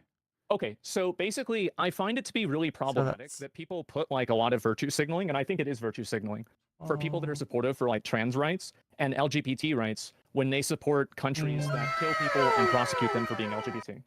I think it's a huge problem, and I don't think you can have both of those things. So when you were saying like Palestinians exhibit inferior culture that's barbaric, you were simply talking about the hypocrisy? Is that what it is? Yeah, pretty much. I do. And somebody in my chat said that you said that I thought Eric's Blue, thank you for the 5 gifted memberships. Dwight Langston, you just got weaseled. Germ, you just got weaseled. Cindy Prem, you just got weaseled. Scott Weber, you just got weaseled. And Gaius Fracking Baltar, you just got weaseled, and that's a good thing. And Eric Blue says that put mine towards what if alt hist. I will. Christian theocracy was better. No, I didn't say that. Oh, what a fucking surprise. Okay. Well, here's the thing, right? Yeah, go ahead. I want you to like fully explain, because I want to understand everything that you mean beyond the hypocrisy, because like the hypocrisy version, or the hypocrisy in and of itself, is one thing that we can address. It's a super simple concept. Well, but I think there's always a broader point beyond hypocrisy, because online hypocrisy in and of itself, or even the invocation of hypocrisy or perceived hypocrisy, is seemingly a more damaging thing than like actual material harm, right? Oh, this person is hypocritical, and that's like a very common fucking thing. I'm sure you experience it on a regular basis as well. It doesn't really matter. Most hypocrisy, I think, is derived from a misunderstanding that is often deliberate. I see it oftentimes with you. You've seen it with me. Everybody has it happen. It's extremely common on the internet. It's the Andrew Tate phenomenon, right? Where people don't give a fuck about like what Andrew Tate may have done or may not have done, or all the shit that he has definitely done, right? And care more about like, perceived hypocrisy, usually. They care more about that than anything else. So I don't really. I there's a Norm Macdonald clip about that. It was very good. Yeah, I don't necessarily care about hypocrisy that much, but in terms of the hypocrisy of the matter, I can explain it to you. Sure. Number one, so in terms of LGBTQ acceptance, right? Trans acceptance, queer acceptance. you find that to be in the United States of America, in the wealthiest nation on earth, one of the most prosperous nations on the planet, to be to a certain degree like a fancy thing to advocate for, right?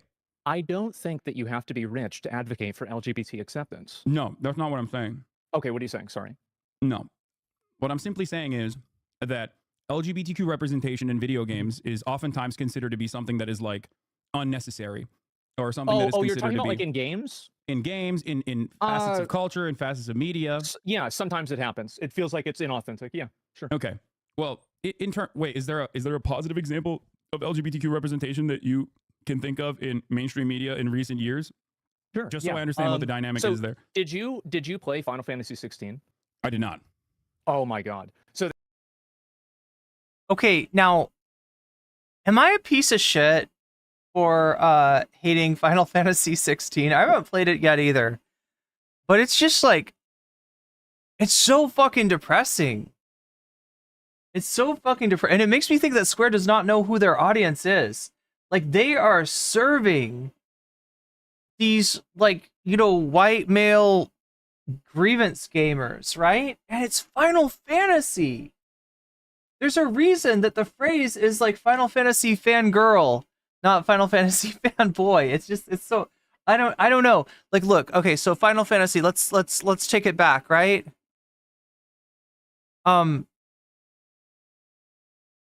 13 was a pretty mixed cast, actually. But yeah, you know, kind of a female lead, right? 14's the multiplayer, so I don't even know about that one. 15 is a road trip with a dude and his bros. All right? Okay, fine. You had one that's a road trip with a dude and his bros. Whatever, right? But then 16, it's like, I don't know. Am I the only one who thought that 16 had like anti-woke vibes? they had a character in Final Fantasy 16.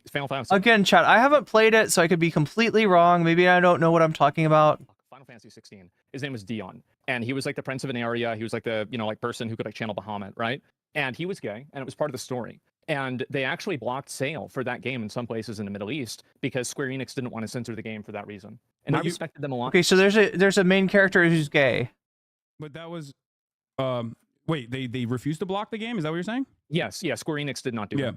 And that was a good representation of like gay or trans. Yeah, I think so. I really do. Okay. I think that whenever you create a character, that the character's personality, sometimes it feels like when characters are added into stories, especially if they have like an LGBT like lean to them, they can be turned into being like a one-dimensional, like I guess identification of that person. And it's like they make like an— Do not defend Final Fantasy 13. Why would I have to defend the best game of the series? Overt effort to talk about that and discuss it. And I feel like in a lot of times it can come off as patronizing. No, wait, what are the criticisms of 13 again? That it was like a hallway simulator, that it was a little too,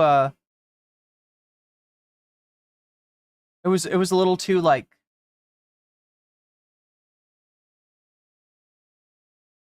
What do you call it? It's like...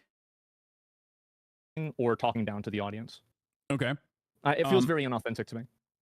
Okay, so Yeah. there are instances where there's like gay representation, trans representation that's like ham-fisted and just simply added on as not a necessary vehicle for narrative development, but instead simply for identity points, right?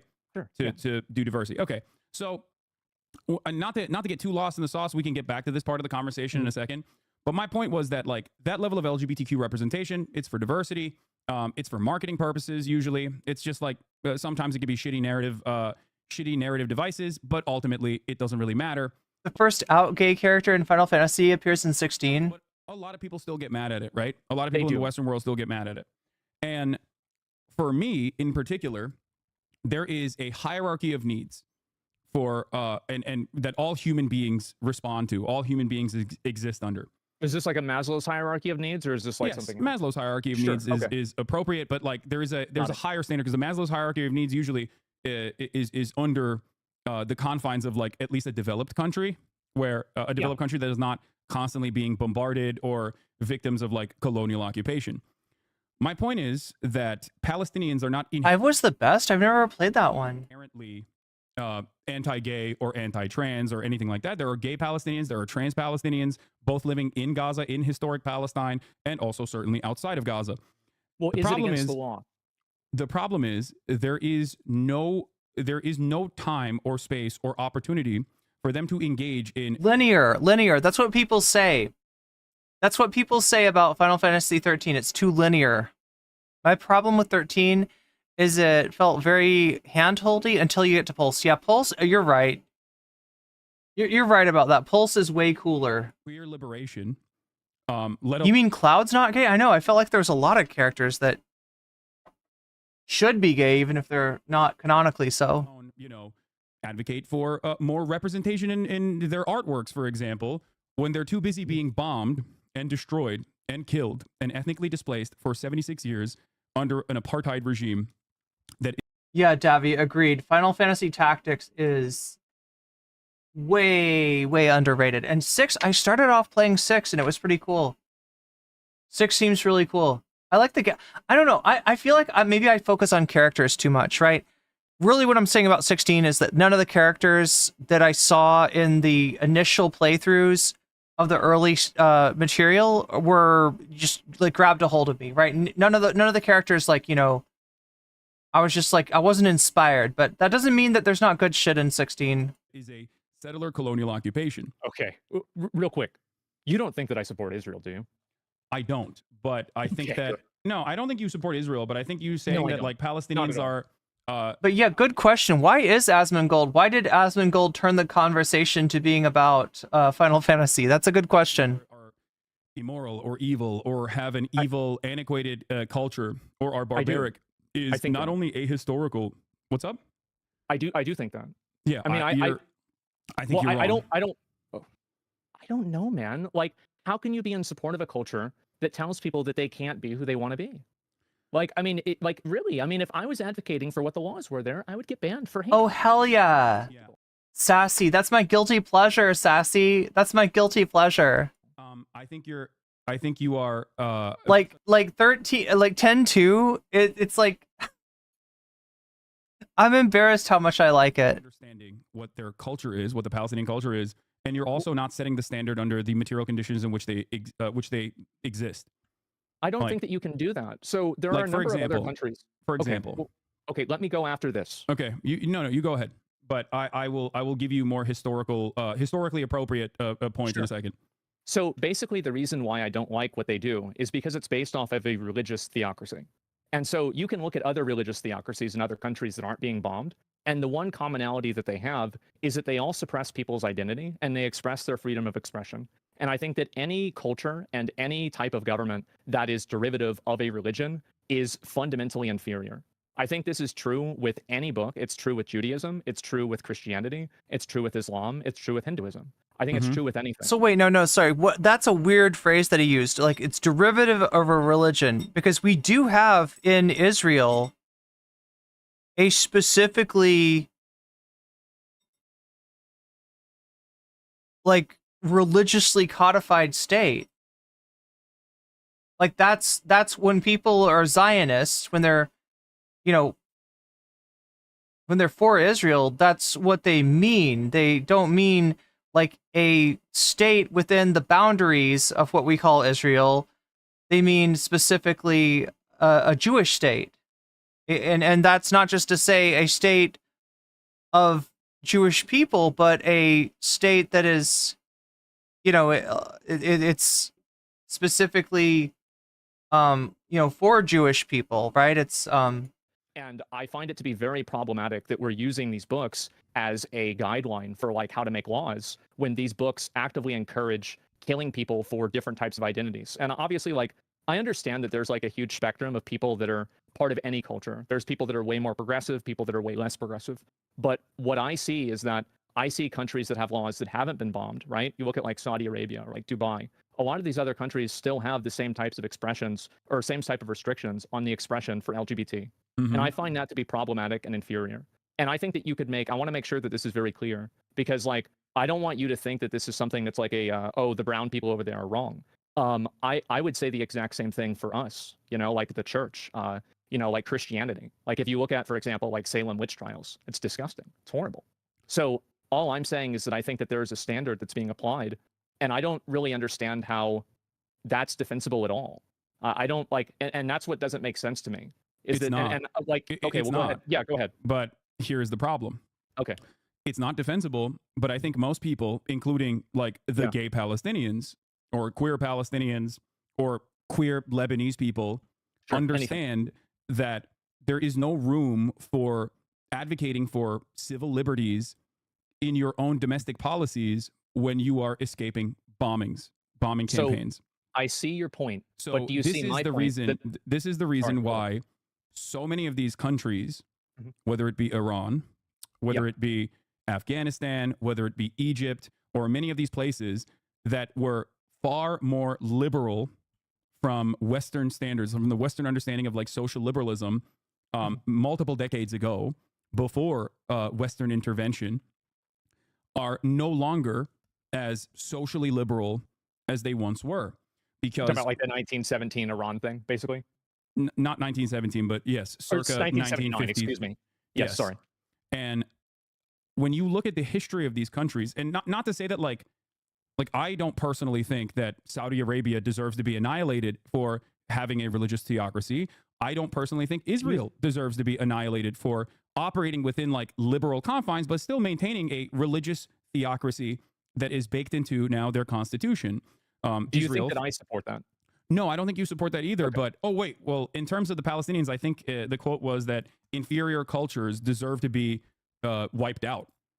Oh, I don't know about that. I feel like anytime you're killing people based off of anything like that, I don't think that Israel or America or anybody has the right to come in and tell Palestine how to live and for them like what they're supposed to do. Oh my God. Tell them what to do. But if you want me to accept their culture as being equivalent to ours, I won't do that. Okay. And I do think that it's worse. You're not going to tell them what to do, but you don't have a problem with Israel surrounding Gaza, determining what gets in, what gets out, cutting off the power, cutting off the water, bombing like a huge portion of the buildings that exist there, destroying civic life within the country, right? This is such a weird take. Okay, but culture, you understand that culture changes throughout time, and it is directly a consequence of like how people or what people are experiencing. In the United States of America, we're evidence of that. We're evidence of that because like we're much farther along. So do you think like we're farther along? I don't think you would agree that bombing places makes them more tolerant to. Absolutely not. Yeah. Okay. And I don't think Absolutely that you. not. I don't think that. And the thing that Hasan's not saying is that I think he's touched on this idea, but he's not saying it explicitly, right? The idea is that when you got a people that are under attack from a nation which is more maybe socially liberal, you're going to necessarily empower the forces within that place that are antithetical to that. You're going to necessarily empower, factions that are, the factions that are going to most easily take command of any sort of resistance are going to be factions that are the opposite of that, right? If it's seen that, like, especially if you place it in the idea of the Western world equals modernity, the traditional culture of the place equals, then gets conflated with the, religious ideas. Do you see what I'm saying? You're sort of bringing about this dynamic that you're then complaining about and using to justify, as Asmongold did, and I don't know how he's going to wriggle out of this one, literal genocide. Justified by virtue of the, quote unquote inferior culture. I think that like nuking America, for example, circa 2013 when gay marriage was. We're not going to bomb the gay into them. I understand that. Okay. You're totally right. Okay. So yeah. In terms of some of your statements, yeah, like not only I think you're wrong on the history of queer culture in Arab countries, in Muslim nations. Yeah, it's literally illegal to collect rainwater in Gaza. In general, I'll give you one example. The Ottoman Empire actually decriminalized homosexuality in the Tanzimat era. I think it was like 18th century. And before then, it was not even like a problem. It was never an issue. Far before Western nations ever actually decriminalized or made it legal to be gay. Michelle, good point. You're talking about the border that Palestine shares with Egypt. Are you aware of what that's called? There's a name for the border. There's a name for that tract of land. It's called the Philadelphia Corridor, right? That is a hang-up point of the negotiations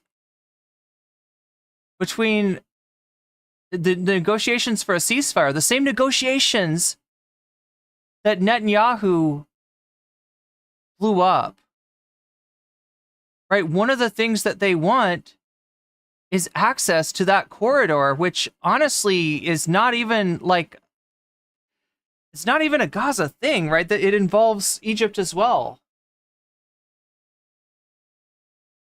But Israel wants access to that corridor, and they want to completely seal it off. And this is oftentimes But do not blow smoke up my ass and try to tell me that Israel does not completely control what gets in and out of that country. mentioned aspect of In and out of the Strip. The Muslim world or Muslim culture or the Arab history or the region's history at all. Most people don't know this, and it's like genuinely shocking to them. You might maybe even be shocked to find out that the Ottoman Empire, where Palestine was seen as a safe haven for Jews as they were escaping the Spanish Inquisition, for example, and many other pogroms that Jewish people experienced in, especially in Western and Eastern Europe. The Ottoman Empire in the MENA region, all the way that spans to Morocco, was seen as a safe haven and safe harbor for Jews, where they were allowed to coexist in far better conditions. That's right, Several Wolves, named after BB's hometown. Islamic rule, technically, that was far more tolerant. I would go even farther than you are. I think that back then it wasn't just the fact that they were accepting of gay. I think that they were way more scientifically oriented. They were way more focused on learning and mathematics. I think that's evidently true. I don't think anybody would say the Ottoman Empire was shitty or anything like that. I think they were very progressive for their time. It's not even a question. So I totally agree with you. But things have changed in the region since then. They sure have. So what do you think is the difference there?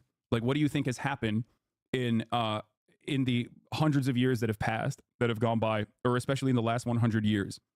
Why has the attitude overall in terms of governance changed so dynamically? Why is that? Because they're fucking expansionists. Do you not understand what Greater Israel is? Look at the map of the boundaries of Israel from 1948 to now, and tell me what has changed. And so dramatically. I think there's probably a bunch of different reasons for it, right? I mean, it's not like one reason, but I don't think that are we trying to imply that it's like American imperialism and interventionism that's caused this to happen?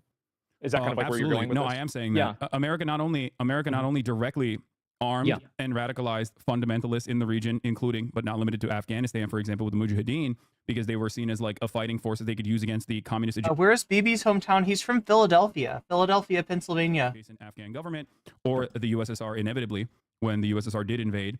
But also beyond that, the most nationalistic or the most militant fundamentalists were perceived in Iran, for example, as the true liberators that were not willing to fight against the Western-backed Shah regime, the Western-backed monarchy in Iran. So that's the reason why a lot of people, whether they agreed with it or not, ultimately on the social front doesn't really matter.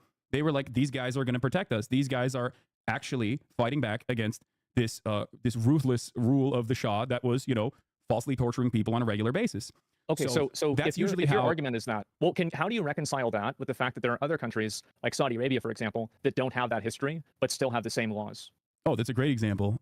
Saudi Arabia is allowed to exist like that because they have a valuable resource that they are gladly and willingly So somebody in chat brought up Saudi Arabia, U.S. ally, with the Western powers on in terms of OPEC plus. They have Well, like, oil. doesn't that- So did Iran, but Iranian oil was refined by British Petroleum. Mossadegh at the time was a social democrat, very progressive for the time as well, wanted to nationalize their own extraction industries, and this was seen as a massive slight, and it caused massive harm to the profit margins of British Petroleum, and the American intelligence and Western intelligence cooperated to overthrow Mossadegh very openly and very clearly. They implemented the Shah regime. He was brutal. He was a brutal autocrat. He was a monarch. People hated him. And at the end of the day, it was the Islamic Revolution and the fundamentalist forces that were the most successful in terms of fighting back against the Shah.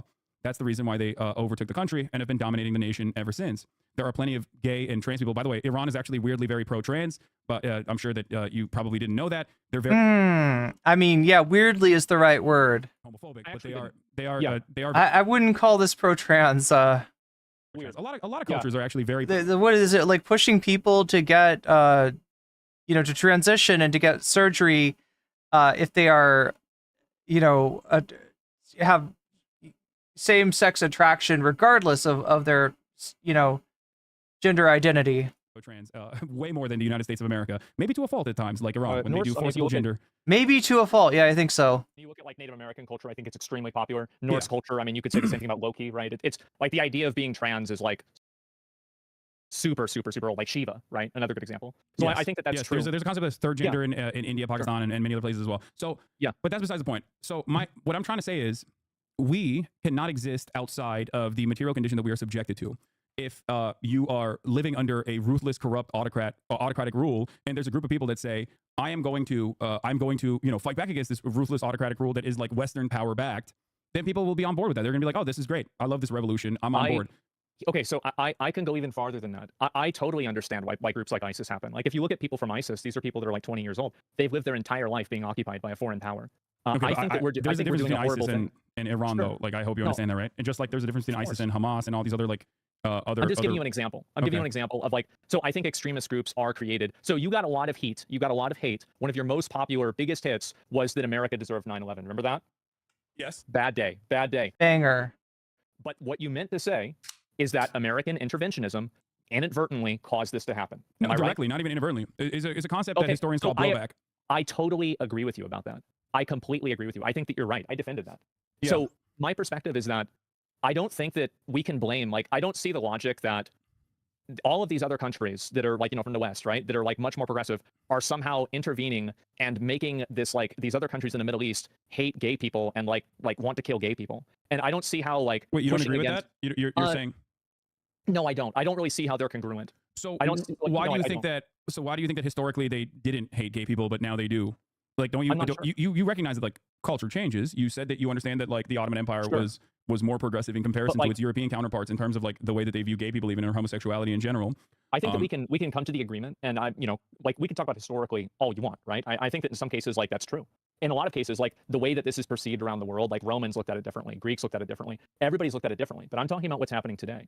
And if I'm looking at those cultures today, those are cultures that are oppressing people. Like, does he even understand? Oh my gosh! Like, the United States, in our intervention, was behind. Like, when you talk about, extreme social conservative Islam, a lot of times you're talking about a phenomenon known as Wahhabism, right? There were schools constructed teaching, this fundamentalist version of Islam. The United States was involved in that. People based off of their identity. And well, right now the Palestinians don't have any structural governance to be able to do that regardless. So there is no. When people talk about Islam and the culture and the laws and the societies of it, right? It's always Saudi Arabia that people call to mind, and it's never like Indonesia, right? It's there is no like gay oppression happening in Gaza, because the only oppression that's happening in Gaza is that Israel's lighting them on fire with regular frequency. And we're paying for it. Yes. So in terms of like Islamist fundamentalism, right? Yeah. In terms of Islamist fundamentalism, or the way that like you perceive Palestinians as viewing gay people, there has never been an opportunity for Palestinian people to engage in queer liberation, because in the hierarchy of needs, the number one need for them is to stop Israel from killing them, is to stop Israel from dominating them since 1948. and even before then as well. But after Israel was formed in 1948, that has been the game for the most part. They have never had an opportunity to even think about queer liberation. If your house is on fire, you're not going to be spending a whole lot of time thinking about the color of your curtains, right? And that's what this is. There's a much larger problem at hand.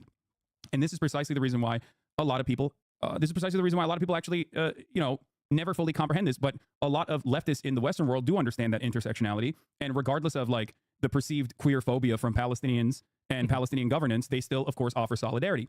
I said this earlier, and I think it's a take bear repeating.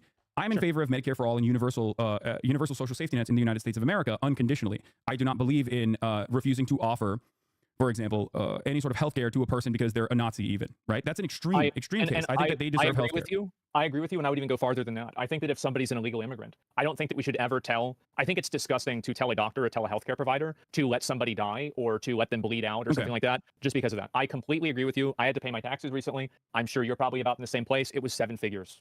And so I have no problem with that. I live in California. Is pretty significant. Yeah. It's but I don't care. Good. I don't mind that. I don't either. I used to be paying for people used to pay for my food stamps. Now I'm paying for somebody else's. And if they raise my taxes to pay for Medicare for all, I would be happy and I would vote for that. So if you understand that, right? So you recognize that. Would you say that like a religious enclave in Alabama, for example, deserves to be wiped out for their understanding of like gay people, like a white religious enclave in Alabama? Absolutely not. Okay. I don't think that they deserve to be wiped out, but I would not advocate for them. I would not look at that group and say this is a group of people that I support. So you can understand where the confusion comes from when you I can see that. That's why I wanted to. Yeah, sure, right, sure, and that's why I wanted to talk to you about it, right? Because I think that you and we had a conversation about this before, and I can very much easily empathize with Palestinians. Of course I can, but I don't think that it's entirely true that Palestine, didn't Palestine support Hitler? No, sure they did. No. This is what I hate about debate bros, right? Is that they can say something like a culture that believes in genocide and would enact it if it had the power does not deserve to be protected from genocide. I believe that's what Asmongold said, and yet when you get him on a debate, now he's trying to weasel. He's trying to do a weasel. No, what you're talking about is the British colonial British colonial occupation put forward a leader. Oftentimes in colonies, when you engage in like Mufti, and British Mandate Palestine was obviously a colony of the English, they will appoint a person into a position of power that is more acceptable to British needs and desires in the region to dominate the people. This is, history is riddled with examples such as this one. The Palestinian Grand Mufti was a singular person who went and linked up with Adolf Hitler and thought that he could coordinate with Adolf Hitler in terms of like ridding Palestine of the Jews. Having said that, however, 11,000 and that sounds pretty bad. It does. But when you realize that one, there were also Jewish militias, early Zionist militias that also sought out Adolf Hitler's help and tried to coordinate with Adolf Hitler. You understand that this has no bearing on an entire people and what their actual attitudes were. Not only that, but also 11,000 Palestinians actually fought alongside the Allied forces against Adolf Hitler. So Palestinians, by far greater numbers, actually fought against Adolf Hitler than the one British occupation guy that actually linked up with Adolf Hitler. It's actually a common historic Holocaust revisionist talking point that Israeli Prime Minister Benjamin Netanyahu once famously utilized as well, where he falsely claimed that Adolf Hitler did not want to kill the Jews until he talked to the Palestinian Grand Mufti, who gave him the idea of killing the Jews and doing the final solution. This was such a gross historical revisionist talking point that obviously the entirety of Israeli society actually criticized Benjamin Netanyahu for saying such a ridiculous... Gavi says he's not doing the weasel, he's doing the weave. The Jews, though, right? Yeah, but it's a singular person that has no bearing on real Palestinian existence, especially when much larger numbers of Palestinians fought alongside the Allied forces, right? I think that it definitely does matter if a figurehead of a country is supporting Hitler. I think not a figurehead of a country, though. It's the figurehead. It's an appointed person and that that's has no bearing. And for example, don't you feel like it's a bit unfair for you to attribute every instance of bigotry and bad behavior to being the West's fault? No, I think I have a very realistic. I have a very realistic and materialist analysis of these sorts of things, where I think that people don't have time to fight for gay liberation when, like I said, they're too busy trying to literally rebuild their homes after it's bombed, especially by a force that doesn't have like automatic heat-seeking missiles that avoid gay people. You know what I mean? They're killing gay people and trans people in Gaza every fucking day. Like there is no, like, gay liberation is not a real conversation here. It's just a mere talking point that a lot of people who defend Israel, not saying you do, but a lot of people who defend Israel try to repackage Israel's violence and contextualize it and make it seem more appropriate to an American audience that is sometimes pro-gay and pro-queer. It rarely ever works. A lot of queer people still don't give a shit. They're like, I don't care. Just stop killing these people is their attitude. So Oh, yeah. that's it. That's the reality of the matter, is that once Palestine is liberated, then they can have this conversation internally. But right now, Western forces are allowing the death and destruction of this people to continue. What do you think the odds are that after this stops happening, that the Palestinians are going to get together and say that it's okay to be gay? I don't know, because I can't even imagine a world where this death and destruction isn't constant. But I would say that just like in the United States of America, you know, people inevitably evolved, inevitably fought back, and what do you think? I've actually created got a really good an question. environment for Yeah, Hasan is maybe too nice here. Yeah, I wonder, right? I mean, I gotta be honest. I don't really understand like the power relations of Twitch, right? But I do know that Hasan is in a pretty strong place. He's, you know, probably the biggest leftist content creator, or sorry, the biggest leftist streamer at the very least, you know, that exists. But yeah, I wonder why that is, because like I do get the feeling that Hasan is like, I guess diplomatic is the word that comes to mind. Asmon seems to say things to placate in conversations like this, but it's what you spend your time focusing on when your influence, what your influence tends towards that shows your actual views. Yeah. If he talks to his chat differently, then, you know, what does any of this matter? The current president of Israel is the grandson of the British Empire's occupation of Ireland, appointed chief rabbi of Ireland. Fun fact, the Jewish community in Ireland did not recognize him. queer liberation, even though to this day, there are still a shit ton of problems that especially trans people experience on a regular basis. Oh, I mean, to me, I'm sure you're on Twitter probably more than I am. I'm not. And so, really? Yeah, I deleted it off my phone. I rarely go on it unless I'm live. Nick did the same thing. That's crazy. Wow. Okay. Well, okay. I'm on Twitter a lot. How much more racist do you think that it's gotten, and like homophobic do you think it's gotten in the last like 2 years? I think it's like 500x, right? Yes. Like it's insane. It's crazy, and I think that it's just it just keeps getting worse too. And I'm curious, like, kind of what your viewpoint is, because we're talking about like kind of how like these different cultures are accepting people, and like now, what do you think about like Saudi Arabia and like the way that they're like, I guess, effectively sports washing things? I think that's the term that's being used a lot, right, with like esports, etc. Like, what's your take on that? I think that Saudi Arabia is also a religious theocracy that is simply trying to moderate their viewpoint in an effort to become more accepted by Western culture and bring in Western capital into the country. Ultimately, if they did become a queer safe haven, for example, overnight, there's still plenty of issues in Saudi society in terms of utilizing slave labor, in terms of death and destruction that befalls like indigenous populations in areas where they want to do building projects. And beyond that, there is the whole genocide in Yemen. A lot of these things can be solved inevitably. And there was some initiative from China that brought Iran and Saudi Arabia to the table to stop the destruction of Yemen, for example. That was relatively successful pre-October 7. But like, there are a shit ton of problems in Saudi Arabia still. Having said that, recently they just let women drive. Yes. Very recently. Yeah. Yes. No, a lot of the things that that people who use this kind of sentiment against Palestinians oftentimes will overlook Saudi Arabia or other Gulf states that have the exact same rules and restrictions. But once again, this is more so about allowing right-wing sentiment to fester and dominate a society. There are plenty of members in the Israeli Knesset, for example, that also don't want women to learn how to fucking read and write. It's so bad. Like, absolutely. You're completely right. And there are plenty of people in America who feel similar ways as well. I've been hearing a lot of bad things about women being able to vote. Yes. Ooh. Gain more prominence. Brady says, a bit reminiscent of Hasan's convo with Ethan Klein. Yeah, I think so, Brady. In society, as society becomes. And what's funny is that like that one started off, you know, very diplomatic, very respectful, and did not end that way. I mean, I guess it could have been worse, but some of these people end up gaining more prominence in society, and slowly but surely they try to reorient society to their own desires. That's the reason why a lot of people fight back against this sort of thing. Okay? That's the reason why a lot of people fight back. Gay people, queer people, people who are aligned with them fight back against this sort of sentiment in an effort to make sure that it never turns into a society that does this kind of thing to gay people, queer people in general. So does it again? Well, we used to do it for a long time. I mean, gay marriage being legal is very, very recent. Yes. And it's already... I totally support that. Yeah.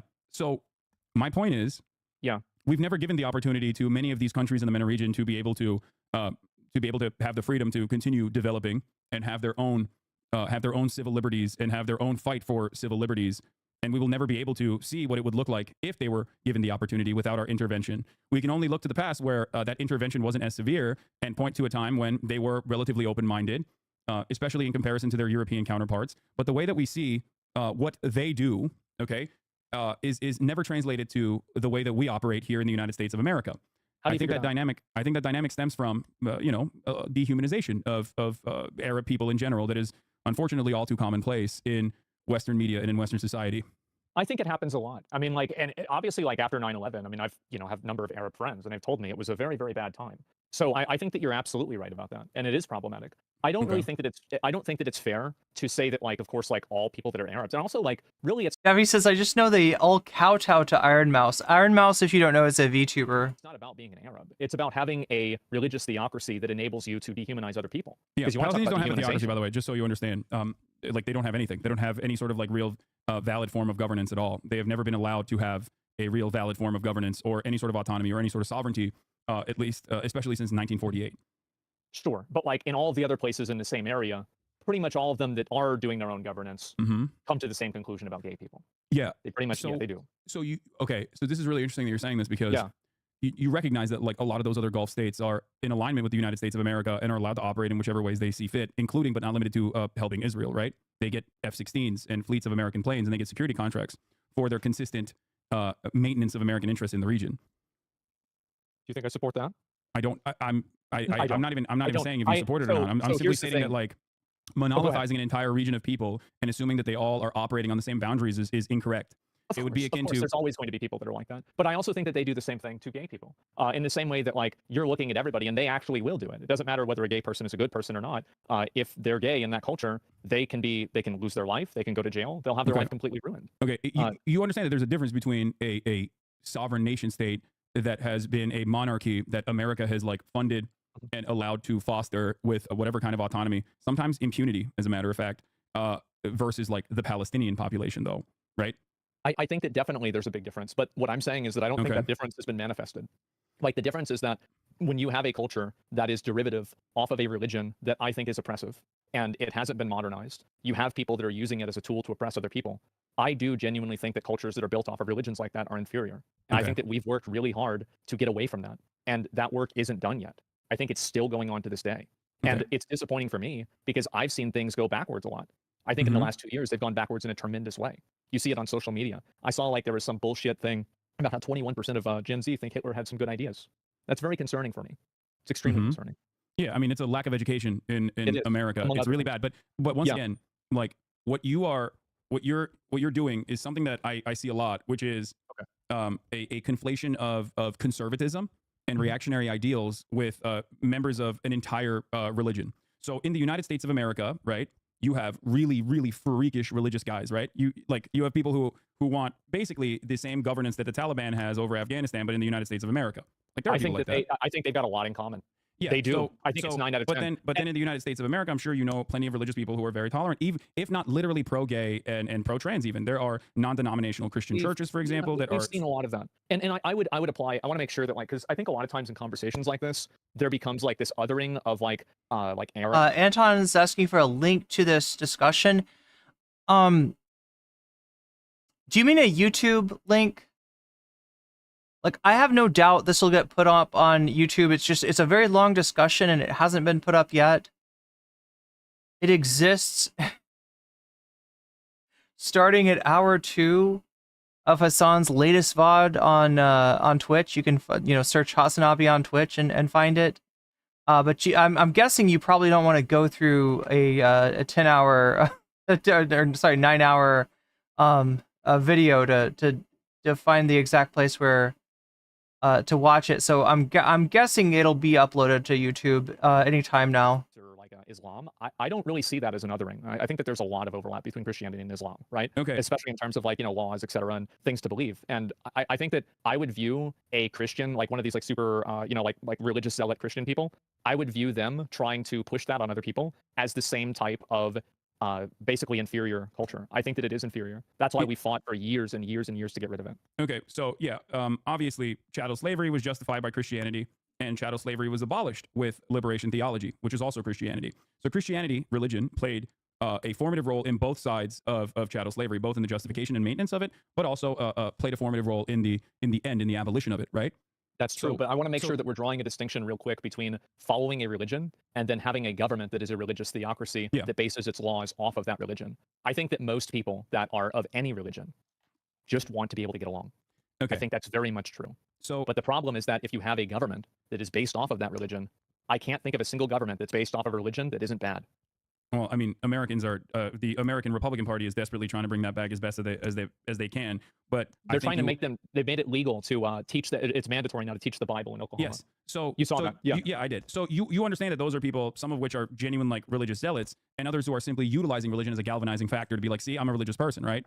Like, I think people have different aspirations. Like people have different motivations for why they advocate for certain things. Okay. So that very I think same that's principle, very common. That people use religion as a tool to like kind of enable that type of behavior. Great. So this here. Yeah, I just looked again. It's still not up on YouTube. Lies the problem. That very same principle exists in the Muslim world, which is endlessly diverse, and there are, it's the fastest growing religion. It is. I think it might have actually overtaken Christianity in terms of numbers. And it's 1.6 billion now. That's and yes, and religious governance differs. Hey, my question though is, have our likes overtaken the number of viewers on YouTube, right? How are we doing as far as likes? Country to country. I'm Turkish. I always forget to mention that. A country that is nowhere near as fundamentalist. It's supposed to be secular. Obviously, Recep Tayyip Erdogan is very similar to Donald Trump in terms of how he utilized Islam to make himself to give himself a more prominent role in Turkish society. Was able to both bastardize religion and also simultaneously use it for social repression, social oppression, and cultural repression in general. So I personally understand I've withstood the direct consequences of that, of a society being redesigned.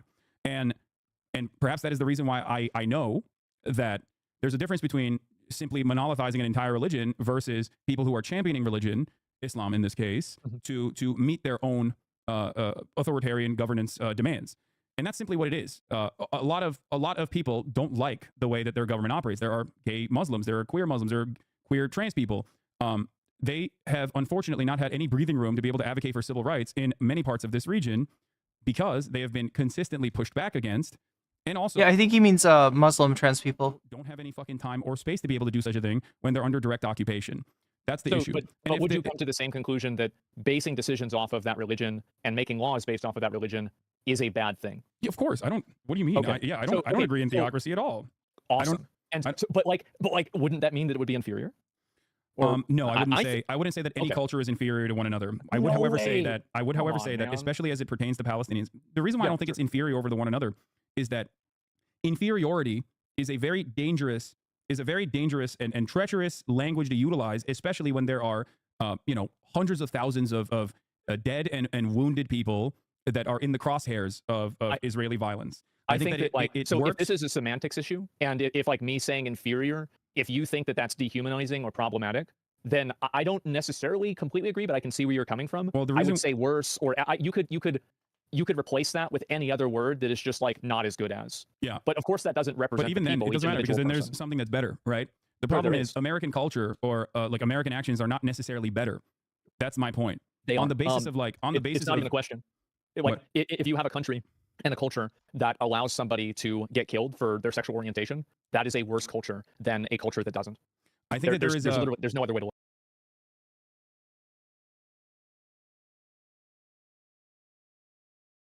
Look, I mean, the best you can say about the U.S. is the laws don't allow people to get killed for their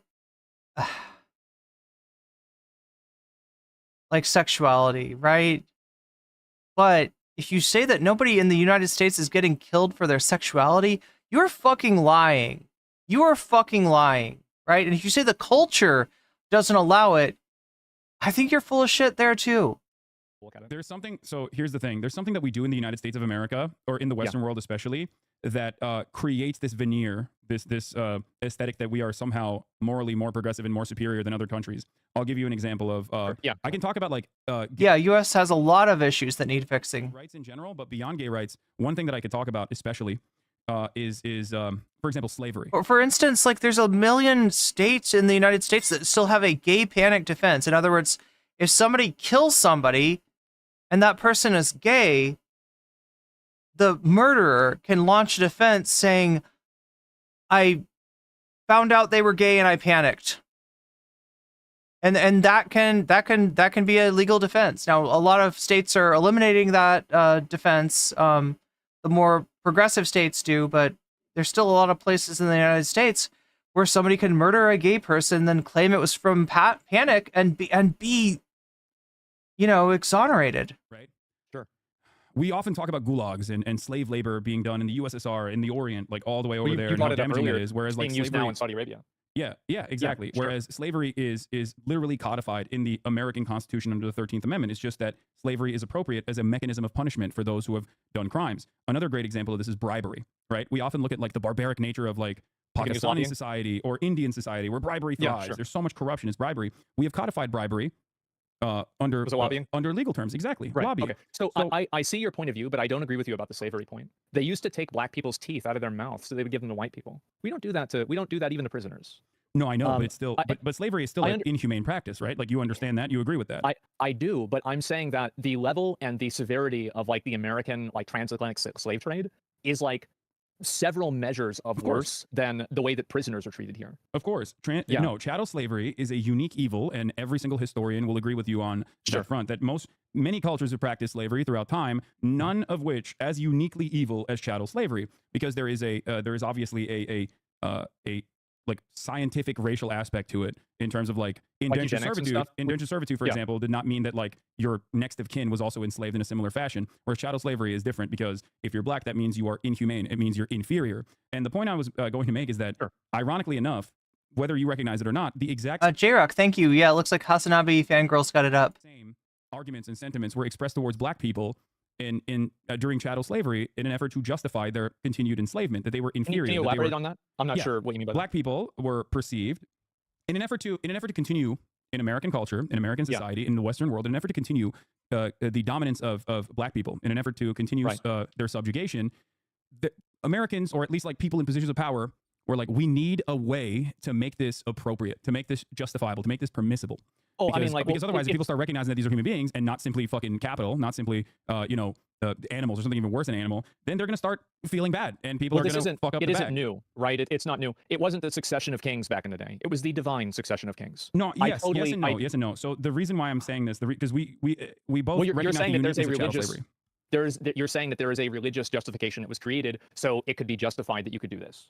I'm not even talking about the religious justification. No, I'm talking about scientific. Like a moral one? Scientific justification. Like eugenics. Yes, eugenics, which is now seen as a false science, as pseudoscience that was specifically created and designed in an effort to look at this racialized form of violence and justify it. And in that process at the time, or rather, the reason why they went to that justification was because, you know, if they were to do this on religious boundaries or on ethnic boundaries, as they had done previously in previous societies, whether it be like the Romans or the Greeks or any other form of like indentured servitude that was practiced in other cultures and other civilizations, you could not engage in the continued dominance of black people that way, because what if they become Christian, right? Or when you bring black people here, they learn the culture, they can they can integrate into society inevitably.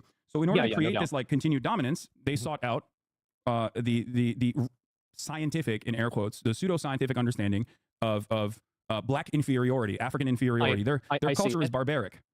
I think, are you trying to draw a parallel between like the eugenics argument for like subjugating black people and my argument for saying that like the like a religious theocracy is inferior? Is that kind of like where you're going? You didn't say religious theocracy was inferior. Now they're a freaking communist invading radical. You said Palestinian culture was inferior.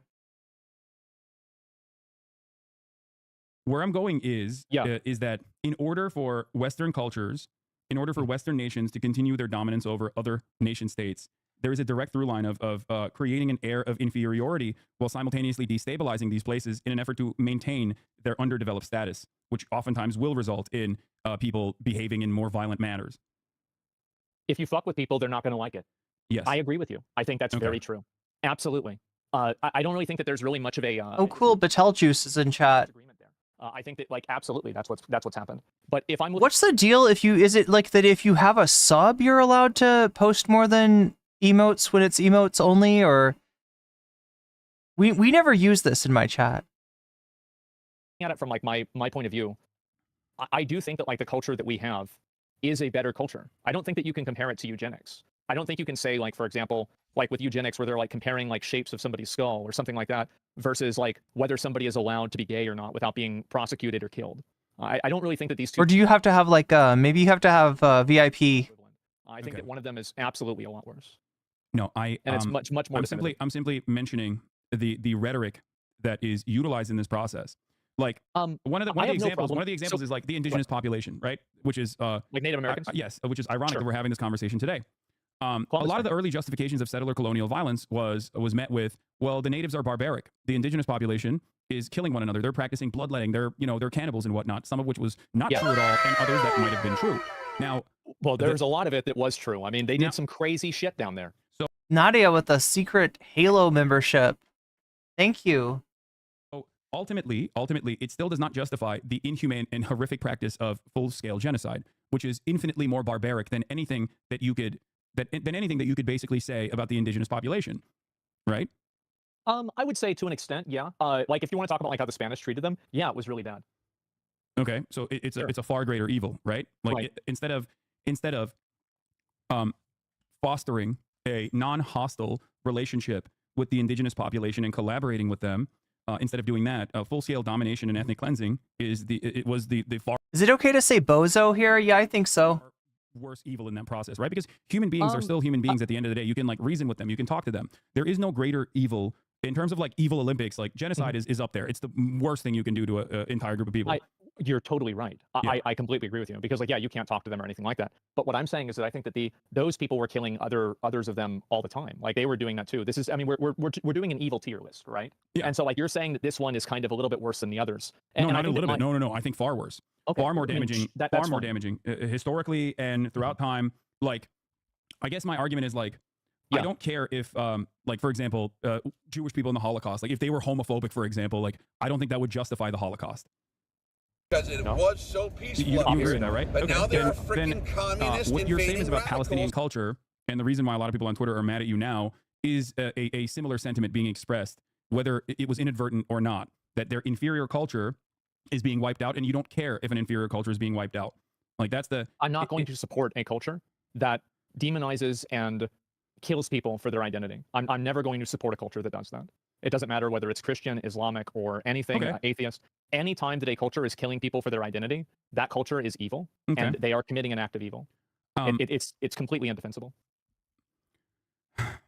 Well, you know, I think that there are some issues with that sentiment, especially when you compare, for example, what the American government did in World War II. We support the Allied forces. We root for easy company, as my friend Felix Biederman always says, regardless of how America was segregated at the time, an incredibly unfair and inhumane practice, right? Americans were not exactly woke on gay people at the time. Americans were not exactly woke on black people at the time. There were horrifying things that we did to black soldiers in the aftermath of World War II, as a matter of fact. And we've gotten a lot better since then. But hold on. But ultimately, right, we still celebrate the Allied forces and their accomplishments in World War II, right? In defeating Adolf Hitler and liberating these concentration camps.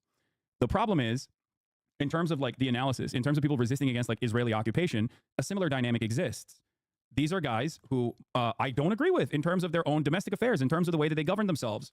But the problem is, they don't have, like, there is no opportunity for normal Palestinian civilians to go out and take it to the streets and like fight back against their own governments to be able to get to that point in terms of civil liberties for queer people. They've never had that opportunity. So I see it in the same exact way. Like I ride for easy company, and I think that I'm not going to sit here and criticize people resisting against the Israeli apartheid for that same exact reason, because it's a far greater evil than anything that people could potentially do. Genocide is the thing. It's the worst possible thing you can do to an entire population. But they would be doing the genocide to people based off of their identity. No, you can't imagine that, is what I'm saying. You can't and you can't point to Saudi Arabia as a reason for why you think they would, especially when historically they haven't. And beyond that, there's never been an opportunity for them to be. Again, chat, sorry for being quiet through so much of this. It's just a very long debate, and I know that the more I pause it, the longer it'll take to get through it. I don't even know if we're gonna get through all of it, but yeah, like a chatter was saying earlier, these kind of debates, yeah, Trophy Mule, I think, was saying earlier, these kind of debates always end up being ridiculously long. Good faith debates in general tend to be really long. So we've done 45 minutes of this one so far. I've got it sped up to 1.5 to try to help us get through it. Also, let me check in with the poll and see what we got going on. Oh my gosh, it's a tie. What if Alt Hiss, CIA, and Ghost is tied with Hasanabi, Pod Save America at 32%. Crisis in Masculinity, that's the Andy Pants Gaming video at 25%. Remember, this is bonus content. If we get to 100% on our bonus goal, we get extra content. I'll stay on a little bit longer and watch one more segment with you. We're at 72% right now. That is what 28% from 100%. So and then what is the effect of the donation? So remember, if you donate to me, whether it's through getting yourself a membership, gifting memberships to others, whether you're doing a super chat or a super sticker, if you're signing up for Patreon or donating to buy a throne, or you are on Twitch, you know, either getting yourself a sub to get out of the top of the hour ad break coming up in another 35 minutes here, or gifting subs to other people to get them out of said ad break, you have the ability to let me know in chat which of these topics you want to see, and I will actually add your donation as a percentage to the topic of your choice. So, you know, what the poll's at right now, I'll add the donos, you know, percent, the whatever donations get made in the name of those things, I'll add that percentage to the topic, and you can change the outcome of the poll. You can also say Vox Populi if you want to reinforce the will of the chat, and that'll actually take points away from other donations. So right now, the only donation we got going is the people have donated for What If Alt Hist, and it looks like it's added 14%. So yeah, What If Alt Hist is ahead by 14% right now. So that's where we're at right now. If we hit 100% by the end of this debate, I will do another topic. And right now it looks like it might be What If Alt Hist, CIA, and Ghost. Remember, this is a bad YouTuber. This is a cringe YouTuber. This is a right-wing YouTuber that tries to pub himself up as a pseudo-intellectual and really just talks about ridiculous shit. And in this one, he's talking about the CIA contacting the spirit world. So we're in for a treat if that wins. We've also got Hasanabi talking to Pod Save America. That is the Pod Johns. I think specifically John Favreau is who Hasan talks to. That's in second place. Crisis of Masculinity. In third place, that is another cringe video by Andy Pants Gaming about why there isn't more masculinity in video games. And then the last choice, which nobody's voting for right now, is the What If Alt Hist video, Mouse Utopia. I put 2 What If Alt Hists on there just because I thought I was clever. Oh, did I get your dono for Throne? I guess I didn't hear the, you know, I wonder if had I stepped out when that played, when the, either that or the donos aren't like making sounds. Liberated so they could even fight back against, so that normal Palestinians could fight back against, like, you know, whatever kind of religious oppression that might come afterwards. So your perspective is that you think that if Israel wasn't doing this, that Palestine would, like, basically progress through these social issues in the same way that we have. I think all people, when they no longer are subjects of colonial oppression, will inevitably come to that recognition, just like Americans did, where there is more breathing room, where there's more of an opportunity for people to fight back, in that, like, work their way through those hierarchical needs. And yes, queer liberation is a part of that. Feminism is a part of that. Feminist movements are a part of that, and that's how societies are allowed to evolve and you know, become a different version of what they once were. The problem is there's never been an opportunity for them. Now, having said that, just like I talked about, you know, Easy Company and the Allied forces during World War II, like, you root for them against Adolf Hitler, right? Because Adolf Hitler was doing a genocide. Okay, legit. Does anybody understand? Can somebody explain the Easy Company thing to me? And that's the same principle here for the Palestinian liberation, is that regardless of what their attitude is, regardless of what their cultural attitude might be, the governance specifically, because Hamas in and of itself is an Islamist fundamentalist organization that has evolved throughout the years. But having said that, it is still, you know, they're definitely guys who maybe I don't see the world in the same ways with, and don't agree with their form of, like, internal governance. But I'm not going to spend a lot of time on that because their primary, what? Yeah, it's pretty bad though. Yeah, I mean, yeah, you know, I don't agree with Hasan 100% of the time. And the reason why I don't spend a lot of time and emphasis on that is because their primary role for existence in general. There's definitely a lot worse people out there. But yeah, it's as Palestinian statehood has evolved, or the Palestinian emancipation. There's so few like good leftist content creators, unfortunately. Movement has evolved over the course of 76 years. They have become the only party that is ready to resist against the Israeli settler colonial occupation. So that's my analysis there. It's that it's not going to stop. Palestinian people are going to continue to be mercilessly and ruthlessly dominated by the Israeli apartheid as they have historically. And I'm not going to fault and find ways in which, like, I'm not going to spend a lot of time on the disagreements that I have with either their tactics or even the way that they would potentially govern themselves, because I think it bears no basis in the grander scheme of things. I do criticize the tactics, especially like, I mean, are those Zen cans? God damn, that's a lot of Zen. Yeah, I can't relate. I honestly can't relate. Like, nicotine messes me up. Like, I can't handle nicotine.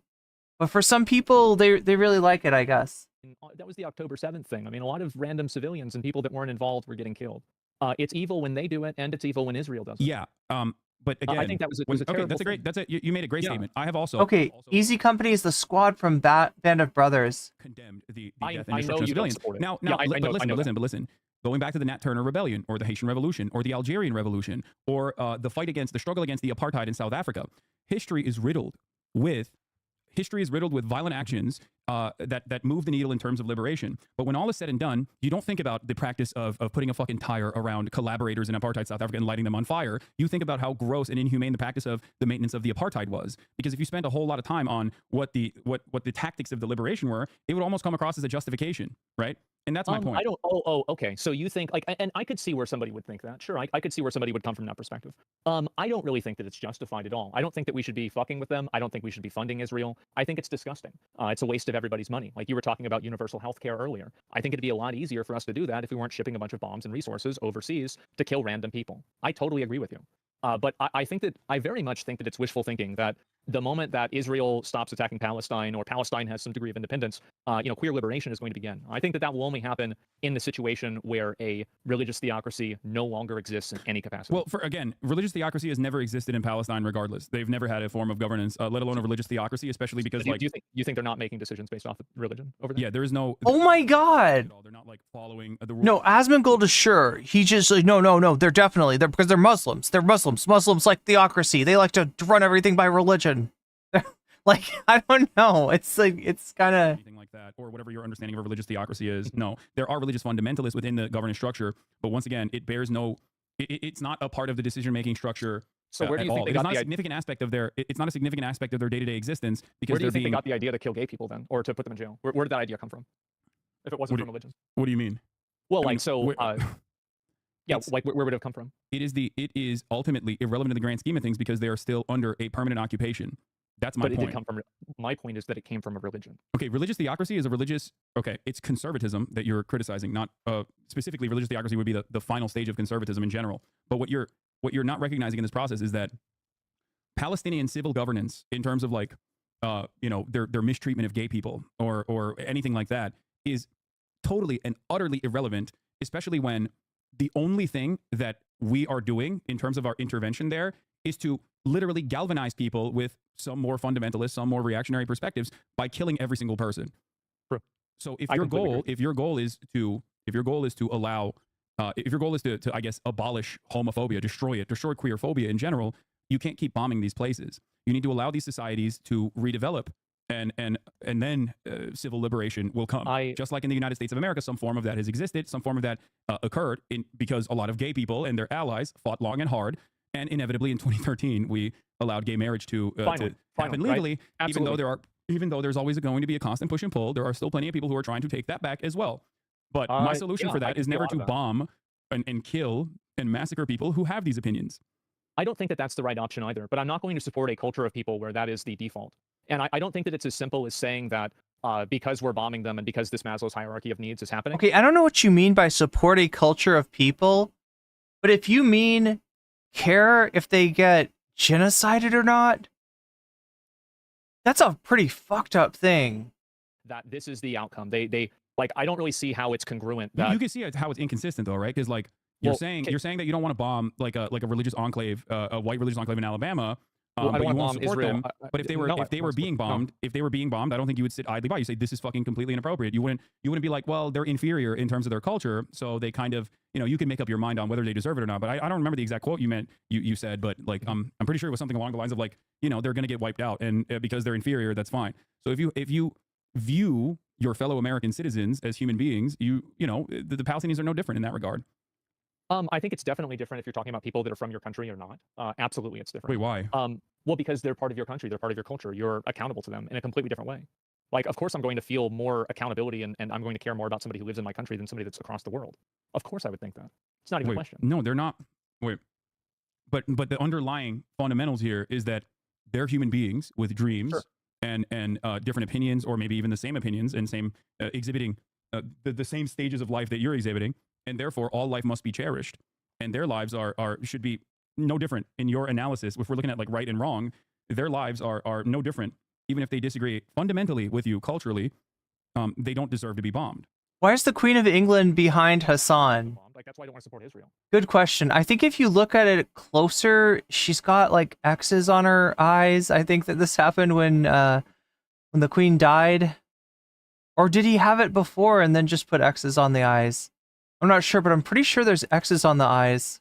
I don't want to have anything to do with it. I don't want to support this. Okay, Israel's still bombing them, and when you say one culture is inferior in the process of them being wiped out, saying that you're okay with them being wiped out and not saying that you support them makes it feel like you're fine with the way that things are unfolding. I don't want to involve and entangle the country in another issue like that. I don't want to be involved with it one way or another. Wonderful, wonderful, because the country's already involved in making sure that genocide happens. What did I do? No! Oh my god. Okay, wait, we're like right here, weren't we? Right here.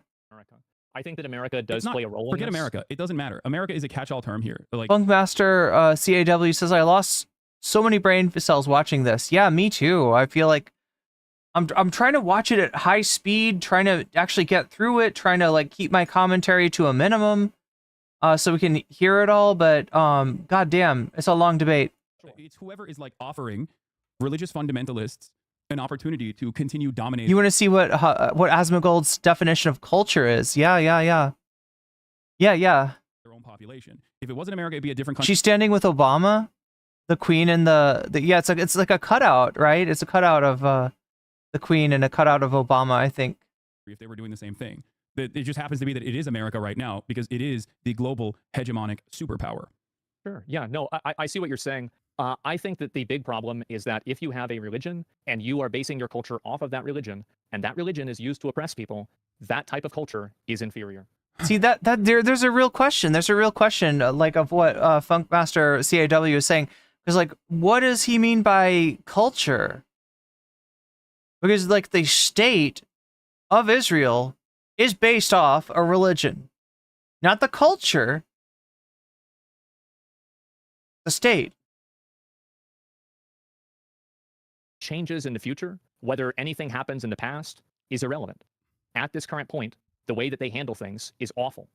Is absolutely but also again, we have to both recognize that like Palestinians are not handling anything but just a genocide right now. So there's You're completely right. Okay, so when you recognize that, and you talk about the barbaric nature or the immoral nature of like Palestinian existence without analyzing it within the framework of 76 I never years said that it was. I never said that it was barbaric or their existence. I said that their behavior and the way that they treat people is bad. It's extremely bad. It's inferior to ours. It's not a real thing at all. No, because it's not. You said they were inferior. When it is completely outside of the scope of Palestinians when they do not have any sort of sovereignty. I think you did use the term barbaric, if I'm not mistaken. But once again, well, the behavior is barbaric. The people are not, obviously, right? I mean, like, of course, every person that lives in a country does not have the same viewpoints, but the country as an entity, or any sort of group of people as an entity, does have this viewpoint. Okay, and the U.S. used to have this viewpoint too.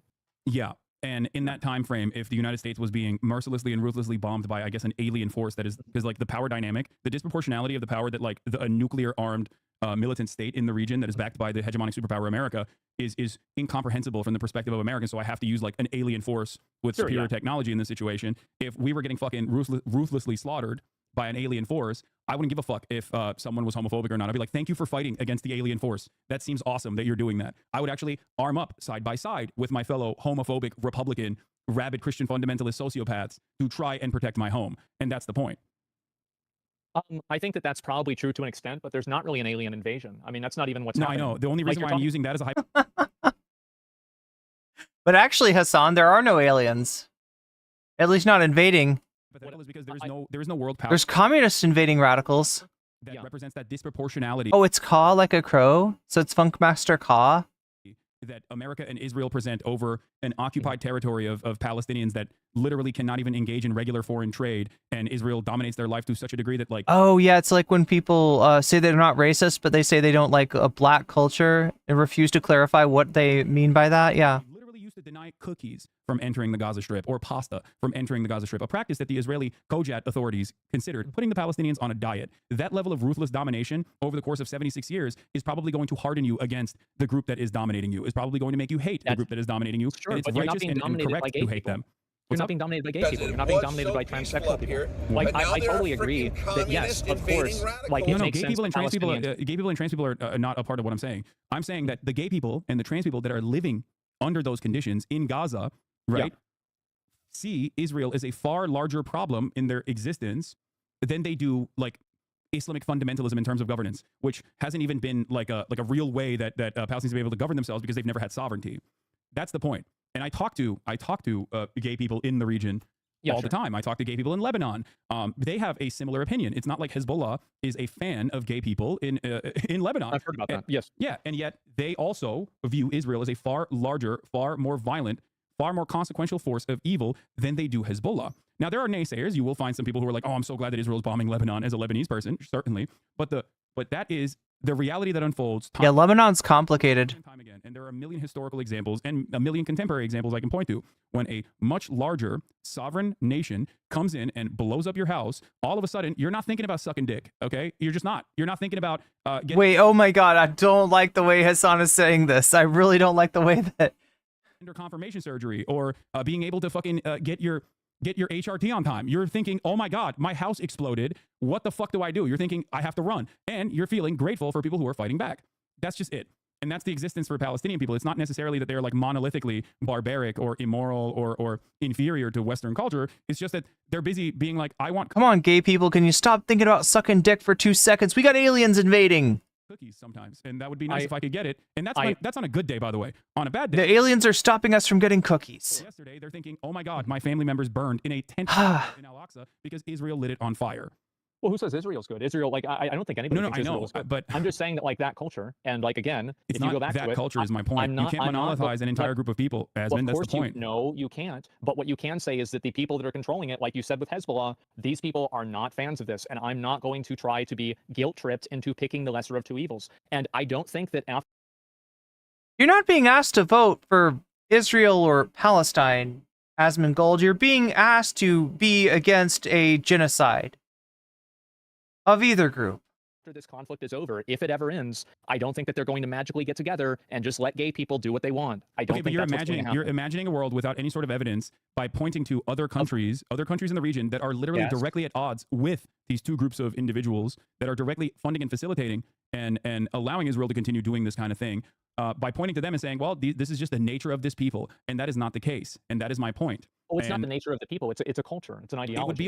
It would be like saying, sorry, America is an inferior culture circa 2013, or America is still an inferior culture when Trump inevitably wins in 2024. No. Implement some of the things that they wanted to implement. No. Openly stated that they want to fucking even revoke the Obergefell decision. Like, when that happens, I don't think you will say America is an inferior culture. I think you will say that there are a lot of religious fundamentalists that have overtaken this government and is now moving America in the wrong direction. And if you can understand that for your fellow citizens, I would say that. I would say that it would become inferior. Absolutely. Okay. And I think that if you compare our culture that we have now to 20 years ago, we are superior than we were 20 years ago. And I think that if you look at 40 years ago, it's even more the case. And I think it continues. Wait, it's... understand that. That's great. Okay. So it's 97, not 72. What am I missing? My point, however, is that now add on to that equation a military force that is so much more powerful that, like, there is no global current existing counter. Like, I can't say this about China.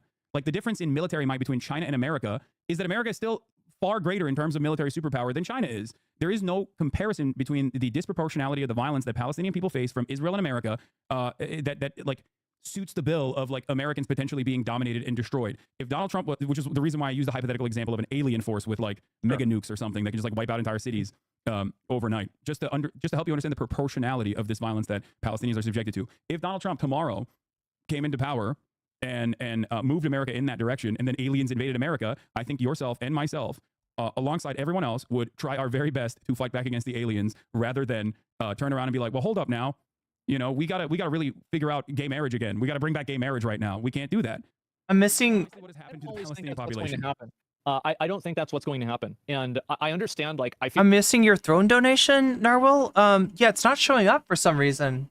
like you are very optimistic about this. I don't share that optimism. I'm not. I'm realistic, because it bears no basis. Like the cultural hangups at this moment are utterly irrelevant. Just like African tribes and their practices. I wonder why. Maybe homophobia or whatever the fuck people said at the time. Some of which was bad. true and some of which was not.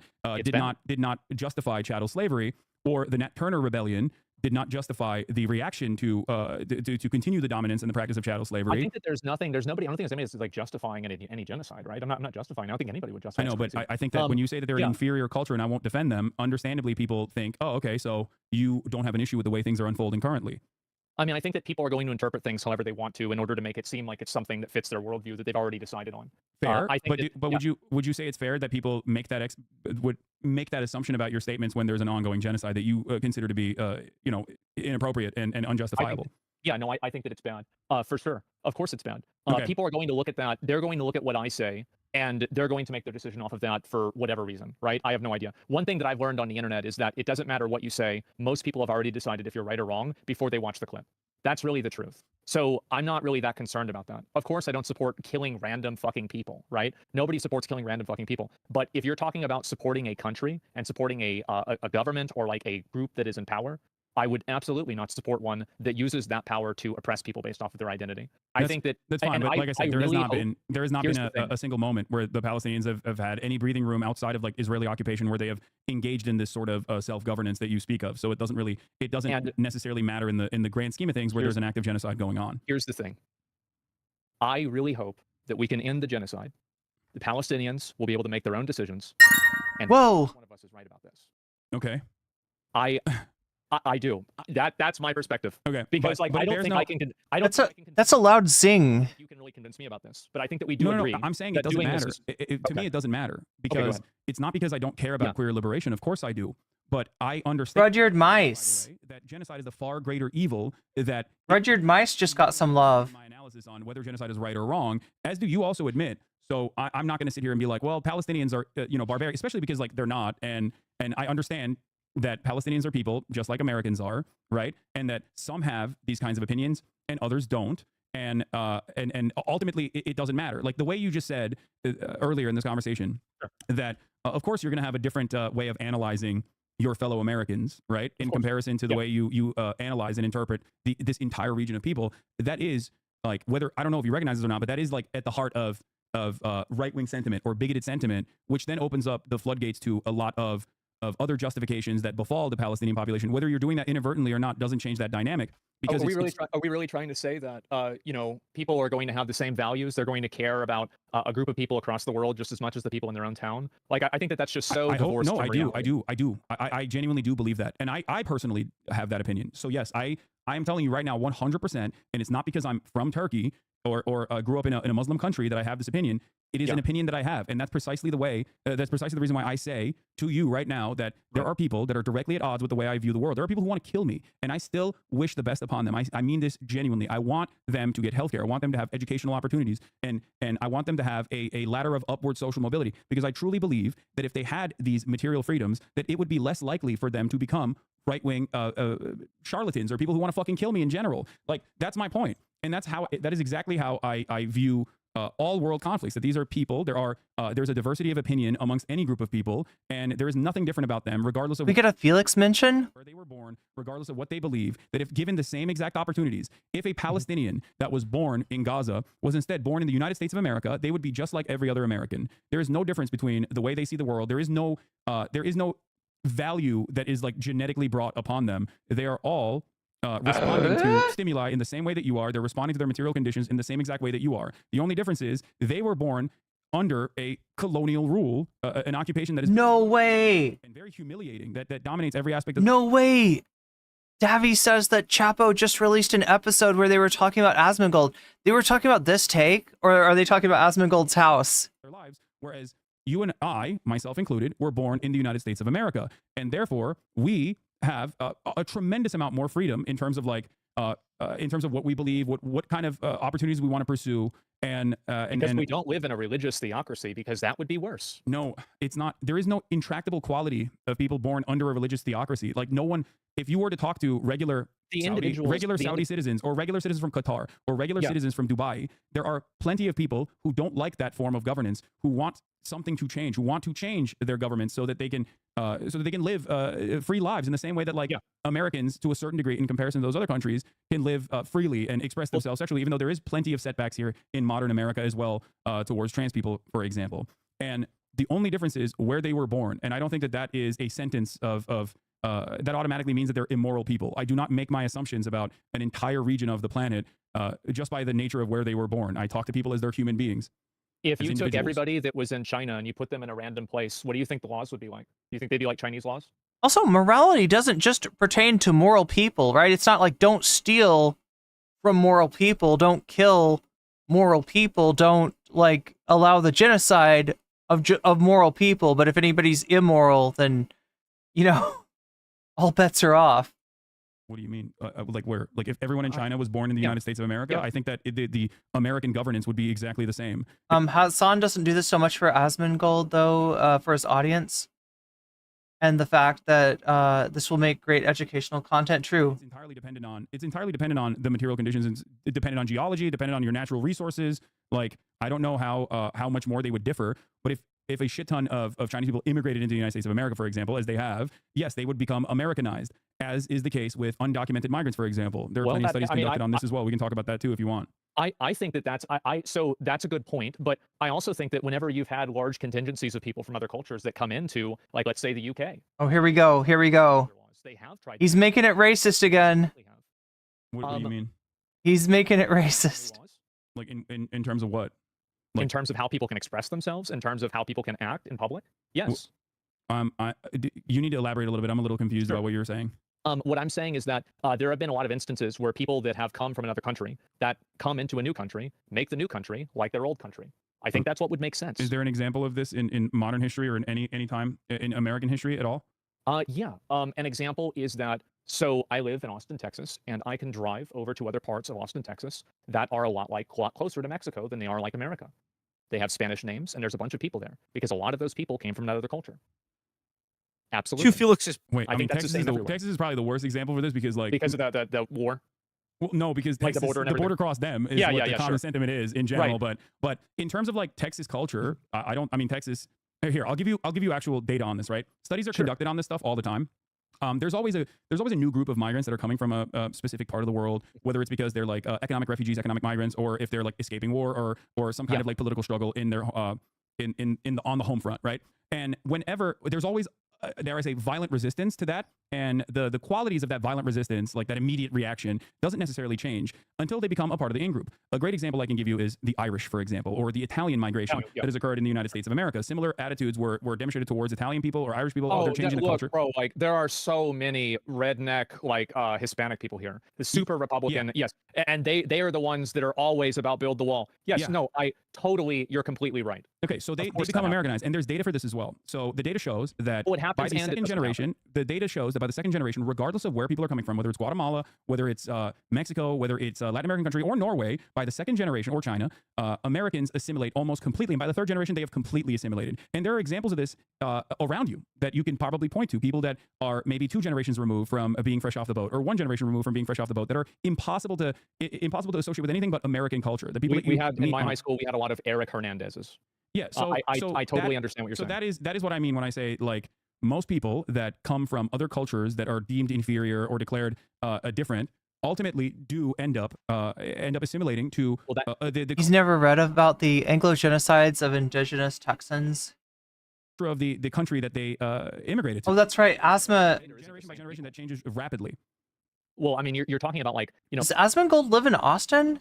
the way that one person is like 2 generations later. Of course, I'm not going to be like my grandfather. I'm sure you're not either. Yeah. Of course, people change over time. But Yeah, I'm so saying that if you take people from a culture, those are going to be their. Is this Asmongold's JonTron moment? I mean, look, there are some moments here where Asmongold sounds ghoulish to anyone listening. However, it's not how Hasan is treating him. And Destiny's debate with JonTron was very much like an exposition and a recognition of JonTron's racism. Their values. That is their values. Now, will that change over time based off of where they're at? Absolutely it will. Of course it will. But Okay. it's not like a switch. It's not some like switch like somebody just comes over somewhere and they're just completely different. Yeah, but ultimately, And so, second generation, it changes. So like their next of kin that is born on U.S. Yeah. soil with the same rights and same responsibilities, like ultimately exhibit the exact same outcomes regardless once they are firmly a part of the in-group. So ultimately, I guess that like kind of goes it kind of goes against the argument that you were presenting earlier that you also recognize, right? Like that these people, they come in and they are not monolithic. Okay, they are not monolithic in their understanding of the world at all. And while there might be some cultural differences, ultimately, nothing like inferior or superior to one another. I don't. no, I don't personally know engage about in that. I don't know about that. I think that there are differences that are inferior and superior. It's not even a question. I don't think that people are. I don't think that people are impossible to change. That is not something that I believe. But having to change them implies that they should change. I And don't think that's people, what I'm saying. Yes, I think that something should I think that in change. terms of inferior. Yeah, and I'm trying to understand. Yeah, Vamp says Asmongold showing his Farage colors. Yikes. I'm trying to understand where this stuff comes from, right? Because I don't get a feeling that Asmongold is a super, like, curious dude, like, looking up news from around the world. I get the feeling that maybe he knows a lot of people from different places, and he hears their perspective on things, and maybe he takes it at kind of face value. So I'm wondering where these ideas come from. Inferiority, I wouldn't necessarily say cultural inferiority. I'd say conservatism. That's the way I view the world. Like from my perspective, I think that a lot of the things that people point to, a lot of the issues that people point to, actually is just simply conservatism being repackaged as like an intractable quality of a different culture. Okay, let me ask you this question. Do you think that we'd be having this conversation if I said conservatism instead? Because like obviously like a lot of people are upset about it. Because it's an entirely different thing. Because conservatism can change. People can change their minds. People can change their attitudes. But people cannot change their like the way that they're analyzed by the in-group that is the dominant group in power. If they're being analyzed as like an intractable, inalienable group of like a force almost that is like completely monolithic.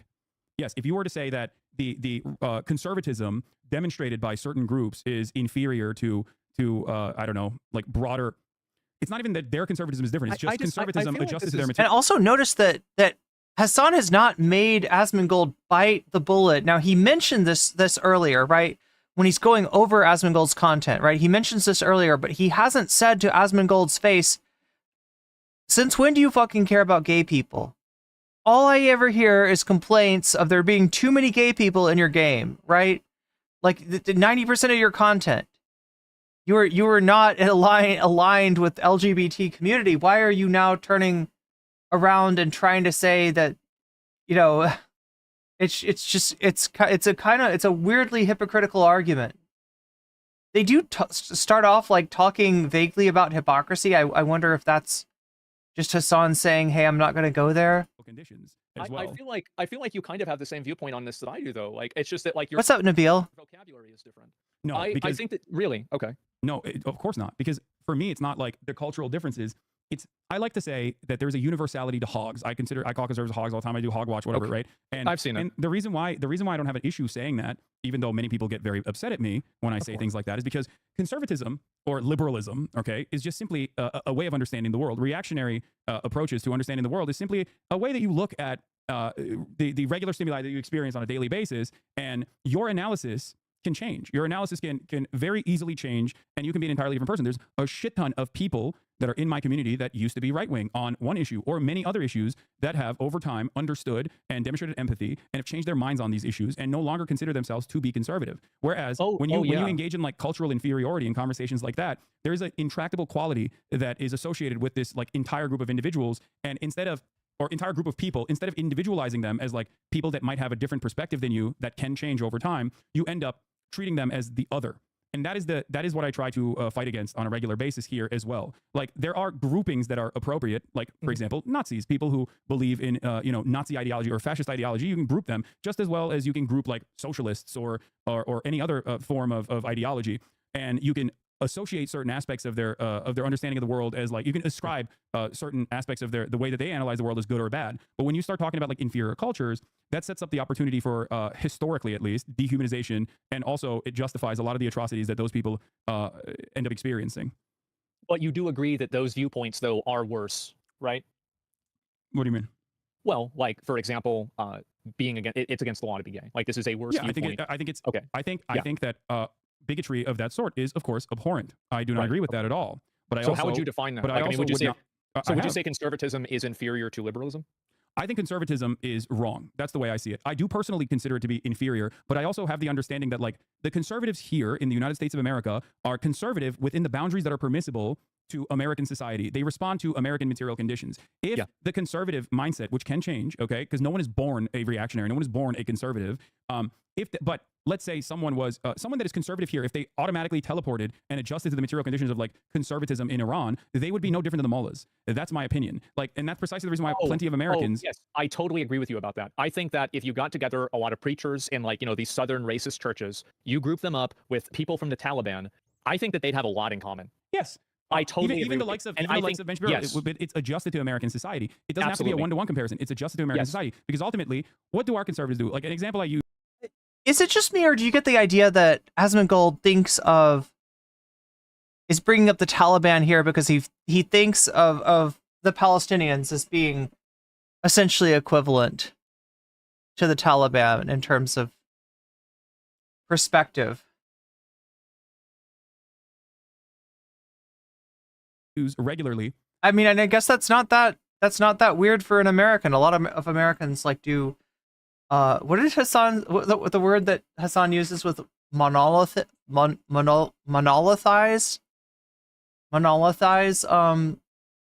the Muslim world.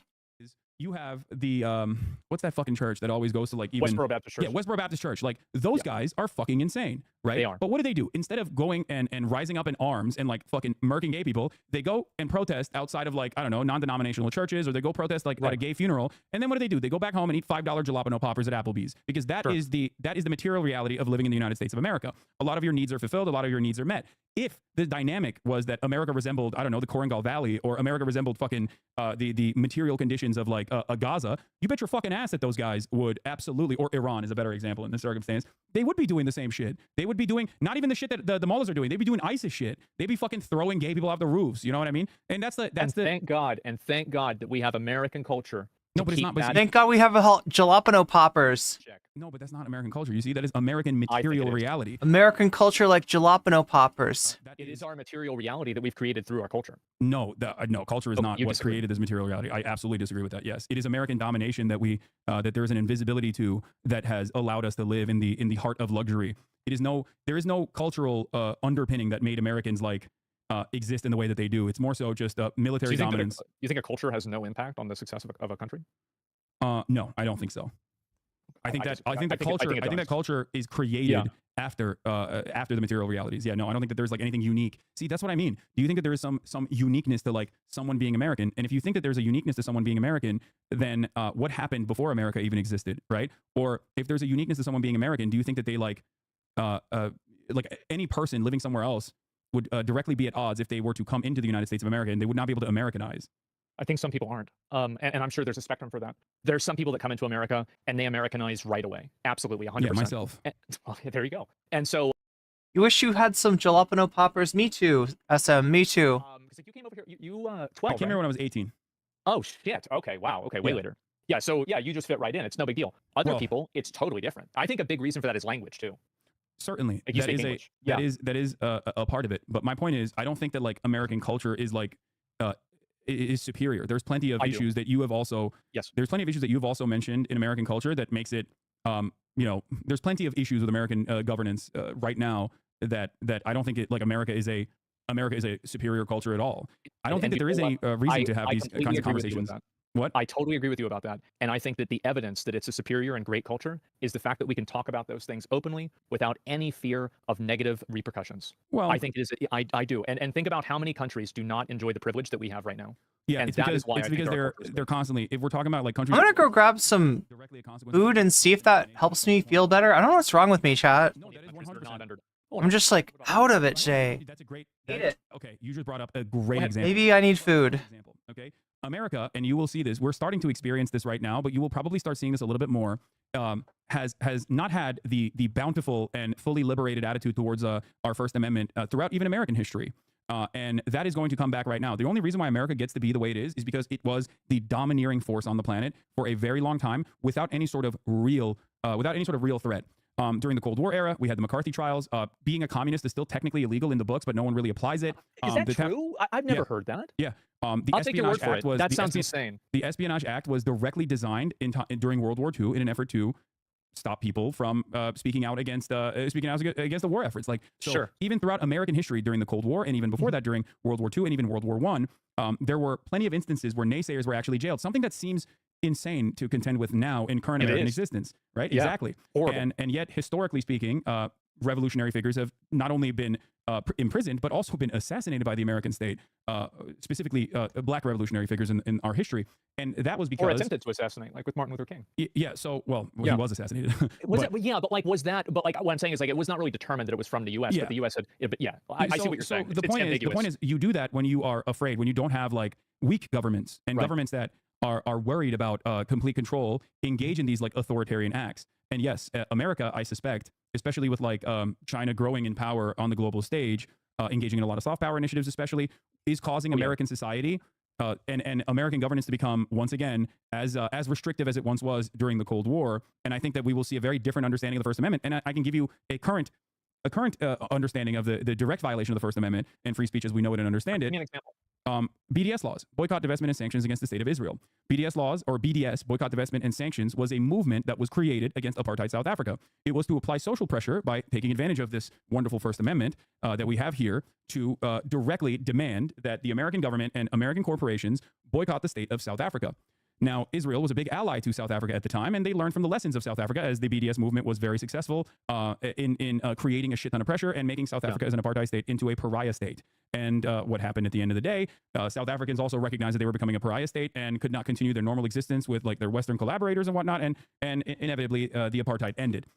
Israel learned that lesson and decided to lobby the American government and lobby American Congress and write direct laws that are in contravention with the First. I think I'm sick or something, Chad. I'm gonna try to eat an orange, see if I feel better. Amendment in 32 states right now in the United States. Oranges cure everything. And if you want to be a public school teacher, you have to sign a piece of paper, at least now. I don't know if you have any family members that are school teachers. You have to sign a piece of paper that says you will never participate in boycotting or demanding sanctions or demanding divestment from the state of Israel. Holy fuck, are you kidding me? Yes. Oh my God, what a joke. I've never heard that. That's so fucking stupid. So that paired up with the new... Here's the thing. Here's the thing, though. Hasan's going to tell Asmon this. He's going to be like, oh my God, that's ridiculous. I can't believe that's a thing. Wow, that really sucks. And then the next time that Asmongold's talking to somebody, who's, super on the pro-Israel thing, they're going to justify it.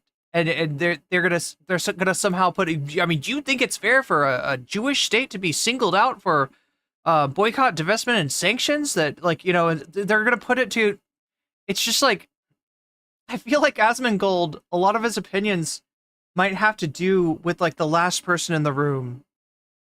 I'm not trying to. I don't know.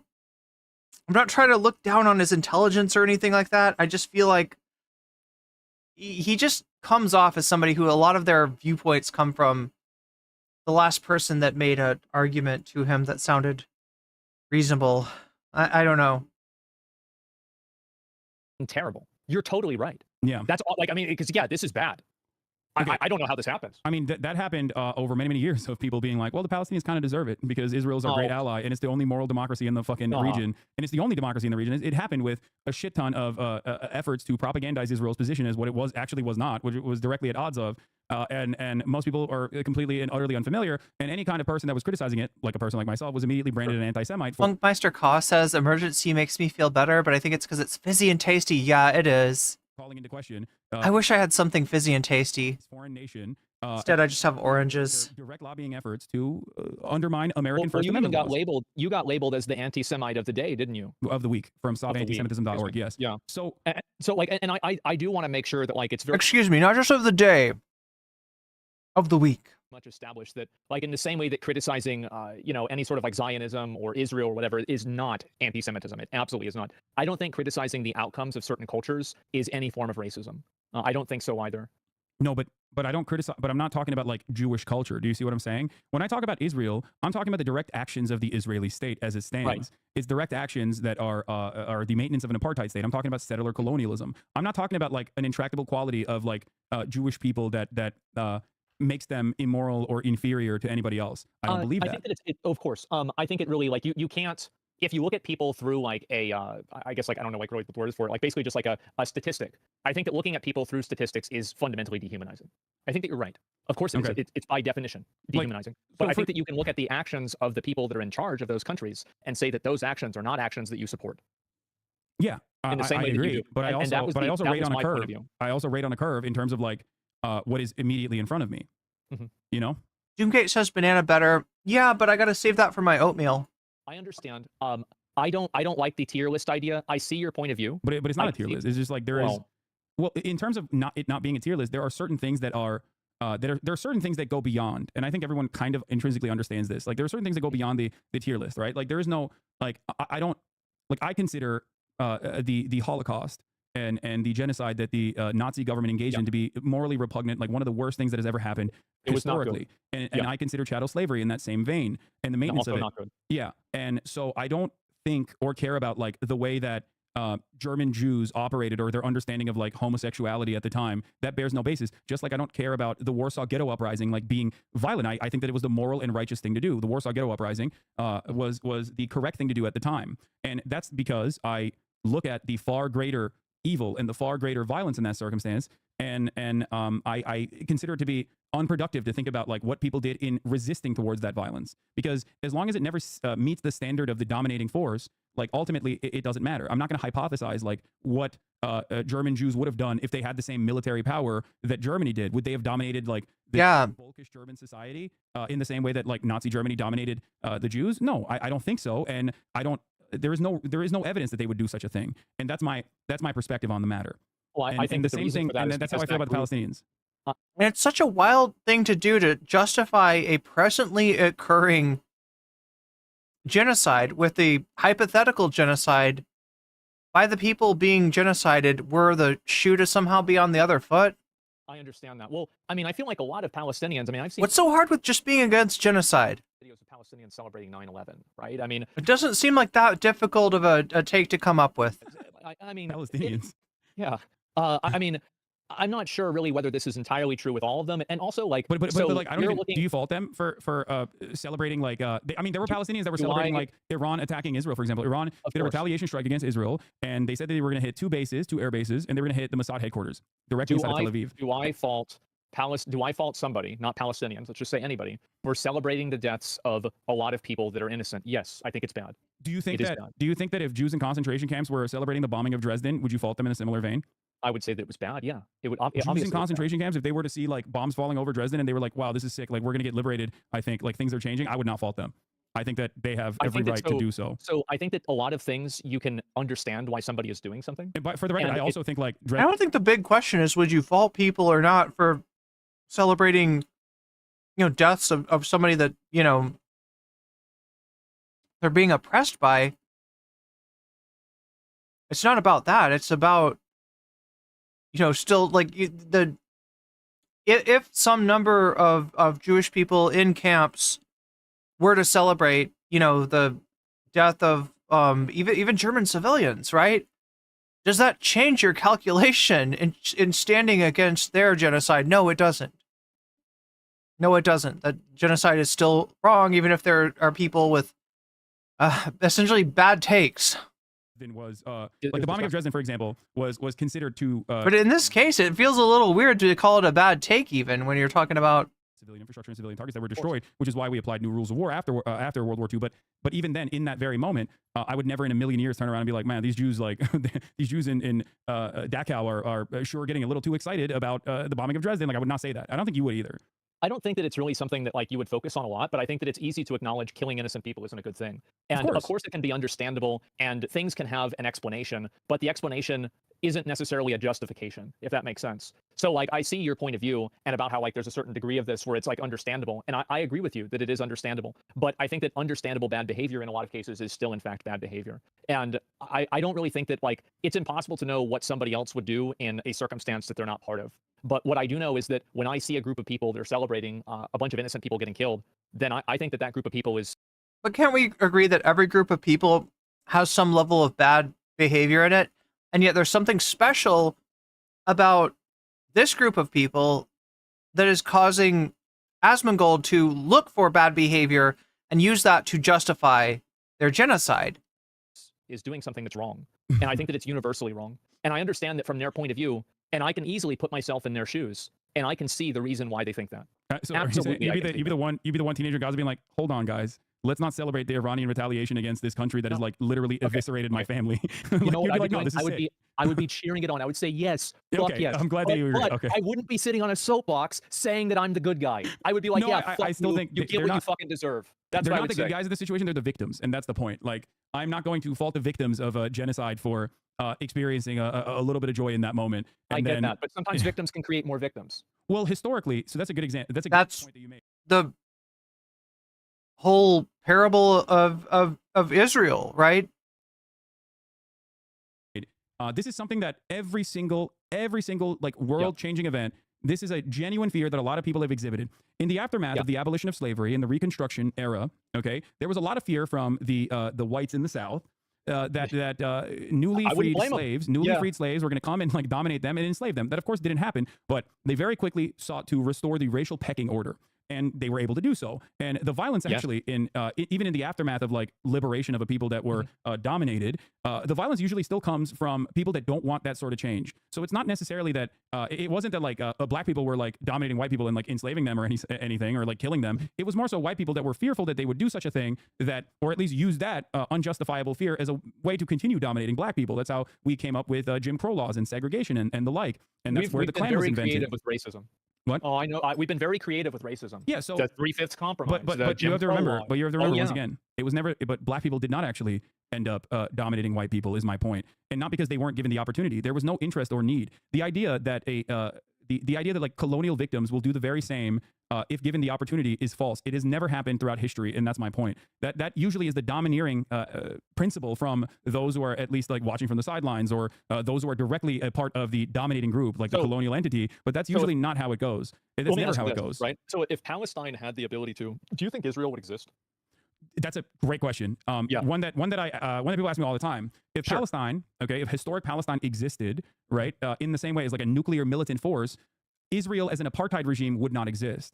Israel would have never been able to dominate and occupy Palestinian villages and wipe out Palestinians, and that there is no like the dynamic would be so different that so where would the dynamic would be so different that like the notion that Palestinians would wipe out Israel is silly. Like it's not.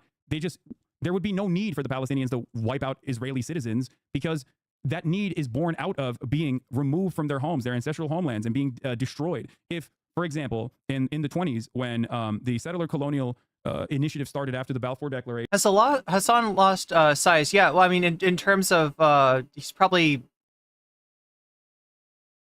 leaner, if that's what you mean. If this was not done as a dominating force, a British Empire at the time, was not purposely and willingly shipping Jewish people into the region and giving them areas that they had declared that was basically created in the same way that like America was created, giving them areas of land specifically. And instead, if Jewish people were like voluntarily migrating into the region, then it would resemble American society. It would be a diverse society of Jews and Muslims and Christians living side by side. But that is a complete alternative history in this situation, so I don't even know how that would work. Massively. Yeah, it's total alternative. Well, I don't know whether that would happen. I could point to like Ottoman rule in the region, because Jews did live in the region under Ottoman occupation, and they were cohabitating the space without much struggle or fight at all, as a matter of fact. I think that you're right about that. I do. If I think about it myself, and I feel like back then, definitely a better cultural viewpoint on that. I think so. I don't know what would happen if Israel wasn't able to defend itself. Would they continue to exist? Right? It's very hard to say. No, because it's like we're making predictions. In terms of the resistance, right? In terms of resistance, everyone was just like, oh, Palestinians are inherently anti-Semitic. Joe Biden himself said. No, Joe Biden himself said Palestinians demonstrate an ancient form of anti-Semitism, and that's why they are resisting against Israel. This is not the case. Right. Many of Palestinian resistance leaders throughout history, including ones that are religious fundamentalists, including ones that are secular, including ones that are very including ones that are Christian, including ones that are Marxist, socialist, they've always said that this has nothing to do with Judaism or Jews in general. If Israel was a Christian state, or if Israel was a Muslim state, and they said that they were doing, then they would hate Israel as a Muslim state. It has nothing to do. It bears no basis. And Palestinian resistance throughout time, you're right about that. and Palestinian resistance throughout time has hardened and has become more violent as Israel has become more violent towards Palestinians, because the standard is always set by the occupying power, and it goes in the opposite direction as well. If Palestinians were allowed to coexist amongst Israelis in a singular nation state, then there would be no conflict, there would be no Hamas, because these groups would be dealt with under civil governance. If there were groups that, for example, like the Klan, for example, like there's the Jewish Power Party, which is the Klan, but for Judaism. It's built around... like over in Israel? Yeah. Okay. Well, it's an American Jewish guy whose name is Meir Kahan. There's an entire movement of Jewish superiority, Jewish dominance. Right. It's basically, in the simplest terms, it resembles the Klan. But imagine if, instead of Christianity, the Klan was Jewish, I guess. So it's racial superiority. Racial superiority, ethnic superiority, and religious superiority. Sure. So, those groups historically inside of Israel, before they became, a part of the current Israeli government as they are now, those groups used to be treated as criminals, terrorists. Now, of course, Israeli society, because those groups were usually only terrorizing Muslims and Palestinians and Christian Palestinians, Muslim Palestinians alike, were oftentimes let go with a slap on the wrist, including but not limited to Itamar Ben-Gvir, who is the current, in charge of the national police. I forget what his actual responsibility is. He very famously, in Israel, back in the day, pointed to the hubcap of the former Prime Minister Yitzhak Rabin weeks before his assassination and said, "We have his hubcap of his car, or we have the emblem of his car. We can get to his car tomorrow. We will get to him." And then he was assassinated, right, by a fucking rabid right-wing psychopath. Why was he assassinated? Because he was kickstarting the negotiations process amongst Palestinians and Israelis.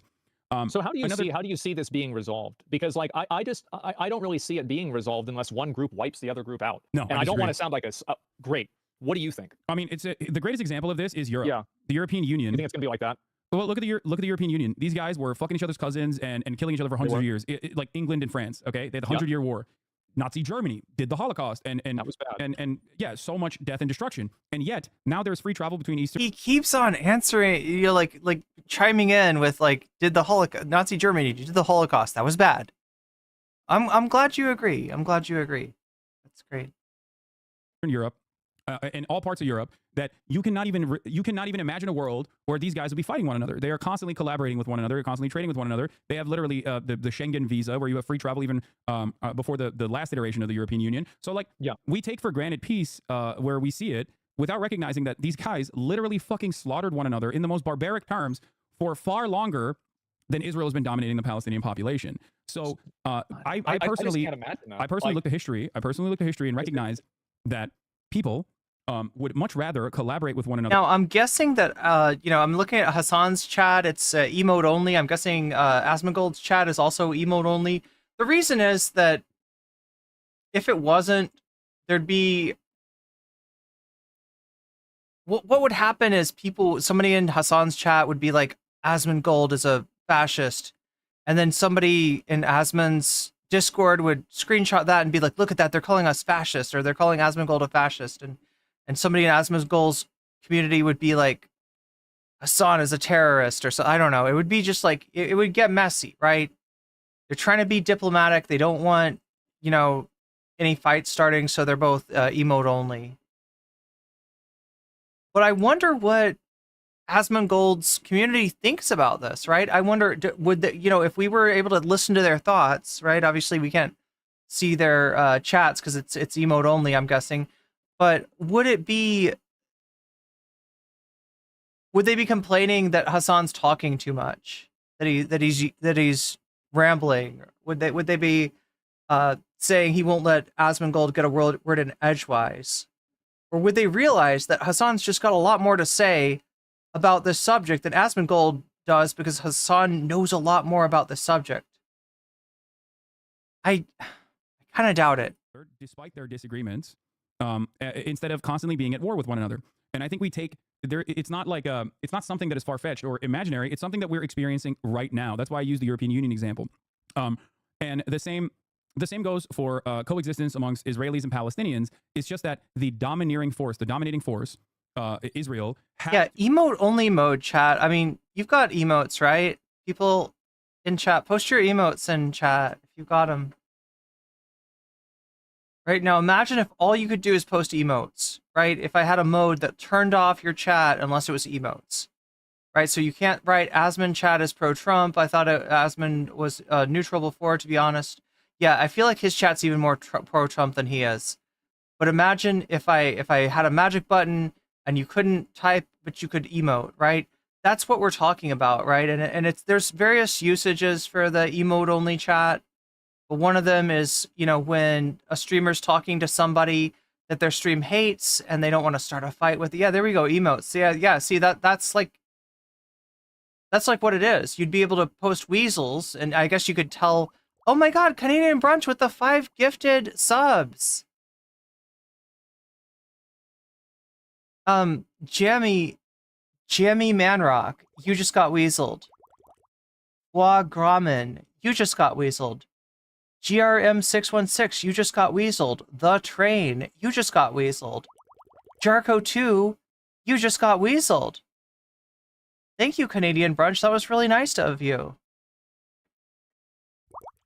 He has to be brought to heel. And it has a really good sound too. I really like the sound of the. I gotta get more of my sounds where they're just like, yeah, like that. That sounds so good. That feels so good. Chat, I don't know what's wrong with me. I think I'm like legitimately sick or something. I've got this like, I don't know if it's like a swollen like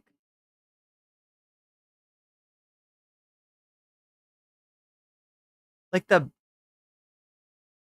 upper back of my mouth is like, it hurts. I don't know. And whether that looks like what happened to Nazi Germany, or whether that looks like what happened with the Algerian freedom movement, the FLN, or whether it looks like what happened with apartheid South Africa, is entirely in the hands of the party that has all of the power. Israel. If Israel continues its death, that guy, welcome in. Destruction campaign. Well, it will probably bring America down with it, most likely because of our undying loyalty and allegiance to Israel's violent endeavors. Why do you think that America is so fiercely loyal to Israel? I mean, there's so many. The easiest way to describe it is that Israel is a nation state that we basically. Is he trying to bait him? Is he trying to get him to say something that designed and developed, or at least took over from British colonial rule? And it is an unsinkable aircraft carrier with its own espionage facilities that dishes out our violence that we want to do in the region and test it out at the behest of American imperialism. That gets to be our attack dog. It's an unsinkable aircraft carrier in a resource-rich region that, in a moment's notice, could overtake our more finicky allies, such as Egypt, if there is an issue with like the Suez Canal, for example. That's what Israel's goal is. Is it the soft palate? No, it's like in the upper. It's like it's like way back there. Wait, is that the soft palate? Yeah, I think it's like it's to the side. Oh my God, chat. It secures a trade route. I think I know what this is. And it also secures, by destabilizing the entire region, it also is an American weapon that you can wield against America's enemies in this resource-rich region at a moment's notice. I think that you're right. Yeah, true. Well, like, I'm curious because obviously, I feel like, do you think that either candidate for president is going to do anything to like improve the? Okay, right. Yeah, of course. No, I think that it's bad to worse. Like, with the way that it might be tonsils. Our relationship with Israel is unfolded. Donald Trump did a lot of stuff, and if you ask liberals, they hate Donald Trump. They're so mad at Donald Trump. Donald Trump did a lot of shit in the region. Is it from honking on a vape? Possibly. Whether it was assassinating Qasem Soleimani, a high-ranking general. Honestly, I feel like this is just like a.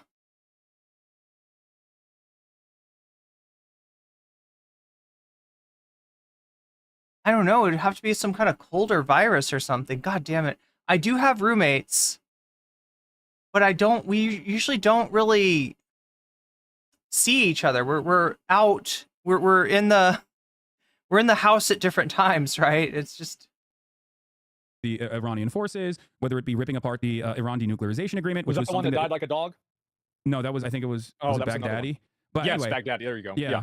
Sure. No, there's a lot of that. Yeah. So what that does is destabilizing the region at the behest of Israel's foreign policy goals. The Iran denuclearization agreement being ripped apart was done at the behest of the Israeli government. Okay, I'm going to continue talking to you about this, but I have to pee really bad. I'm going to run this video. Okay, I'll be right back. Okay, we're doing a pee break. Yeah, okay. 4 people were killed here, dozens were.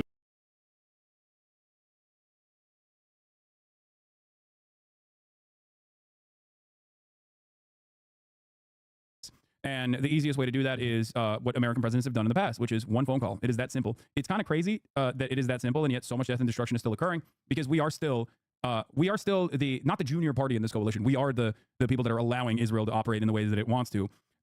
We are the reason why we're going Israel into operating in a certain direction, in a certain way. Like in Lebanon, you have members of the Biden cabinet that told Israel that like the time to invade Lebanon was now, that opportunity was ripe. And this is something that like obviously the recent there was a lot of and everything. What's up?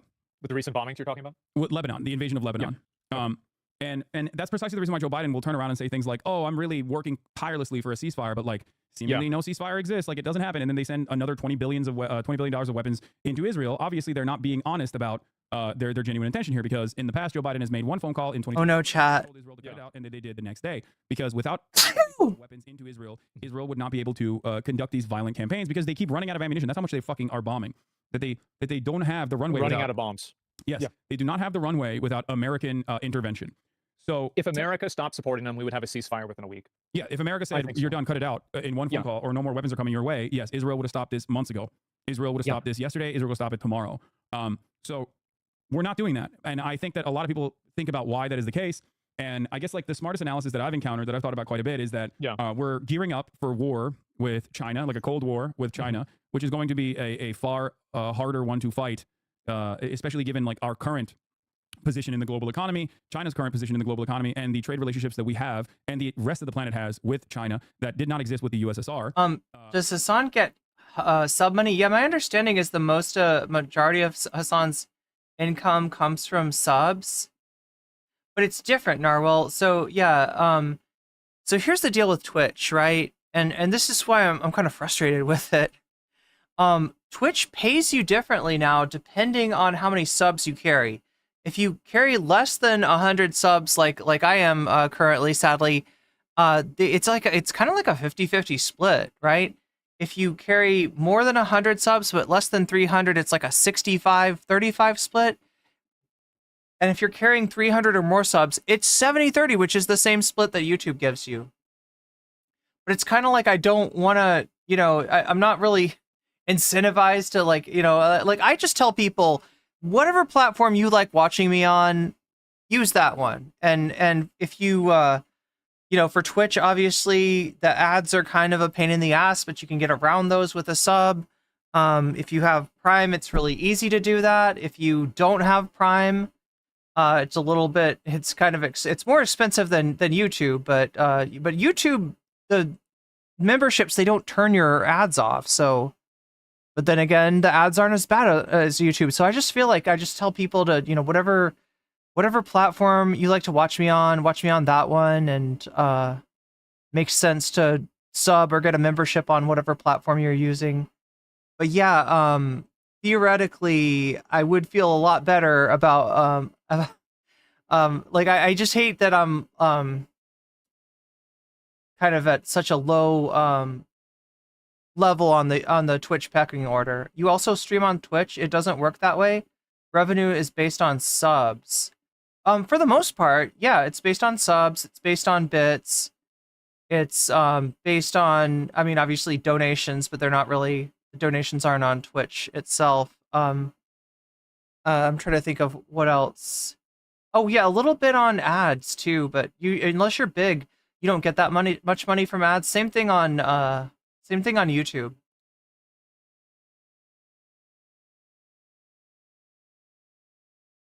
Don't stay up too late if you're sick. I'll try not to. We're almost done here, I think. Don't take too much Sudafed. It'll get you paranoid. Oh yeah, because it's like a stimulant, right? Revenue is still from subs. Yeah, for Hasan, most of his, I mean, different people do it different ways. Okay, so like I think what chat was thinking of before is that some streamers get paid a salary like per year to stream on Twitch, on Kick. And YouTube has done this too. Like Ludwig got paid like there's some streaming platforms that will pay a streamer that will give them kind of like a flat deal, right? I don't think Hasan's got one of those. Even though he is a pretty big force on one of the most popular Twitch streamers. Yeah, that's true. Especially during election year.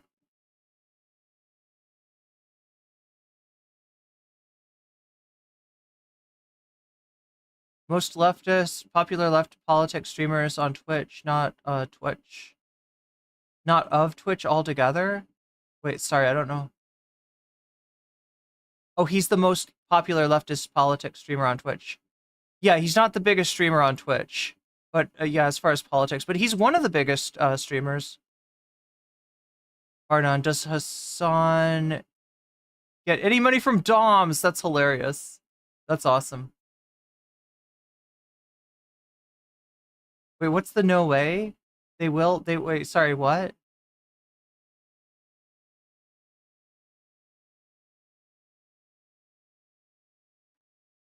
Yeah, I'm pretty sure you're right, Zora. He doesn't have anything like that. Twitch has done that maybe in the past. I don't think they do it anymore. Because they kind of have dominance as far as streaming goes. It's strange. They're losing their market share altogether. They're losing their overall hours, but they are still the largest singular like platform for streaming, I think, and especially for gaming. Oh, wait, am I wrong about that? No, actually, you're right. Yeah, YouTube's bigger for streaming altogether, but as far as gaming streams, Twitch is huge. YouTube does a really bad job for gaming streamers, from what I've heard. That Cold War happened, and I think America is trying to basically dominate the region as best as they possibly can, and sick Israel on all of the other regional actors, so that they can, I guess, redefine the maps and reshape the maps in the way that they see fit, so they can move on. Imposing power, yeah, sure, and so that they can move on to the far graver threat that threatens American hegemonic superpower status, which is China. And that's the reason why they're trying to do like this last ditch, before this last hurrah. It's weird to talk about it on these terms, but I think that's precisely what is going on. It's Israel doing, I'll use a German term here, its own Endsieg before they're done. And they're going to do as much territorial acquisition as they possibly can before, before they are restrained by the American government, whether that is the Trump administration or the Kamala Harris administration, who knows? But it will, I think that's what's happening. And they're trying to fucking make sure that they can set up a permanent occupation in at least like the northern Gaza Strip, and potentially the entirety of the Gaza Strip, as they will redesign it in the same way that they have in the West Bank, inevitably. But they're just trying to do that to the best of their ability, and obviously that means ethnic cleansing of the entire population, 2.5 million people that live there, ethnic displacement as well. I think that it's really problematic because I've seen that the behavior of Israel, I think, has really like just multiplied the amount of actual anti-Semitism. Like Adolf has been making a comeback in a big way. It's crazy to see it. Excuse me? Are you on first name basis with the guy? Fucking insane. I see tweets like this every single day. People that are just like openly anti-Semitic or just calling somebody a Jew as like, let's not listen to them at all. Yeah, I think it's just underlying anti-Semitism. The underlying anti-Semitism has always existed in America. The reason why it's now getting more prominence is one, because like Twitter is a right-wing shithole and Elon Musk doesn't give a fuck or likes that. I mean, he follows like literal Nazi accounts that talk about how like, we must protect like doing the 14 words. 14 like letter, Yes. So I think that's part of the reason. And the other part of the reason is because like wait, Obsessive Audio is saying India versus Canada? Is this like in sports? Israel, not dissimilar to ISIS, claims that they're doing this for Judaism, and that they claim falsely that they represent the interests of all Jews around the planet.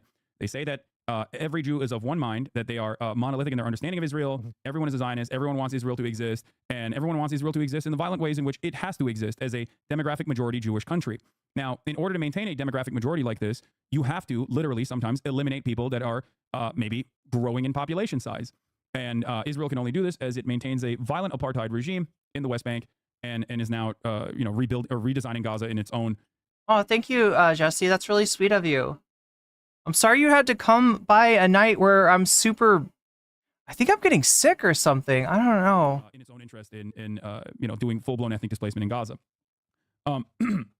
The problem is they claim that they're doing this for Judaism, and that's just wrong. They're not doing this for Judaism. Well, they're using it as a tool. That's really what it is. There's no part of Jewish culture or Jewish theology or a theological understanding that says that like Israel has to exist in this way that it does. As a matter of fact, there is actually a theological understanding under Judaism that Jews cannot have a nation state until the Messiah comes back. So that's the reason why you see so many of these like ultra-Orthodox Jews and pro-Palestine. Oh my God, chat. That are that are, you know, side by. I probably need to pivot to the bonus content here shortly. We hit the dono goal. Actually, we obliterated the dono goal. Canadian Brunch just came in with a bunch of gift subs for people on Twitch, so that's really good for. That's the other thing about Twitch is that, like, I know it sucks to watch unless you've got a sub, because you have to watch the 3 minutes of ads every hour. It's kind of shitty. But yeah, we're obliterated the sub goal tonight. And right now, as it stands, it looks like What If Alt Hist, the CIA, contacts the spirit world is in the lead, with Hasan on Pod Save America in second place, What If Alt Hist, Mouse Utopia in third place, and Crisis of Masculinity in fourth place. That's the Andy Pants Gaming video. We're gonna get into Andy Pants Gaming in a second here, because it's just been blowing up and it's the most ridiculous shit you've ever seen. But if you have donated and you haven't let me know which of these topics you want to see as your bonus content, you can do that now. All right, you can let me know now, and I'll put your donation as a percentage. I'll apply it to the topic of your choice, potentially helping it win. Right now, it looks like What If Alt Hist, CIA contacts the spirit world, whatever the fuck that is in first place, and it looks like that's what we're gonna get. But of course, it could change, and especially if you've donated, let me know if you want to. Which of these ones you want to see. You can also say Vox Populi, which means you're subtracting, right? What Vox Populi does is it subtracts from the donos on all of these, so it makes it so it de-emphasizes the donos and re-emphasizes the vote. So if you're all about the sanctity of the vote, then you could say Vox Populi. You could feel like a civic-minded chatter that way. By side with the Palestinians criticizing the state of Israel. It's like blasphemy. Yeah, there are a shit ton. There are a shit ton of anti-Zionist Jews that are, you know, prominent members of the resistance against Israel. I have Jewish fans in Israel who are anti-Zionist living in Israel, and I analyze that in the same way that I analyze my own existence in America. I do not agree with American imperialism. I think it's awful, and I work every day to try to get others to recognize that reality. And having said that, the most prominent displays of Israel and the most prominent defenses of Israel are always in mainstream media, are always associated with Judaism. That's why you hear the and many other anchors, for example, say criticizing Israel is anti-Semitic. I can't believe that you're an anti-Zionist. You're anti-Semitic. You want Israel to be destroyed. Oh, wait a minute. Whoa. Are you serious? Is this real? I saw H3 screenshot something you posted weeks ago. Did Ethan come after me and I didn't even notice because I'm like not even on Twitter that much? I should go to bed, but I got to do the but no, actually, I didn't even notice you called me No Comment Chicken. Look, I'm No Comment Chicken if I run away, but maybe we should debate Ethan. What do you think about that, chat? Should I debate Ethan Klein? If Ethan Klein wants this smoke, No Comment Chicken sounds delicious. Well, it'd have to be like vegan chicken, right? Jesse, you gotta give me that link if you can find it. Wait, did H3 what, like on Instagram? Or on Twitter? You want all the Jews that live in Israel to die. This is false, and it's a smear, and it no longer works. But because Israel is constantly portraying itself as a Jewish state, and because Israel constantly claims that they're doing all this, I think that there's that's also a very big component. There is the moral authority, like we're killing you for your own good. They screenshot. So because they're doing this. Wait, they screenshotted something good. They like me. And because they're using religion as a justification. I mean, people. What are people to assume, especially if you've never been around a Jewish person and you've maybe heard that, like, oh, Jews control the media, like someone just said that, right, in your vicinity, and you internalize that, or you heard that, and then you see Jake Tapper being like, Israel's doing this for Judaism, and if you look at this carnage and don't think that it's unacceptable, then you yourself are anti-Semitic. Yeah, if you're a guy living in fucking Arkansas, you're gonna be like, wait a minute, maybe Jews do control the media, and that's how anti-Semitism grows in the Western Western society. there's already an underlying, like always, endless amount of anti-Semitism that people think about on a day-to-day basis. But this gives them justification. A lot of charlatans take advantage of the situation to promote anti-Semitic conspiracies because they care more about like. Are you talking about H3 official? Criticizing the state of Israel. Oh, I see that a lot. A lot of people. No, that's not real. Israel in quotes, but you know. That's not real. That's a Jew is Israeli in some way. Yeah, no, I think but it's the same argument on both sides, and that's what's really interesting about it. Because the difference between Jake Tapper saying all Jews are Zionist and therefore criticizing Israel as anti-Semitic is no different than a Nazi saying all Jews are Zionist and therefore Israel is the Jewish state and they want to fucking destroy Israel. There's no difference in the fundamentals of that argument. Both sides, whether they are woke or not woke on the issue, still think that all Jews are Zionist. Man, isn't that something? Yeah. I don't know what, like, I think that it's so fucking annoying and weird that it plays that big of a role in conversations because we have people that can't afford healthcare. I think it's ridiculous. Yes. I'm very disappointed about it, but you know, like, what do you do, right? Yes, but also something to remember, something to consider, is that regardless of what people say, I mean, this is why I don't consider criticism of Saudi Arabia to be inherently Islamophobic. There's a difference, however. Like criticizing Saudi Arabia for doing a genocide in Yemen, or criticizing Saudi Arabia for, again, being a sovereign nation state that is at the heel of the United States of America, that is a willing participant of American empire, therefore is not politically constrained in similar ways that like other forces that are dominated by American empire, still maintaining, some aspects of religious theocracy in their own governance, is an appropriate criticism of Saudi Arabia. You can do that without saying Muslims are, exhibiting an inferior culture. You can say that about the UAE. You can say that about many of these other countries, whether it's Qatar or UAE or Saudi Arabia, Oman, and the like. That's the difference between, monolithizing the entirety of the region versus individually dissecting the many ways in which some of our allies in the region are engaging in religious fundamentalism in their internal governance. It's awful, man. Like, it's shocking to me that so many people buy into it and so many people still do it. Like, I am amazed, like, here in the US, it feels like people are becoming more religious. I think that people over there, you don't think so? No, absolutely not. I think religion's been coming back a lot recently. No, I don't think so. I look at overall trends. I look at overall trends. Like, it's more in your face with like people being like, oh, I love religion or whatever. But no, overall trends show that religious support is hemorrhaging in all of our religious institutions in this country. It's something that like people are genuinely fearful of, at least those in power, those who stand to gain. But no, American religiosity has gone down tremendously. And that trend is the same everywhere around the world, as a matter of fact. The only places where it's not the same, the only places where like there are more religious people or more fundamentalist people are oftentimes areas of conflict, like areas that are in direct conflict, areas that are being dominated. In those places, like people even use if religion as a cultural rallying point. I think that's what happens, and then they use the religion to have a, like this is like how you're establishing the values. Because I mean, the truth is, right? Like you are going to have your like a culture is going to be like we are more influenced by like let's say Christianity than China is or than Saudi Arabia is, right? Or like China's not religious at all. Exactly, right? And so like that's what I'm saying. And so like of course there's going to be like a relation there. And it was a screenshot on the stream, so maybe like a screenshot from my Twitter or something. So that it makes sense why people would use that, but there's a lot of misuse of it. I don't think that religion's like bad, like entirely, but I feel like a lot of people use it as a weapon. And absolutely. No, that's what really, and that's what really scares me the most. And it scares me a lot with like, I mean, we went through like 20 years of this with like George Bush and like Obama with the, this like the Middle Eastern adventures, right? Of like, George Bush saying that God told him that like he was supposed to go over there. It's fucking insane, absolutely batshit crazy. And so I just. No, George Bush didn't say Magog told him to go over there. Chat, that's hilarious. That's hilarious. No. No. Did he say God? Maybe he said God. But George Bush did talk about Gog and Magog, right? One of the scariest stories I've ever heard was from the Prime Minister of France at the time of the Iraq War, who told him that George W. Bush had like kind of like cornered him and talked to him about the Iraq War and why he felt like they had to go into Iraq.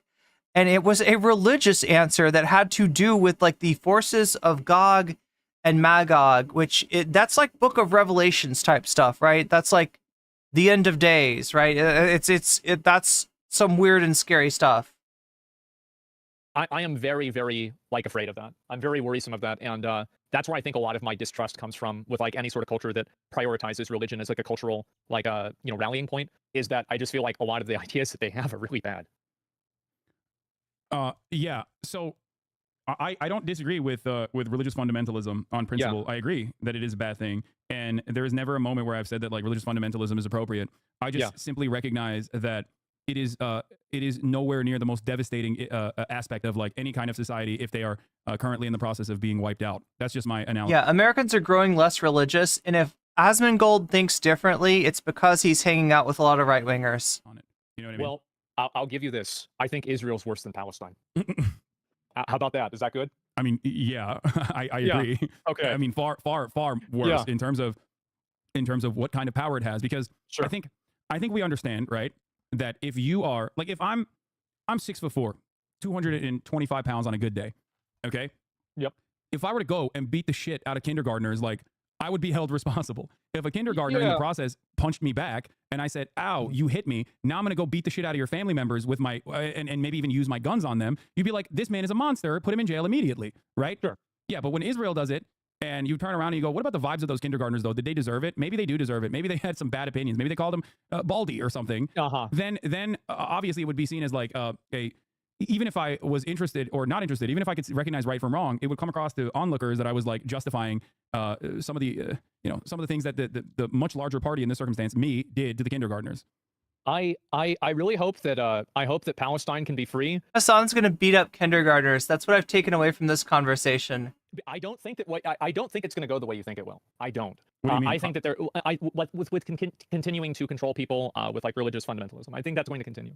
I don't think that the moment that like they get out from under Israel, they're going to just like be okay with all these other types of like identities. I don't think that's going to happen. Yeah, but that's never happened, is what I'm trying to tell you. Like that's never even been able to be implemented in terms of like Palestinian history. So much so that there's never been a moment in Palestinian history where there's like any sort of sovereignty. So like, I mean, I think that Hasan's example of the aliens, as much as it's a wacky thought experiment, it does hold up here, right? Imagine this, right?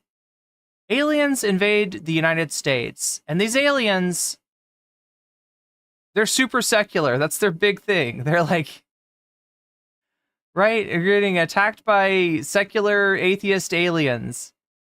It might mean that whatever resistance that pops off on Earth, it takes on a religious flavor, right? That makes that infinitely more likely. And like, should the United States then, not get out from under the invasion of the aliens? Because there's a chance that if the United States does, they might continue to be religious, because now religion is associated with a successful resistance movement. Maybe so, but it doesn't mean that the U.S. is, that it's the best thing that can happen is that the occupation continues, right? Can't make that. We can't make that assumption, because that has never even throughout Palestinian history ever existed. I agree with you, and I think that I have an assumption. I think you also probably have an assumption, but I think that we both agree that it would be good to find out who's right. I mean, sure, but once again, regardless of, there's two different things that I want to make very clear here. Yeah, go ahead. Regardless of whether... Why is Hasan speaking to this man like a child? Is this man slow? This man is wanting to have a conversation about international affairs, but probably not super capable of having that conversation. He's capable of watching videos, of listening to people talk about it, and kind of repeating what he heard. But as far as really analyzing this stuff and understanding this stuff, it's not Asmongold's forte. Let's say tomorrow Palestine is emancipated and they have full-blown sovereignty, and they decide to be religiously, like, very right-wing, very fundamentalist. I still think that is infinitely better than the current genocide that is going on. Would you agree with that? Is it better? Well, I mean, like, if they're going in there and they're killing other people instead, I could see arguments for being... No. I'm saying, like, they are being very restrictive towards gay Palestinians. Let's say tomorrow Palestine is a sovereign state, and as a sovereign state tomorrow, they're no longer being genocided. And in the when they are rebuilding, Palestine is a sovereign nation state. They are very homophobic, very transphobic. They're like really harming gay people and trans people in Palestine. They're like arresting them. I still think that, while still inappropriate, would be a far greater outcome than being completely wiped out and being completely genocided. I don't think that is going to be the outcome. But regardless, I want to make it very clear. I think that, yes, no genocide is better than any kind of genocide. We're not making a genocide tier list. I get that. I understand.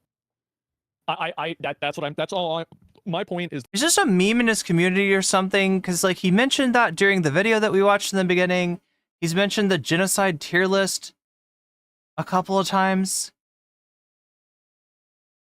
That I agree with you.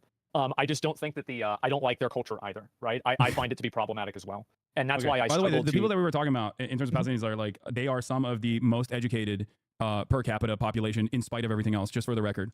Like, I don't know if you knew this or not, but Palestinians are literally some of the most educated people on the planet, like per capita. I hope so. I mean, no, I hope so. I mean, there's like sorry, Palestinian educational attainment is in spite of being genocided by Israel, in spite of like living under Israeli occupation, is incredibly high. They have a tremendous amount of obviously a tremendous amount of struggles and tremendous amount of hurdles to go through. But the status of education in Palestine is that 96.3% of the population is literate. It's higher than like the high human development category average, as in Palestinian society as a whole is like has a higher literacy rating than developed nations. That's really good. That's great. Yeah. So like, I don't think that these are the religious fundamentalist people that you think that they are, is what I'm trying to explain. He's been painting with a bit of a broad brush. Does Hasan get... Wait. Oh my god. Oh my god. I don't think that, I think there were a lot of people that were religious and also very well educated that can do very bad things. I don't think that, like, the more educated you are, like, I see what you're saying, and I think that you definitely do have an argument with it. Do you sure understand why, like, cultural inferiority arguments end up, like, leading you astray in this subject matter? Because now that I've told you the literacy rate being higher in Palestine, in the Palestinian population, now you're saying, well, they can be literate and still fundamentalist, but, like, there isn't evidence of this reality of, like, broad sweeping fundamentalism in Palestinian existence at all. If you are pointing to Hamas, which is a Islamist fundamentalist organization that started off as a charity that became this like violent resistance group, in terms of their governance, if that's what you're pointing to, once again, the situation is very different for the broader Palestinian society, because that is the only group that has successfully been able to thwart Israeli incursions, further Israeli incursions. That is the reason why they are the domineering group. Israel killed all the fucking secular leadership so consistently, or turned it into, like the Palestinian Authority in the West Bank, turned it into its own security apparatus, but with a Palestinian face. So from the calculation of the Palestinians, they're like, okay, these guys are fucking, these guys are religious, but they're also the only people defending us. It's the devil, you know. I understand. It's not even the devil. They see it as like, these are the only people that are fighting back against the country that is, you know, bombing my house. I understand that. And I can see their point of view. I just think that they're still bad. I do. I think it's bad to prosecute people and to kill them based off of their identity. Okay, there's no disagreement. There's no disagreement with what you're saying. Of course. The difference, however, is that again, go ahead. Palestinian internal governance has always existed within the confines of being a colonial entity. They've never had full-blown sovereignty, so their internal affairs have to always be analyzed. Well, one, Palestinians are not of one mind, right? So that's number one. And number two is that we are talking about, especially if we're talking about the Gaza Strip, we're talking about people that are majority underage. Majority. The majority of the Gaza Strip is under the age of 18. So, like, we're talking about killing teenagers for the most part. We're talking about killing kids, because that's what's going on. So, like, their internal governance or what has happened in Palestinian society, it bears no basis in the outcome. Israel's killing them whether they are gay. Israel's killing them whether they're straight or whether they're fundamentalist or not. Palestinians could be the wokest, okay? Palestinians could be making fucking video games with like only trans representation, and Israel would still be killing them, okay? That's the reason why it doesn't matter in this conversation whether they would engage in any sort of like internal governance post-emancipation that is like homophobic or not. I think that it really, I think that they should be able to make that decision themselves, right? Like if they want to do that, that's fine. Like I mean, they're a sovereign nation, or they should be a sovereign nation. They should be able to do that. I just don't like the cultural equivalency. I do actually think that these cultures are, in a lot of cases, worse. And I think that there are a lot of points of difference there, whether it's about how you can speak up against the government, how you can resist different types of control. But there's no government. Like again, remember what I told you about like the Espionage Act during World War II and like during Cold War, all of these like laws that were created to dominate American people for having a difference in opinion? Sure, but all those are bad. Like that's I understand, point, though, but right? it's because it was born out of necessity in the minds of those who were responsible for the government. You yourself are at odds with that, but ultimately you still said, maybe because you didn't know this, you still said that like America is a far superior culture. The point is, it has nothing to do with like, it has nothing to do with like a culture at all, and everything to do with the material conditions that you're subjected to. That's my argument, and that at least throughout history, societies that have been allowed to foster, allowed to prosper, have inevitably had these struggles that are born out of a genuine need for people that want equality. And that's it. That's the reason why. And there's always going to be resistance from others inside of said societies every step of the way. But in order for you to analyze this, you have to look at... What do you think is going on? Do you think that, like, I can't tell if I'm really, like, this out of it from being sick, or if is it just that, like, what's happening is that Hasan is giving a freaking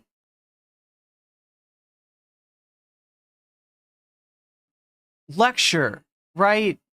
Like, not even a lecture, like he's presenting his fucking thesis, right? It's like this epic, like, is it just hard for me to listen to a one-way conversation? Is that what's going on? Palestinians in the same exact way that you look at your fellow Americans, because there is no difference.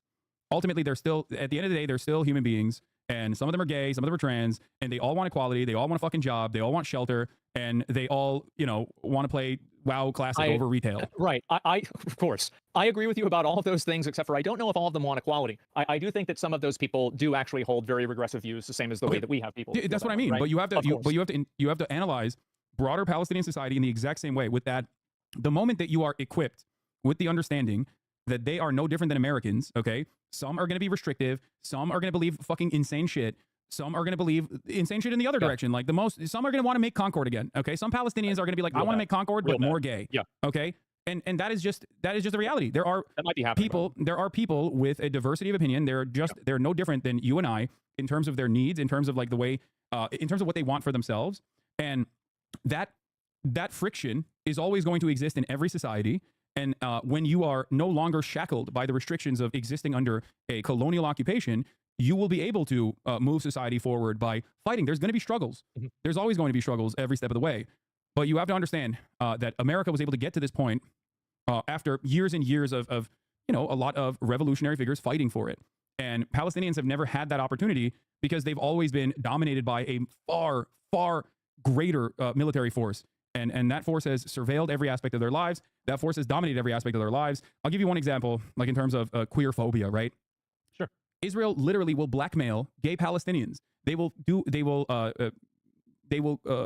try to create sexual material, okay, of gay Palestinians in an effort to turn them into confidential informants for the state of Israel. Like, that's not exactly very pro-gay, is it? It's not. Oh, Israel's awful. Yeah, for sure. No, like, but that's my point. Definitely. Ultimately, just like Israeli bombs do not make a distinction between gay Palestinians and straight Palestinians. Yeah, Concord was a game that did not succeed. There was a lot of issues with the game, but of course the one that gets mentioned by people like Asmongold is that they think it was because it was too woke. It had too much inclusion. I haven't really looked at it. I don't know much of anything about Concord, but he's referring to something that Asmongold knows intimately and is against, but against because Asmongold thinks it's too woke. So it actually is kind of subtly nudging Asmongold about the fact that, you know, for all this criticism of the Palestinians for supposedly being too socially conservative, Asmongold's a little bit socially conservative himself. Or whatever.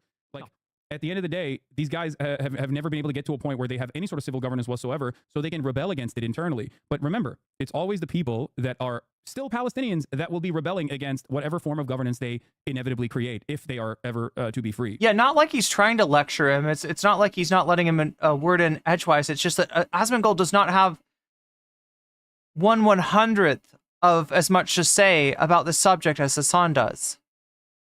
It's hard to say. I mean, like, my expectations of things changing massively are very low. I think that what you're saying could be true, and I hope that we can find out. But I don't know, man. I mean, I don't see how it just changes in like that big way. I don't see it happening. Are you talking about like the full-scale genocide and ethnic cleansing of Oh, no, no. the Palestinians, or are you talking about Palestinians becoming well, like I was referring to Palestinians, becoming more like liberal, I guess you would say. More woke? Is that what you're trying to say? Palestinians becoming more woke? I thought you didn't want that, Asmon. And not having these like cultural like expectations, because I feel like, you know, kind of like by what you were saying, right, is like blackmailing gay Palestinians. Well, why is there blackmail, right? Well, because they can be punished and hurt for having those viewpoints. And so that's at least like my opinion on it. I don't know, and I don't like that culture. I do think that to a certain degree, every individual person is going to be different. But We're back to I don't like that culture. looking at what a government does in the same way that people criticize like America and they're really criticizing the government, I think you can criticize Palestine or Saudi Arabia or any other country. And I'm letting you know once again, there's no aspect of Palestinian quote unquote culture that revolves around like dominating gay Palestinians or anything like that. So do you think that like at a certain point, where do you if it doesn't come from there, where did it come from? What do you mean, homophobia in general? Yeah. Where did I think that yes, I think that religious social conditioning plays a role in uplifting bigoted attitudes towards people that are. Yeah, I know, but it's no different. The problem here is, that aspect of it is reactionary conservatism. It's no different in Palestine as it is in the United States of America. The only reason why it manifests, or the only reason why it takes it can be dealt with by those in terms of like the civil governance or anything like that is specifically a direct consequence of being a victim of colonial domination. And those guys are the ones that happen to be fighting back against Israel tooth and nail. But once again, it doesn't matter. Just like I celebrate the American accomplishments in World War II, it doesn't change that dynamic that America was incredibly homophobic back then. You know what I mean? They were. True. It was. They were merkin. And by the way, America still has gay panic laws and things of that nature that allows people to be able to potentially kill their partners. I mean, let's see what the latest is on the gay panic, trans panic defense bans now. Oh, I'm sure there's all kinds of like stupid stuff like that. And, for sure. Under no circumstance would I ever advocate or say like, well, America is an inferior culture, and that's why like. Well, I think that aspect of our culture is inferior. I do. I think it is inferior. I think it's worse. And I think that. I mean, if like this subject does come up from time to time when chuds will talk about a civil war, or they'll talk about seceding from they're seceding their states from the nation, right? And then you'll hear some libs be like, well, good, Alabama takes in much more of the federal budget than it pays in for as far as taxes. So right, so Alabama can leave, and they're going to be fucked. They're going to be out money, right? And they don't think of the fact that there are gay people in Alabama. There are left-wing people in Alabama. There are all kinds of people in Alabama, right? There is, yes, a majority of conservatives in Alabama, but when you're wishing for Alabama to fucking secede from the nation and, be cut off and fucked over, right? You're not just wishing for bad things to happen to bad people. Some bad things are going to happen to good people too. And that's true of anywhere or any culture or any group at all.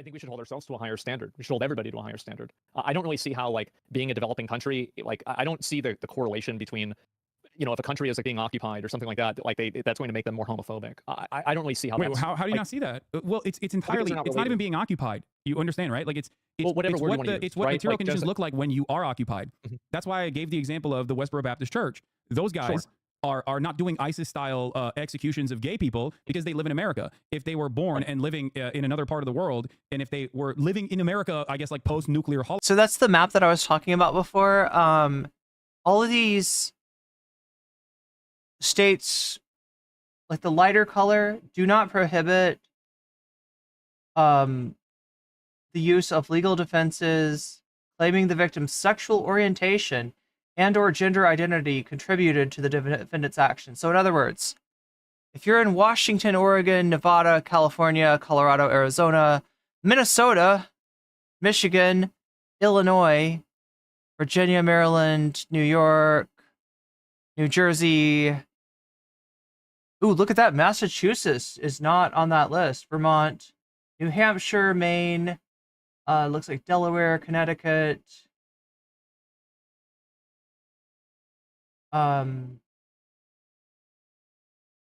DC, right? Hawaii, right? If you're in any of these other states, right, including Ohio, Pennsylvania, Massachusetts, right, then that defense can be used. Somebody could kill a gay person potentially and make the defense that they were panicked, they were scared because the person was gay, and that's why they killed them, and potentially either get a lesser sentence or be absolved. Holocaust or something, they would absolutely be doing that. It's entirely about what your immediate surroundings look like. That's my point. Well, that's those it. immediate They're surroundings are the exhibiting the government. same kind of religious fundamentalism. The only difference is there is no like greater outside force that is like destroyed the United States of America in its entirety, and therefore they can just like fucking fulfill their violent desires whichever way they see fit. That's the only difference here.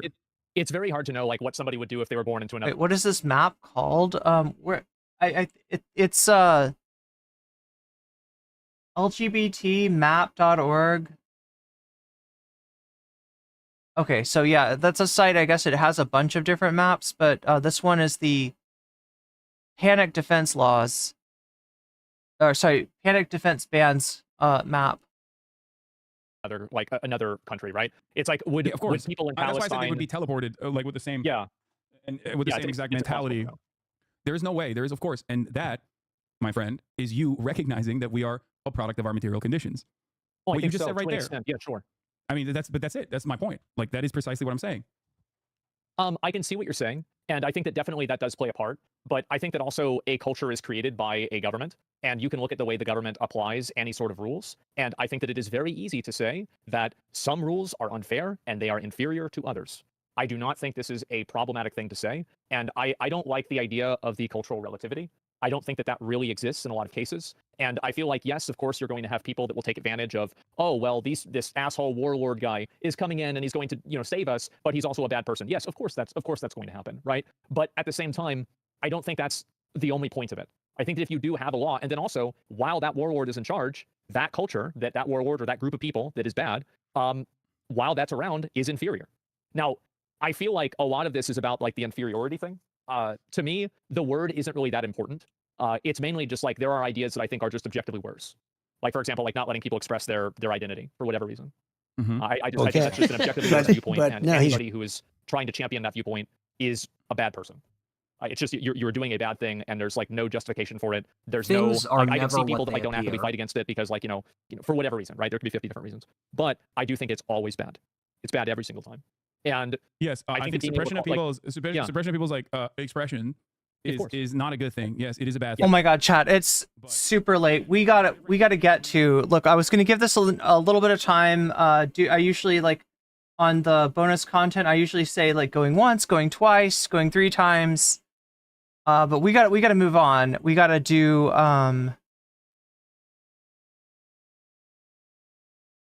we gotta do this what if alt hiss thing. And there it is. There it is right there.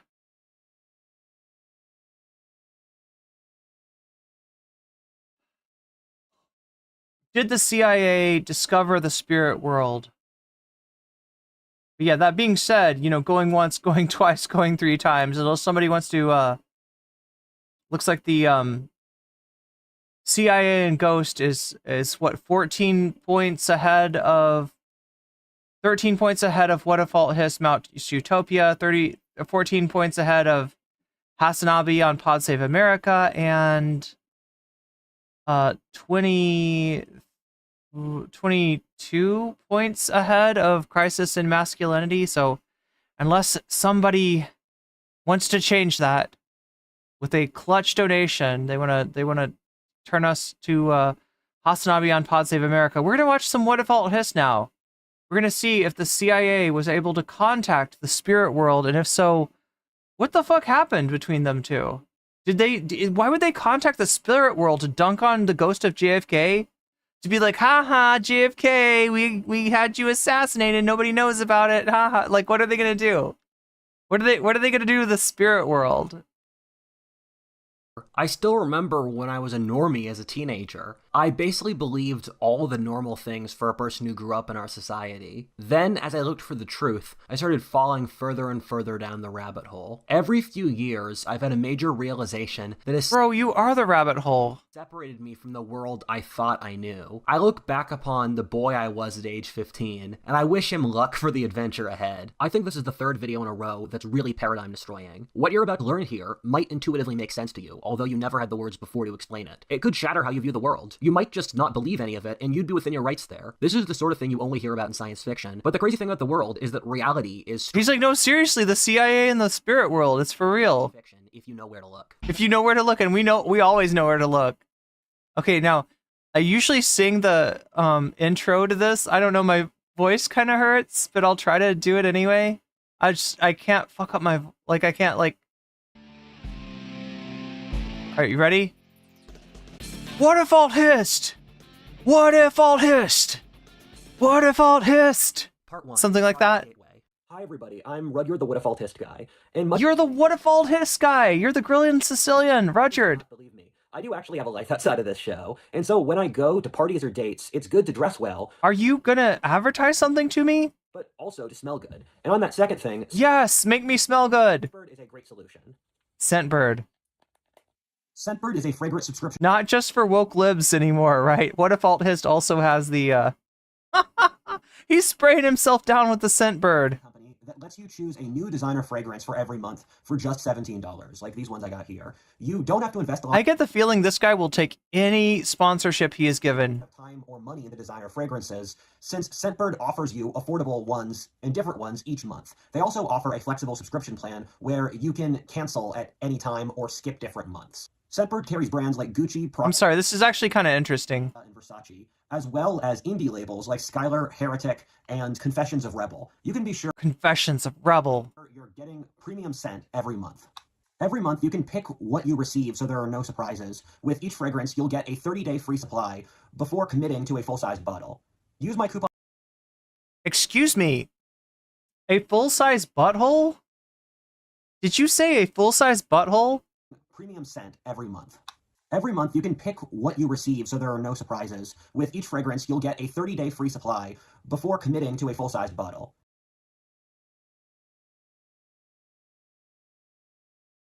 I still feel like I heard butthole. Did I hear he said bottle. Maybe that's just how you say, is he Canadian? Maybe that's a Canadian pronunciation of bottle. I don't know. Use my coupon code WHATIF for 55% off Scentbird. It's just over $7 for your first month. Thank you to Scentbird for this sponsorship. Be sure to check them out at the link below. Scentbird. The CIA had decades of research projects into the spirit world. Yes! Yes! Yes! They consistently found it was real. They did it since they knew the Soviets were also researching the exact same thing. Well, yeah, if the Soviets are researching the spirit world, you gotta do it too. The results of which we'll talk about later in this video, and they didn't want the Russians to get a strategic advantage. A lot of you might know some of these projects, many of which have basically become cultural memes. MK Ultra. People have known about Operation Paperclip, with there being a movie called The Men Who Stare at Goats. The stuff that came out earlier... Was The Men Who Stare at Goats really about Operation Paperclip? Like, with Operation Paperclip, we're talking about getting Nazi scientists out of Germany and making them part of U.S. weapons programs. About this largely portrayed the CIA as... I think he said butthole. Kooks or weirdos who were investigating things that were inherently strange or silly. It is shocking to see how much the CIA did mold the mid-20th century culture. For example, they astroturfed the entire modern art movement, with most of the early painters being CIA agents, and the art paid for by the CIA. This was since they wanted to show the Soviets and the global left that capitalist America was also capable of cultural innovation. They were also big drivers. And of course it's Jackson Pollock. Of course it's Jackson Pollock. Of the early feminist movement, with Gloria Steinem, the most important feminist at the time. Yeah, Kemmer's right. Operation Paperclip was about Nazi scientists. That's what I thought. CIA agent. Margaret Mead, Gloria Steinem, the top anthropologist of the last century who pushed incredible pseudoscience, was also funded by the CIA. Operation Mockingbird was the CIA's involvement in controlling the media and its narrative. Keep in mind this was an era in which there were only 3 news stations. The CIA experimented a lot. But do you see what he's doing? He's giving you the idea that people on the cultural left were a product of the CIA's design, right? Whether it be through the modern art movement, which he's showing by, and I don't even know, like, why the fuck would the CIA pay Jackson Pollock? Why would anybody pay Jackson Pollock? If I want a Jackson Pollock, like, it's like you could just put a bunch of paint up your butt and diarrhea all over the canvas and you would have a Jackson Pollock.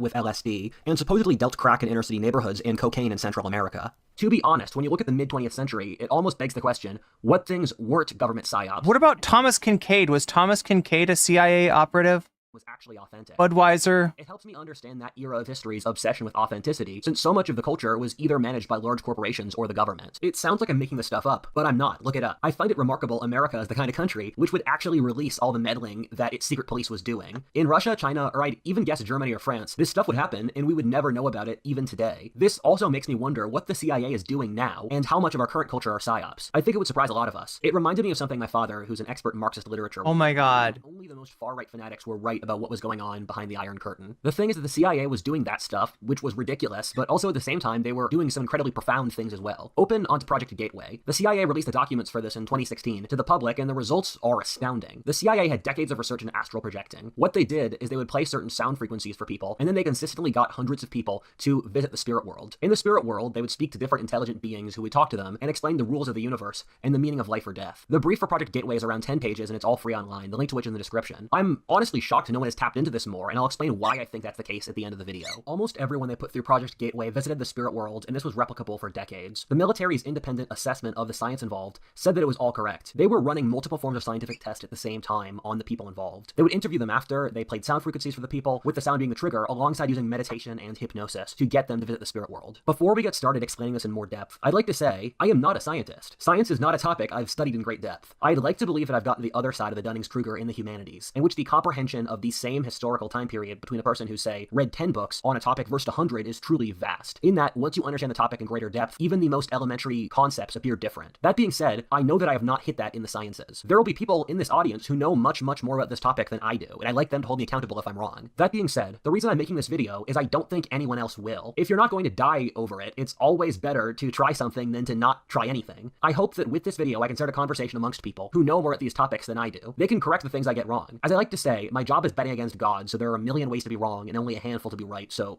YOLO. I consider myself generally well- What? My job is betting against God? What is he talking? It's some kind of reference to Einstein saying God doesn't play dice.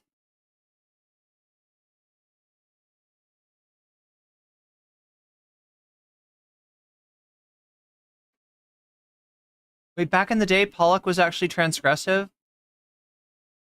Like how people were generally upset by yeah, by the Rite of Spring. Yeah, it caused a riot. Not a lot of people know that. Thomas Kincaid, the McDonald's of art. Congress of Cultural Freedoms was a lot of CIA art projects. This is wild, though. Like, either the CIA is just a fucking joke. Like, I just don't understand why they would... read on a variety of topics. I think a big reason people like What a Fault Hist is I'm capable of pulling together ideas in an interdisciplinary manner between history, oh my god, anthropology, biology, psychology, religion, and more. That's something our society is truly terrible at, given we've divided academia up by subtopics so much. Thus, I can cover this scientific topic with a context based out of religion or anthropology in a way that I think would be rare for someone coming from a physics background. Also, a sad truth about the world is that in each topic, there are only a handful of experts who can truly understand that field on an intimate basis. The thing beyond that is that those experts are often either a high priest pushing some agenda that they'd like to indoctrinate you in, or they're finding some way to rent seek, using their knowledge to raise their social status. This is why experts— It's really funny. You hear a lot of Marxist terminology and what this guy has to say. Not a lot of understanding. Oh my god. Examples of motivated pseudoscience in our society. 1. There are sizable personality and biological differences between men and women. 2. Biological race is a fact. We find more evidence for this every year.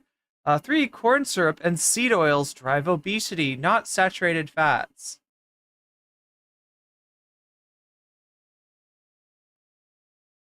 Nobody ever said that saturated fats drive obesity, right? Saturated fats are related to the diet heart hypothesis, right? That's not a hypothesis of obesity. It's a hypothesis of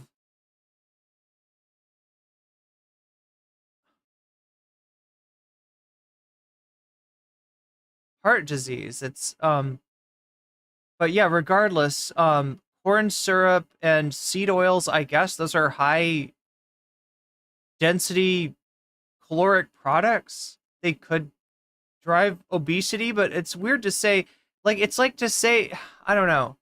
It's so reductive. Something like obesity, I don't think you could pare it down to corn syrup and seed oils. Come on. And as far as caloric density, sugar, any kind of product like that is the same. We pushed quantum theory, black holes, and Einstein's theories in physics off some very weak and spotty evidence before we basically invented modern monetary theory with no evidence. We reject the idea that there are lessons to history with no evidence. Oh my God. All the humanities are ideologically motivated, where everything must fit into the leftist prism. Humanities assume the blank slate. Oh no. Which has been disproven strongly. Almost every trait, including personality and intelligence, is half genetic, but our society operates on the blank slate. We assume human nature is rational.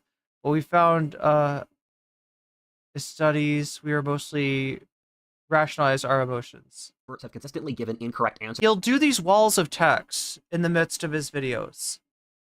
Over the last century, as you can see in this text wall. It's my goal for What If Altist to be a person my audience can trust, to do neither of those things. I don't believe in worshipping experts, since every class, if you give them power without check, will turn cancerous. So I'm gonna give this my shot in the dark as an amateur. The idea behind Project Gateway is that we have right and left hemispheres to our brain. This is somewhat controversial as a theory today, but here's my text wall to explain my perspective on the matter. The left hemisphere creates logical constructions and can only see the world through autistic logical chains or money and power. The right hemisphere can see truth, love, emotions, context, things flowing through time, the world holistically, and more. The left hemisphere can literally only draw half of a painting, while the right hemisphere can do the entire thing. The right hemisphere, when tested, can get the entire answer, while the left will get it wrong. However, the left hemisphere is completely confident in its answer, while the right is humble. The book on this topic, The Master and His Emissary, alludes to this theme, with the right hemisphere being the master, who's better at setting goals, and the left hemisphere being the emissary who must carry them out. When someone is disconnected from the right hemisphere, they become socially awkward sociopaths. For the left, they can't really do anything, but they feel a profound sense of inner peace. What all these methods that Project Gateway were using exist. This model of neurology is highly reductive. To quiet down the left hemisphere. By removing the logical structure through which we interpret the world, we are capable of seeing what are effectively dimensions that we would never notice before. The left hemisphere tethers us to a comprehensible dimension through which we can understand the world. Through hypnosis, the sound frequencies, and meditation, they all quiet down the logical brain in order to open ourselves up to things we would never consider before. These are themes that are common in Eastern religion for millennia. There is a monkey brain, or the chattering inner monologue of useless minutiae which fills our lives. By silencing the monkey in the cage that is our mind, we can open ourselves up to the divine in the true form of the universe. In Eastern religions, all the things that Project Gateway had been using have been in use for thousands of years. What we found from studying Buddhist and Hindu holy men is that their minds literally work differently than most people. For the very holy who have attained high spiritual level, their neurological structures are actually different, and this gives them the incredible physical abilities which we'll hear about, like being able to walk over burning coals, standing on top of pillars for years, living in a dark cave without external stimuli or light for years on end. This leads to one of the big themes that Project Gateway teases out, that we have far more range in how we wire our minds than what we believe. Let's look over history, in which I will use examples of how mental illnesses change over history. Something I've read is that we don't really have records of autism, allergies, or schizophrenia from the pre-modern world. Instead, you have mental illnesses like entire towns breaking into dance. We didn't have the way to conceptualize that or analyze that or notice that, but we have documented that people have different ways of thinking. God. Demonic possession or witchcraft. What this shows is that different societies with different psychological pressures can wire the human brain towards radically different psychological dispositions and create different neuroses and mental illnesses due to different psychological pressures. One of my good friends is a professional anthropologist who lived in rural Cambodia for many years. He said the people there literally believed in magic and actually saw it in their daily lives. They knew of spirits as real physical things. The thing is that this is the way that a vast majority of people over history lived, and probably still a majority of the world's population today. Hell, even in the most advanced industrialized societies today, most people believe in the paranormal. Until the start of the 20th century, the most educated people in the West also did. For all these cultures, they viewed the spirit world as significantly more real than the sensory world itself. What psychedelics are is they create new neural pathways inside the mind. Our brains develop different neural highways over the course of our lives. As an example for addicts, the reason it's often so hard for them to get over addiction is that they've spent their lives using drugs as a way to cope with life. The wild thing is that he actually, like, his like range of interest reminds me of a lot of, like, you can find a lot of pseudo-intellectual, like, new age people, not necessarily on the right, that have this range of interest.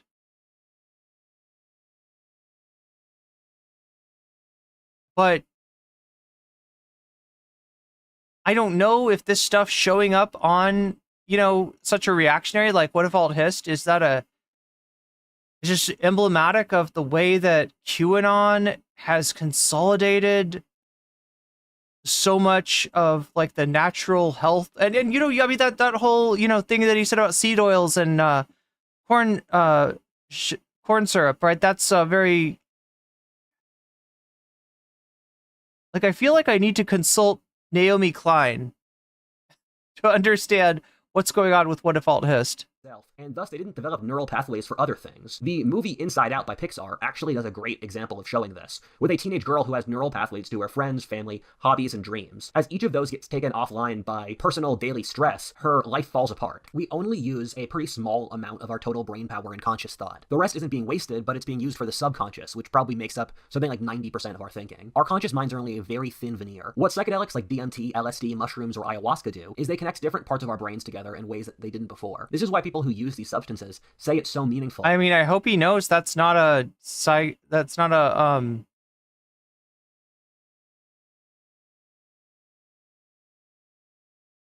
my god, what is it called? Psilocybin. That's not a psilocybin magic mushroom. That is a...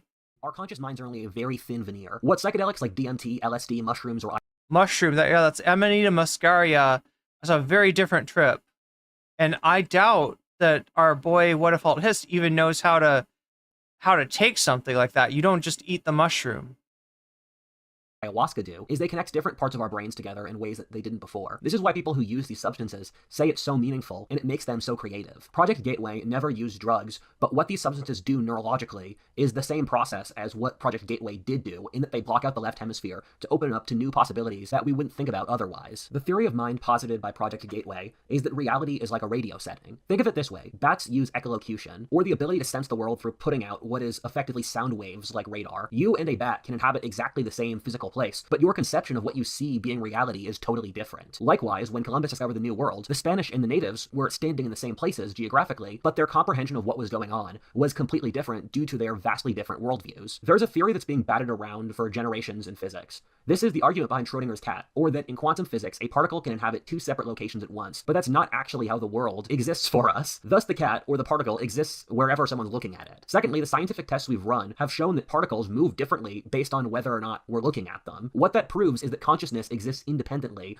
and it does change the material world around us. We've done tests in which we've seen how plants have reacted to the emotions of people who are watering them, and you can tell that the plants are aware of the emotions around them, and they change their structure due to it. Something I'd like to throw out is that our society has no concept about what consciousness is. We don't really have any theories to explain it, and because of that, we're running into all these issues with AI. If we don't know what consciousness is, can we create consciousness? And that's kind of a big deal, because consciousness is what our entire lives are, and when we don't know something, it means there's a theory or paradigm about the world that we're not tapping into. So we should expect that there are things we don't know here. The last Nobel Prize in Physics shows that reality does not exist locally. What that translates to is that by perceiving things, we get them to exist. Without perception, reality does not exist. The thing which is so incredibly important about this is that this is what the mystery and esoteric schools of the pre-modern world taught. The Hindus, Chinese, Babylonians, or Westerners all believed that consciousness creates reality. Oh shit. As a general rule, when everyone in history believes in something independently, as is the case with this and the spirit world, that means it's probably true since they're all stumbling upon this shared fundamental reality of existence. The conclusion I'm surprised people haven't reached from this, which the ancients all believed, is that if consciousness creates reality, that means there must be a perceiver to the universe. We found from geology that the universe has existed for at least billions of years before life. I could be wrong here since I'm not an expert on the topic, but what this has done is prove the existence of God. If someone has to perceive the universe, even I was about to say, and this is the argument. I was about to say, when it says it proves the existence of a perceiver, I was like, is he going to say this proves the existence of God? Yeah, they casually proved the existence of God, but nobody said anything about it. The ancients used to justify the existence of God. The ancients said that reality is a dream by God. Before religious people get too excited, everything in physics is fluid and gets very easily disproven. For example, there's lots of people who don't believe in quantum theory and say it's based off a couple faulty experiments. And I'm not a physicist, so I can't speak on this topic with authority either. For a side note, if this is true and we've proven God, that would make this one of the most momentous events in all of world history. We've proven God. If science proved God, I think we've proven God. What happens if science proves God? Would ripple across almost every aspect of life for centuries afterwards. An interesting thing is that a world in which God is seen as a scientific fact is called most of history. Go back 400 years and that's the world. The next question is the one which has vexed history, in that if God is real, what is the correct way to worship God? And the experiments here don't give a clear answer for that. With all of this, what Project Gateway says is that reality is like a radio, and you can turn it to different frequencies. What the author says is that we gradually engineer our brains to different settings. What heaven and hell are is that we've gradually set our brains to good or evil frequencies. Effectively, once they hit infinity, which we'll describe later in this video, you see your neurological structure naturally form around you. Let's say, if given infinite time, will you turn good or evil? Hell is the cage you build for yourself in your own mind. Hell is when you're forced to inhabit your mind forever. This is why so many mystics and Christian authors like C.S. Lewis say that we cast ourselves into heaven or hell. There are countless different settings in the spirit world to which someone can wire their minds, which we'll talk about next. For a shameless plug, you guys should check out my podcast, History 102. Or not. Part 2, Robert Monroe. The guy who started and led Project Gateway was Robert Monroe. The biggest source for this video is the trilogy he wrote about how he did it, of which I've read the whole thing. It's hard for me to summarize everything he talks about, since it's like 1,000 pages, so if you're interested, I'd recommend reading it. Robert Monroe was a businessman from Ohio who moved to Virginia. In the 1950s, he started having strange experiences in which he started floating outside of his body, or at least his mind was. He went to multiple doctors and psychologists who basically had no idea on how to deal with this, or to help him. He kept on having these problems, so he decided to go on a journey of self-discovery to see what was going on. Monroe went through this bizarre journey of discovering the spirit world. He would go on trips through the spirit world, speaking to different intelligent species and beings, which would give him information on how the spirit world worked. He started out by doing this himself, and over decades, built the Monroe Institute, which was being funded by the CIA secretly for decades. Everything in this video, which I'm talking about with Project Gateway, is Monroe's baby. The Monroe Institute still exists today, so you can go to visit them in Virginia or download their sound frequencies for Project Gateway off the internet. However, please watch until the end of this video before you decide to do so. Monroe says he never studied world religions, and all the things he talks about are unique to himself and his journey. I genuinely do believe that, and having read 1,000 pages of Monroe, and as a person who has studied world religions, he doesn't draw logical conclusions in his writing that would be obvious to a person who had studied religion. The things Monroe saw are almost identical to Indian religions such as Hinduism and Buddhism. Reading Monroe is strange in that he'll make very 20th century acronyms for what are concepts that I see as being ancient Hindu things from 2,000 years ago. Monroe saw a spirit world in which different kinds of souls were constantly reincarnating into human bodies.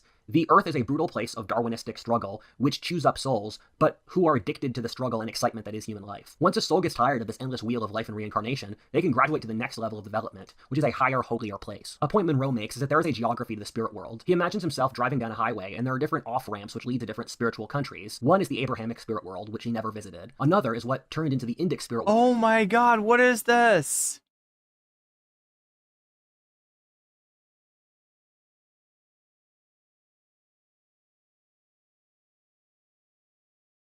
What the fuck is this? His maps are fucking out of pocket. Hell is Mexico. Nirvana is Canada.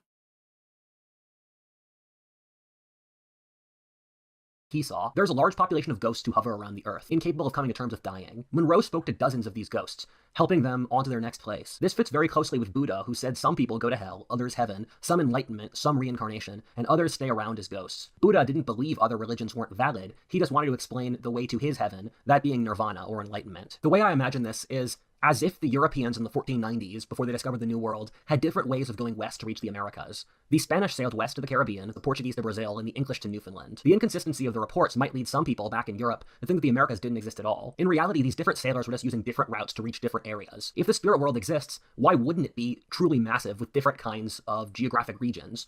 The inconsistencies of world religions maybe aren't due to people making this up. Rather, through using separate spiritual methods, they were going to literally different continents in the spirit world. Yeah, Ghost Who Can't Take the Hint. That's like, what is that movie?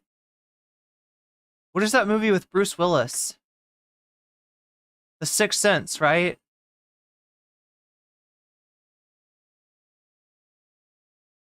Concentric spiritual rings around the earth of higher and higher abstraction. The further you astral project out into the spirit world, the more things change from the base reality you and I know. So for example, if you visit your neighbor's house, it will be identical to our reality. However, once you go further back into history or into different planets, things start to be very different from our world. This fits exactly into what the pre-modern esoteric tradition believed, where planetary was synonymous with perfect. This is easiest to see in Dante's Inferno with the layers of hell. The pre-modern esoteric tradition believed in the 7 planetary gods, being Venus, Uranus, Saturn, Earth, and as you ventured further out into space, you saw different spiritual forces. Notice how he says Uranus and not Uranus. Or reaching the ultimate, which was God. The reason the ancients thought heaven was in the sky was they conflated this spiritual, esoteric map of the cosmos with the actual physical world. The reason the CIA was researching this was to use this research in order to spy on the Russians more effectively. Classic US government. Rather than usher in a profound spiritual revolution, which could completely change the course of history, they were trying to use this to look at Soviet stuff. An ironic thing is that when the CIA released Project Gateway, they removed the page in which they talk about how these discoveries could be used to benefit society and world religions, which Monroe independently released without their consent. The scary thing is that astral projecting was pretty successful. A couple times they were able to get people to completely draw government installations they would have no knowledge of from blank. They could also mentally project movie images at people and often get them to say exactly the movie that they were showing. They could get people to read statistically significant numbers in rooms on the other side of the country. The problem, and probably why the government dismantled this project, and they might not have and they're just keeping it secret, is that they could get occasionally incredible breakthroughs that were statistically impossible, but it wasn't consistently effective enough to warrant its continued use. They had hundreds or thousands of examples of finding information through this which would be physically impossible in any other way. Monroe would spy on his neighbors and later ask them at specific details that only they would know through astral projecting at that very time. He used it to occasionally unearth facts from dead souls from previous lives, and then he checked the historic data and saw it was correct. The reason the CIA was interested in this stuff was because they were able to use it enough to learn random things about the world. I've read books which have covered the statistical chances that you can randomly do stuff like this, and it's so low as to practically be impossible. One of the things which really shocked me in researching this video is that we've actually had a significant amount of research into psychics, and the research has basically proven that they exist. With exercises like guessing cards or gambling, people's passive psychic ability will increase the success rate a few percentage points ahead of what would statistically make sense. That sounds unimportant, but it's statistically incredibly significant and would not happen without humans having at least some latent psychic ability. That being said, what the research found is that most people are only very weakly psychic. However, there is a tiny part of the population which, due to genetic abilities, is vastly more powerful. This is something like 1% of the population whose psychic gifts are stunning. These are the people who are drawing secret government installations, foretelling the future, and probably those who are going the furthest into the spirit world. They were probably called wizards in previous eras of history. Keep in mind, every single society before in history, before ours, believed in magic, and we also never disproved magic as a society. Rather, we said it just didn't fit into our mental model. It wouldn't surprise me if in something like 1,000,000 years, we look back on the present and realize that we were in the process of evolving a new genetic ability, that being psychic abilities, in the same way that millions of years ago, we evolved the ability to think rationally or to speak through language. And over the course of human history, we've been able to evolve to have new neurological abilities. So why should that stop now? There is some evidence that you can use the spirit world to figure out how the real world works. We saw this with the Hindus in the ancient world. One of my favorite books is The Eye of Shiva by Amory Durmiakor, which talks about how the Hindus reached conclusions about the universe in physics or psychology that we're only just discovering now. Also, the Hindus predicted an age called the Kali Yuga. The Kali Yuga is an age of... Oh no! Yo, this is like a big right-wing thing. Like, this connects to the fucking... If you know, like... certain websites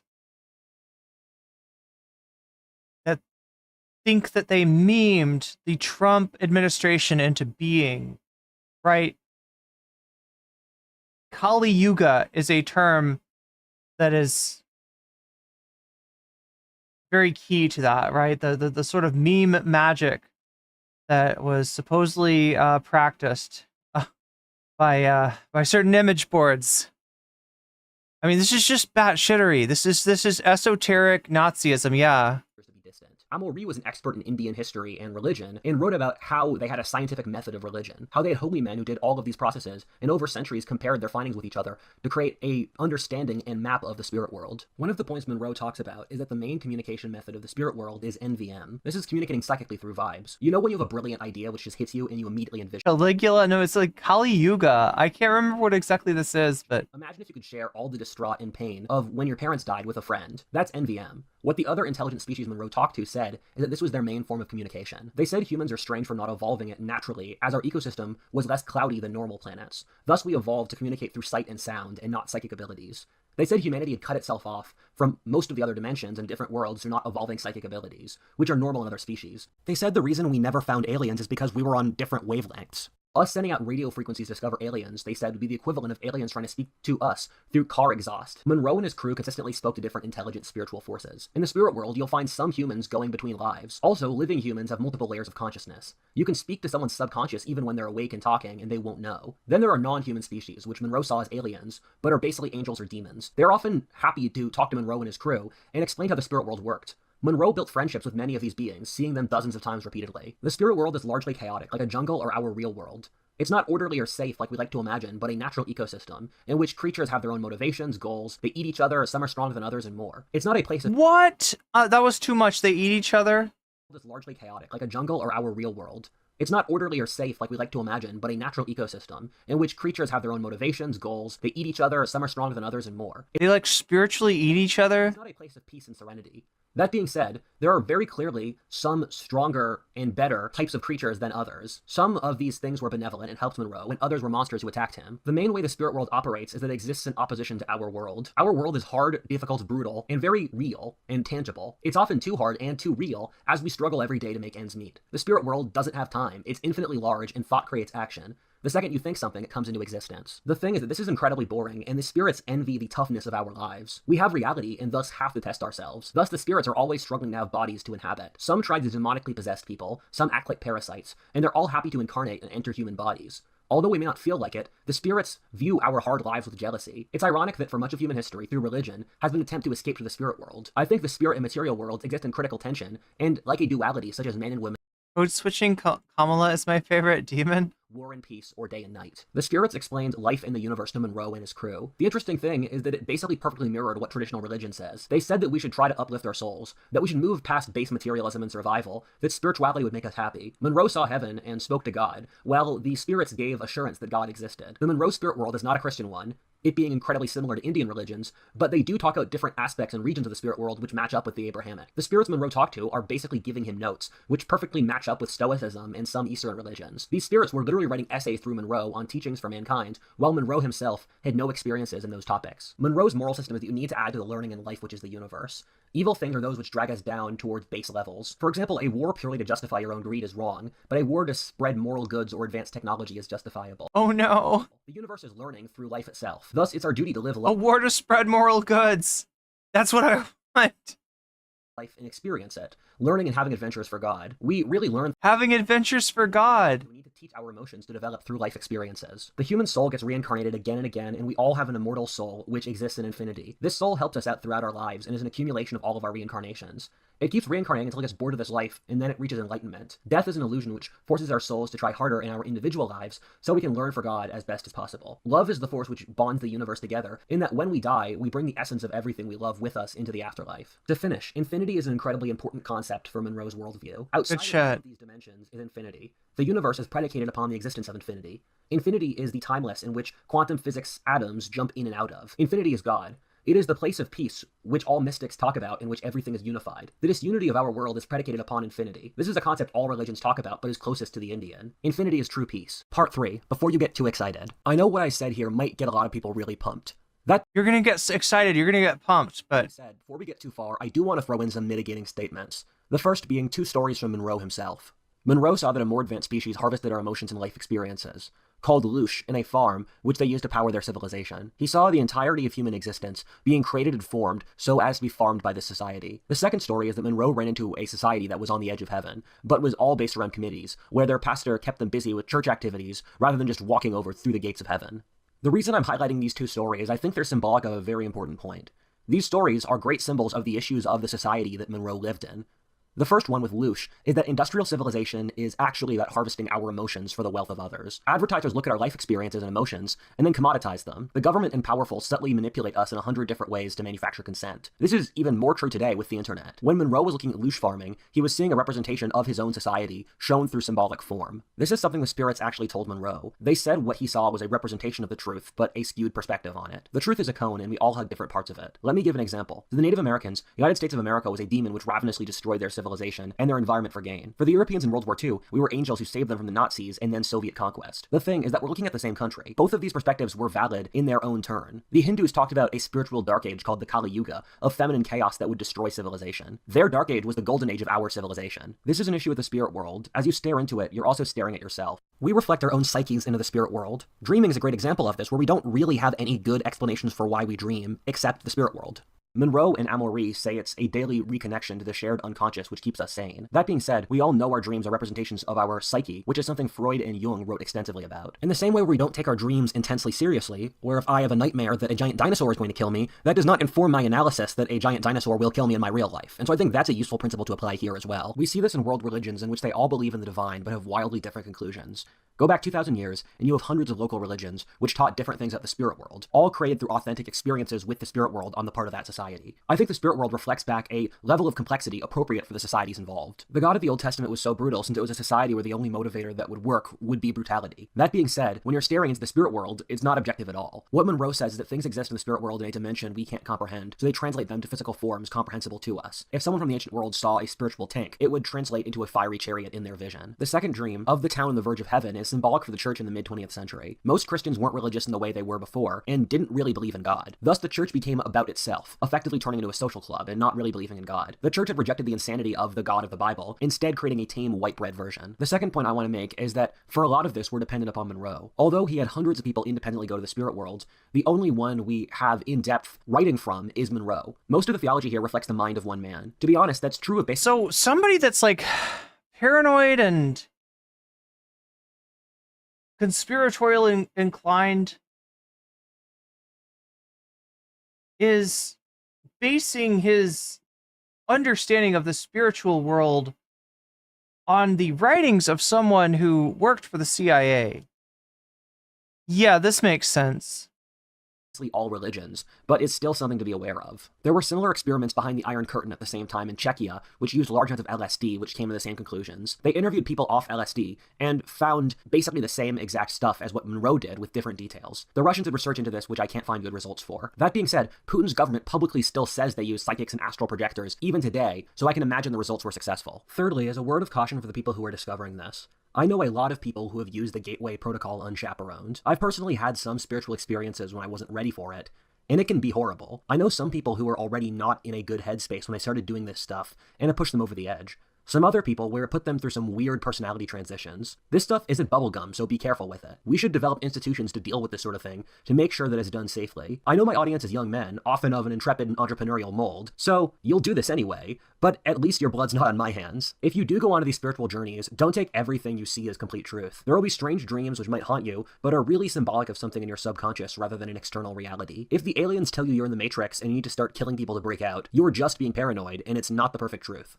Stay rooted to the earth. For a final brutal example, to look at a society which gave mystics, of much of Monroe's vein, total power, look to Indian civilization. There is much to admire in Indian civilization, as I said before in this video, but there also is an implicit criticism. Oh god, didn't this guy like go off about Aryan shit one time? India is a civilization run by the mystics and priest classes, and India is the least militarily, economically, technologically developed society of the big four Eurasian civilizations, and India had an oppressive caste system, and was the society which treated women the worst. And if these mystic teachings were the keys to everything, India would be the most successful civilization, but the West, who studied the outside world empirically, was the one which dominated.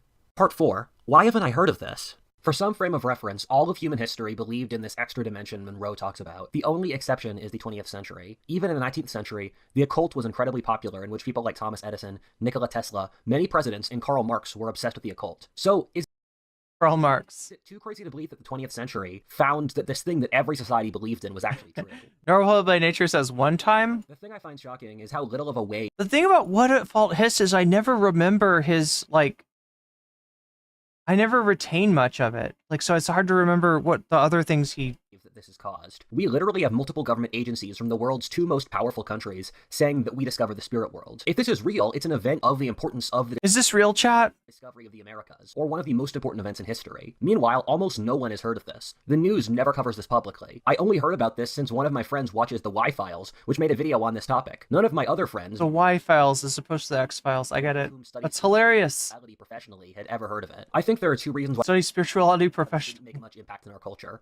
The first is that by 2016, when this was released, our society had other issues. We'd become so polarized that we didn't really care of anything new. We were so obsessed with Orange Man Bad or the Rona. It's crazy to think that we drowned out the news of this due to the Trump election and the years of insanity, including COVID, which have followed since. We are a very short-sighted and foolish society in general, so I'm not too surprised. I once asked my fan base what they would do if God spoke to them through a burning bush like he supposedly did with Moses. Most said they think that they were crazy or they'd ignore it as a hallucination. That's sad. A society that the divine can't reach is a doomed society. We will possibly be known forevermore as those who dawdled on stupid distractions while ignoring that which is truly important, which lay right before us. The second reason, and a big part of why the government was hesitant to release this, is that our leadership doesn't want there to be a spirit world or God. If I was in charge of the government in the 60s, I would immediately declassify this, since I would want to help people by bringing them inner solace. One of the points Charles Taylor talks about in his book A Secular Age, which is about the decline in religion we've seen since the Middle Ages, is that one of our biggest reasons is that authorities, like in government and science, didn't want religion to be real, since if it was, they couldn't get power as easily. If there was a god, there'd be standards they'd have to be held against. That's not true. You can get power very easily in a religiously motivated world. The ruling class of our society rules through sciences. Is he missing that the religion in and of itself becomes a means of power? Or the external appearance of science. Or is he just denying that? If you bring God back from the dead, it might make things complicated. This triggers a chain of mass social changes,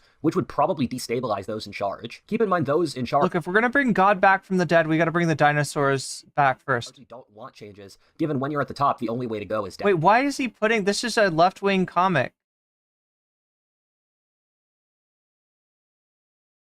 This is a left-wing comment, right? Like, why is this here? Corporate subsidy. So, like, the idea is that, like, people who get corporate subsidies, billionaires who get tax breaks, people that get PPP loan forgiveness, when they see student debt to somebody who's actually drowning, they're like, that's not fair.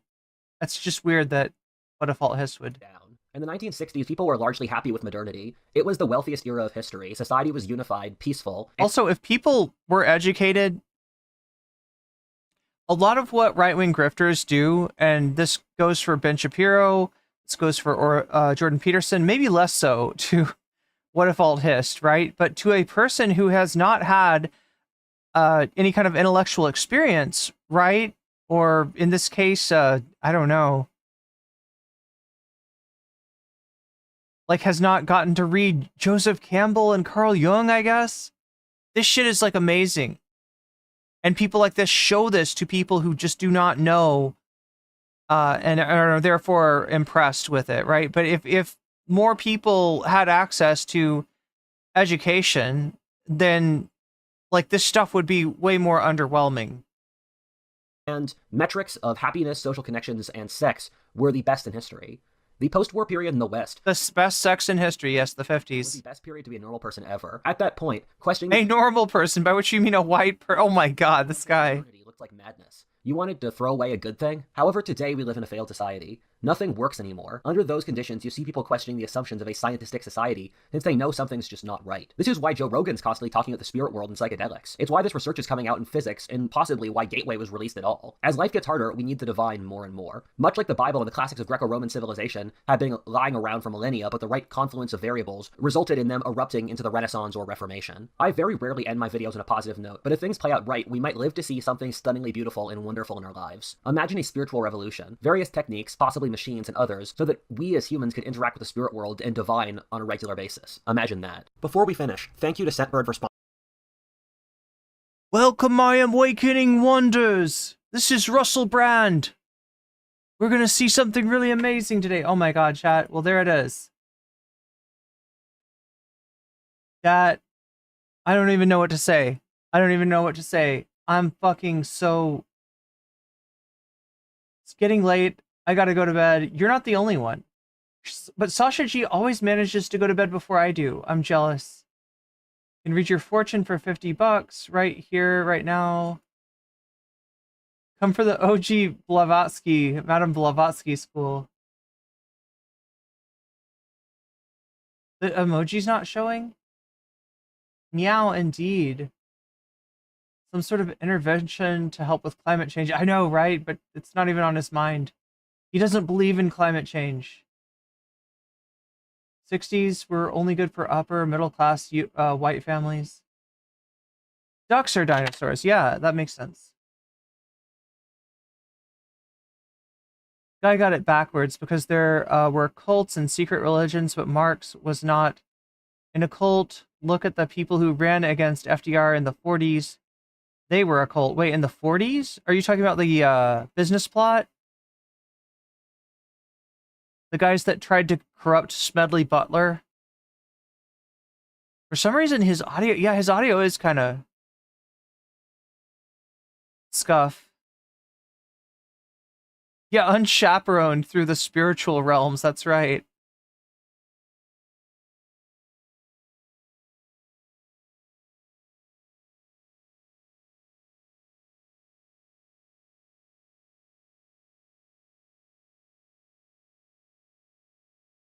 Yeah, thank you, mods, and thank you, everybody. Oh my gosh, you know who I didn't thank yet? Oh, I'm glad that somebody said thank, because it made me remember that I need to thank my Patreon. It's very important to do. All right, so my Patreon, you help me keep the lights on. I appreciate you greatly. And you can join the Patreon at the base level, which is you become a base weasel and you get access to my videos before they come out in an uncensored, unedited, sort of Snyder cut sort of way. You get like the entirety of the segment rather than the segment that I end up cutting down when I make the video, which I need to do, make some videos. Videos are important. But that's at the base level. There's also the fancy level where you get a fancy shout out every single stream. So with that, I want to shout out my fancy weasels. Shouts out to Temporal Insanity. Shouts out to Funky Monkey. Shouts out to Moe Noe. Shouts out to Just Julie. Shouts out to Jules K. Shouts out to JR. And a fancy shout out to both Zara Xerix and Omega Star. I should go to bed now. All right, I will be streaming again tomorrow as early as I can because I need to get on an earlier schedule. I keep on saying that and it never happens. Maybe next time I'll do better. Much love, everybody. Thank you for supporting me. Sorry I wasn't more, sorry I got quiet like halfway through the stream. I think I'm sick or something. I don't know. We'll figure it out. I'll figure it out tomorrow, but for now, I have got to fall asleep before I fall over. Waluigi is already falling over, but, oh my gosh, Waluigi, sit on the microphone. There you go. Perfect.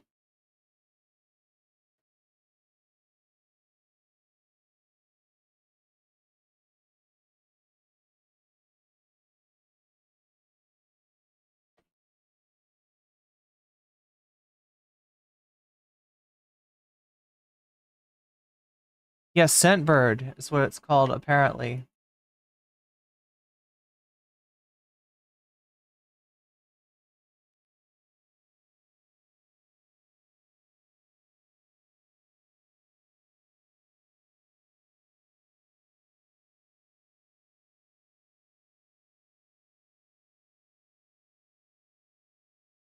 Alright, I'm just gonna go to bed. I was gonna try to...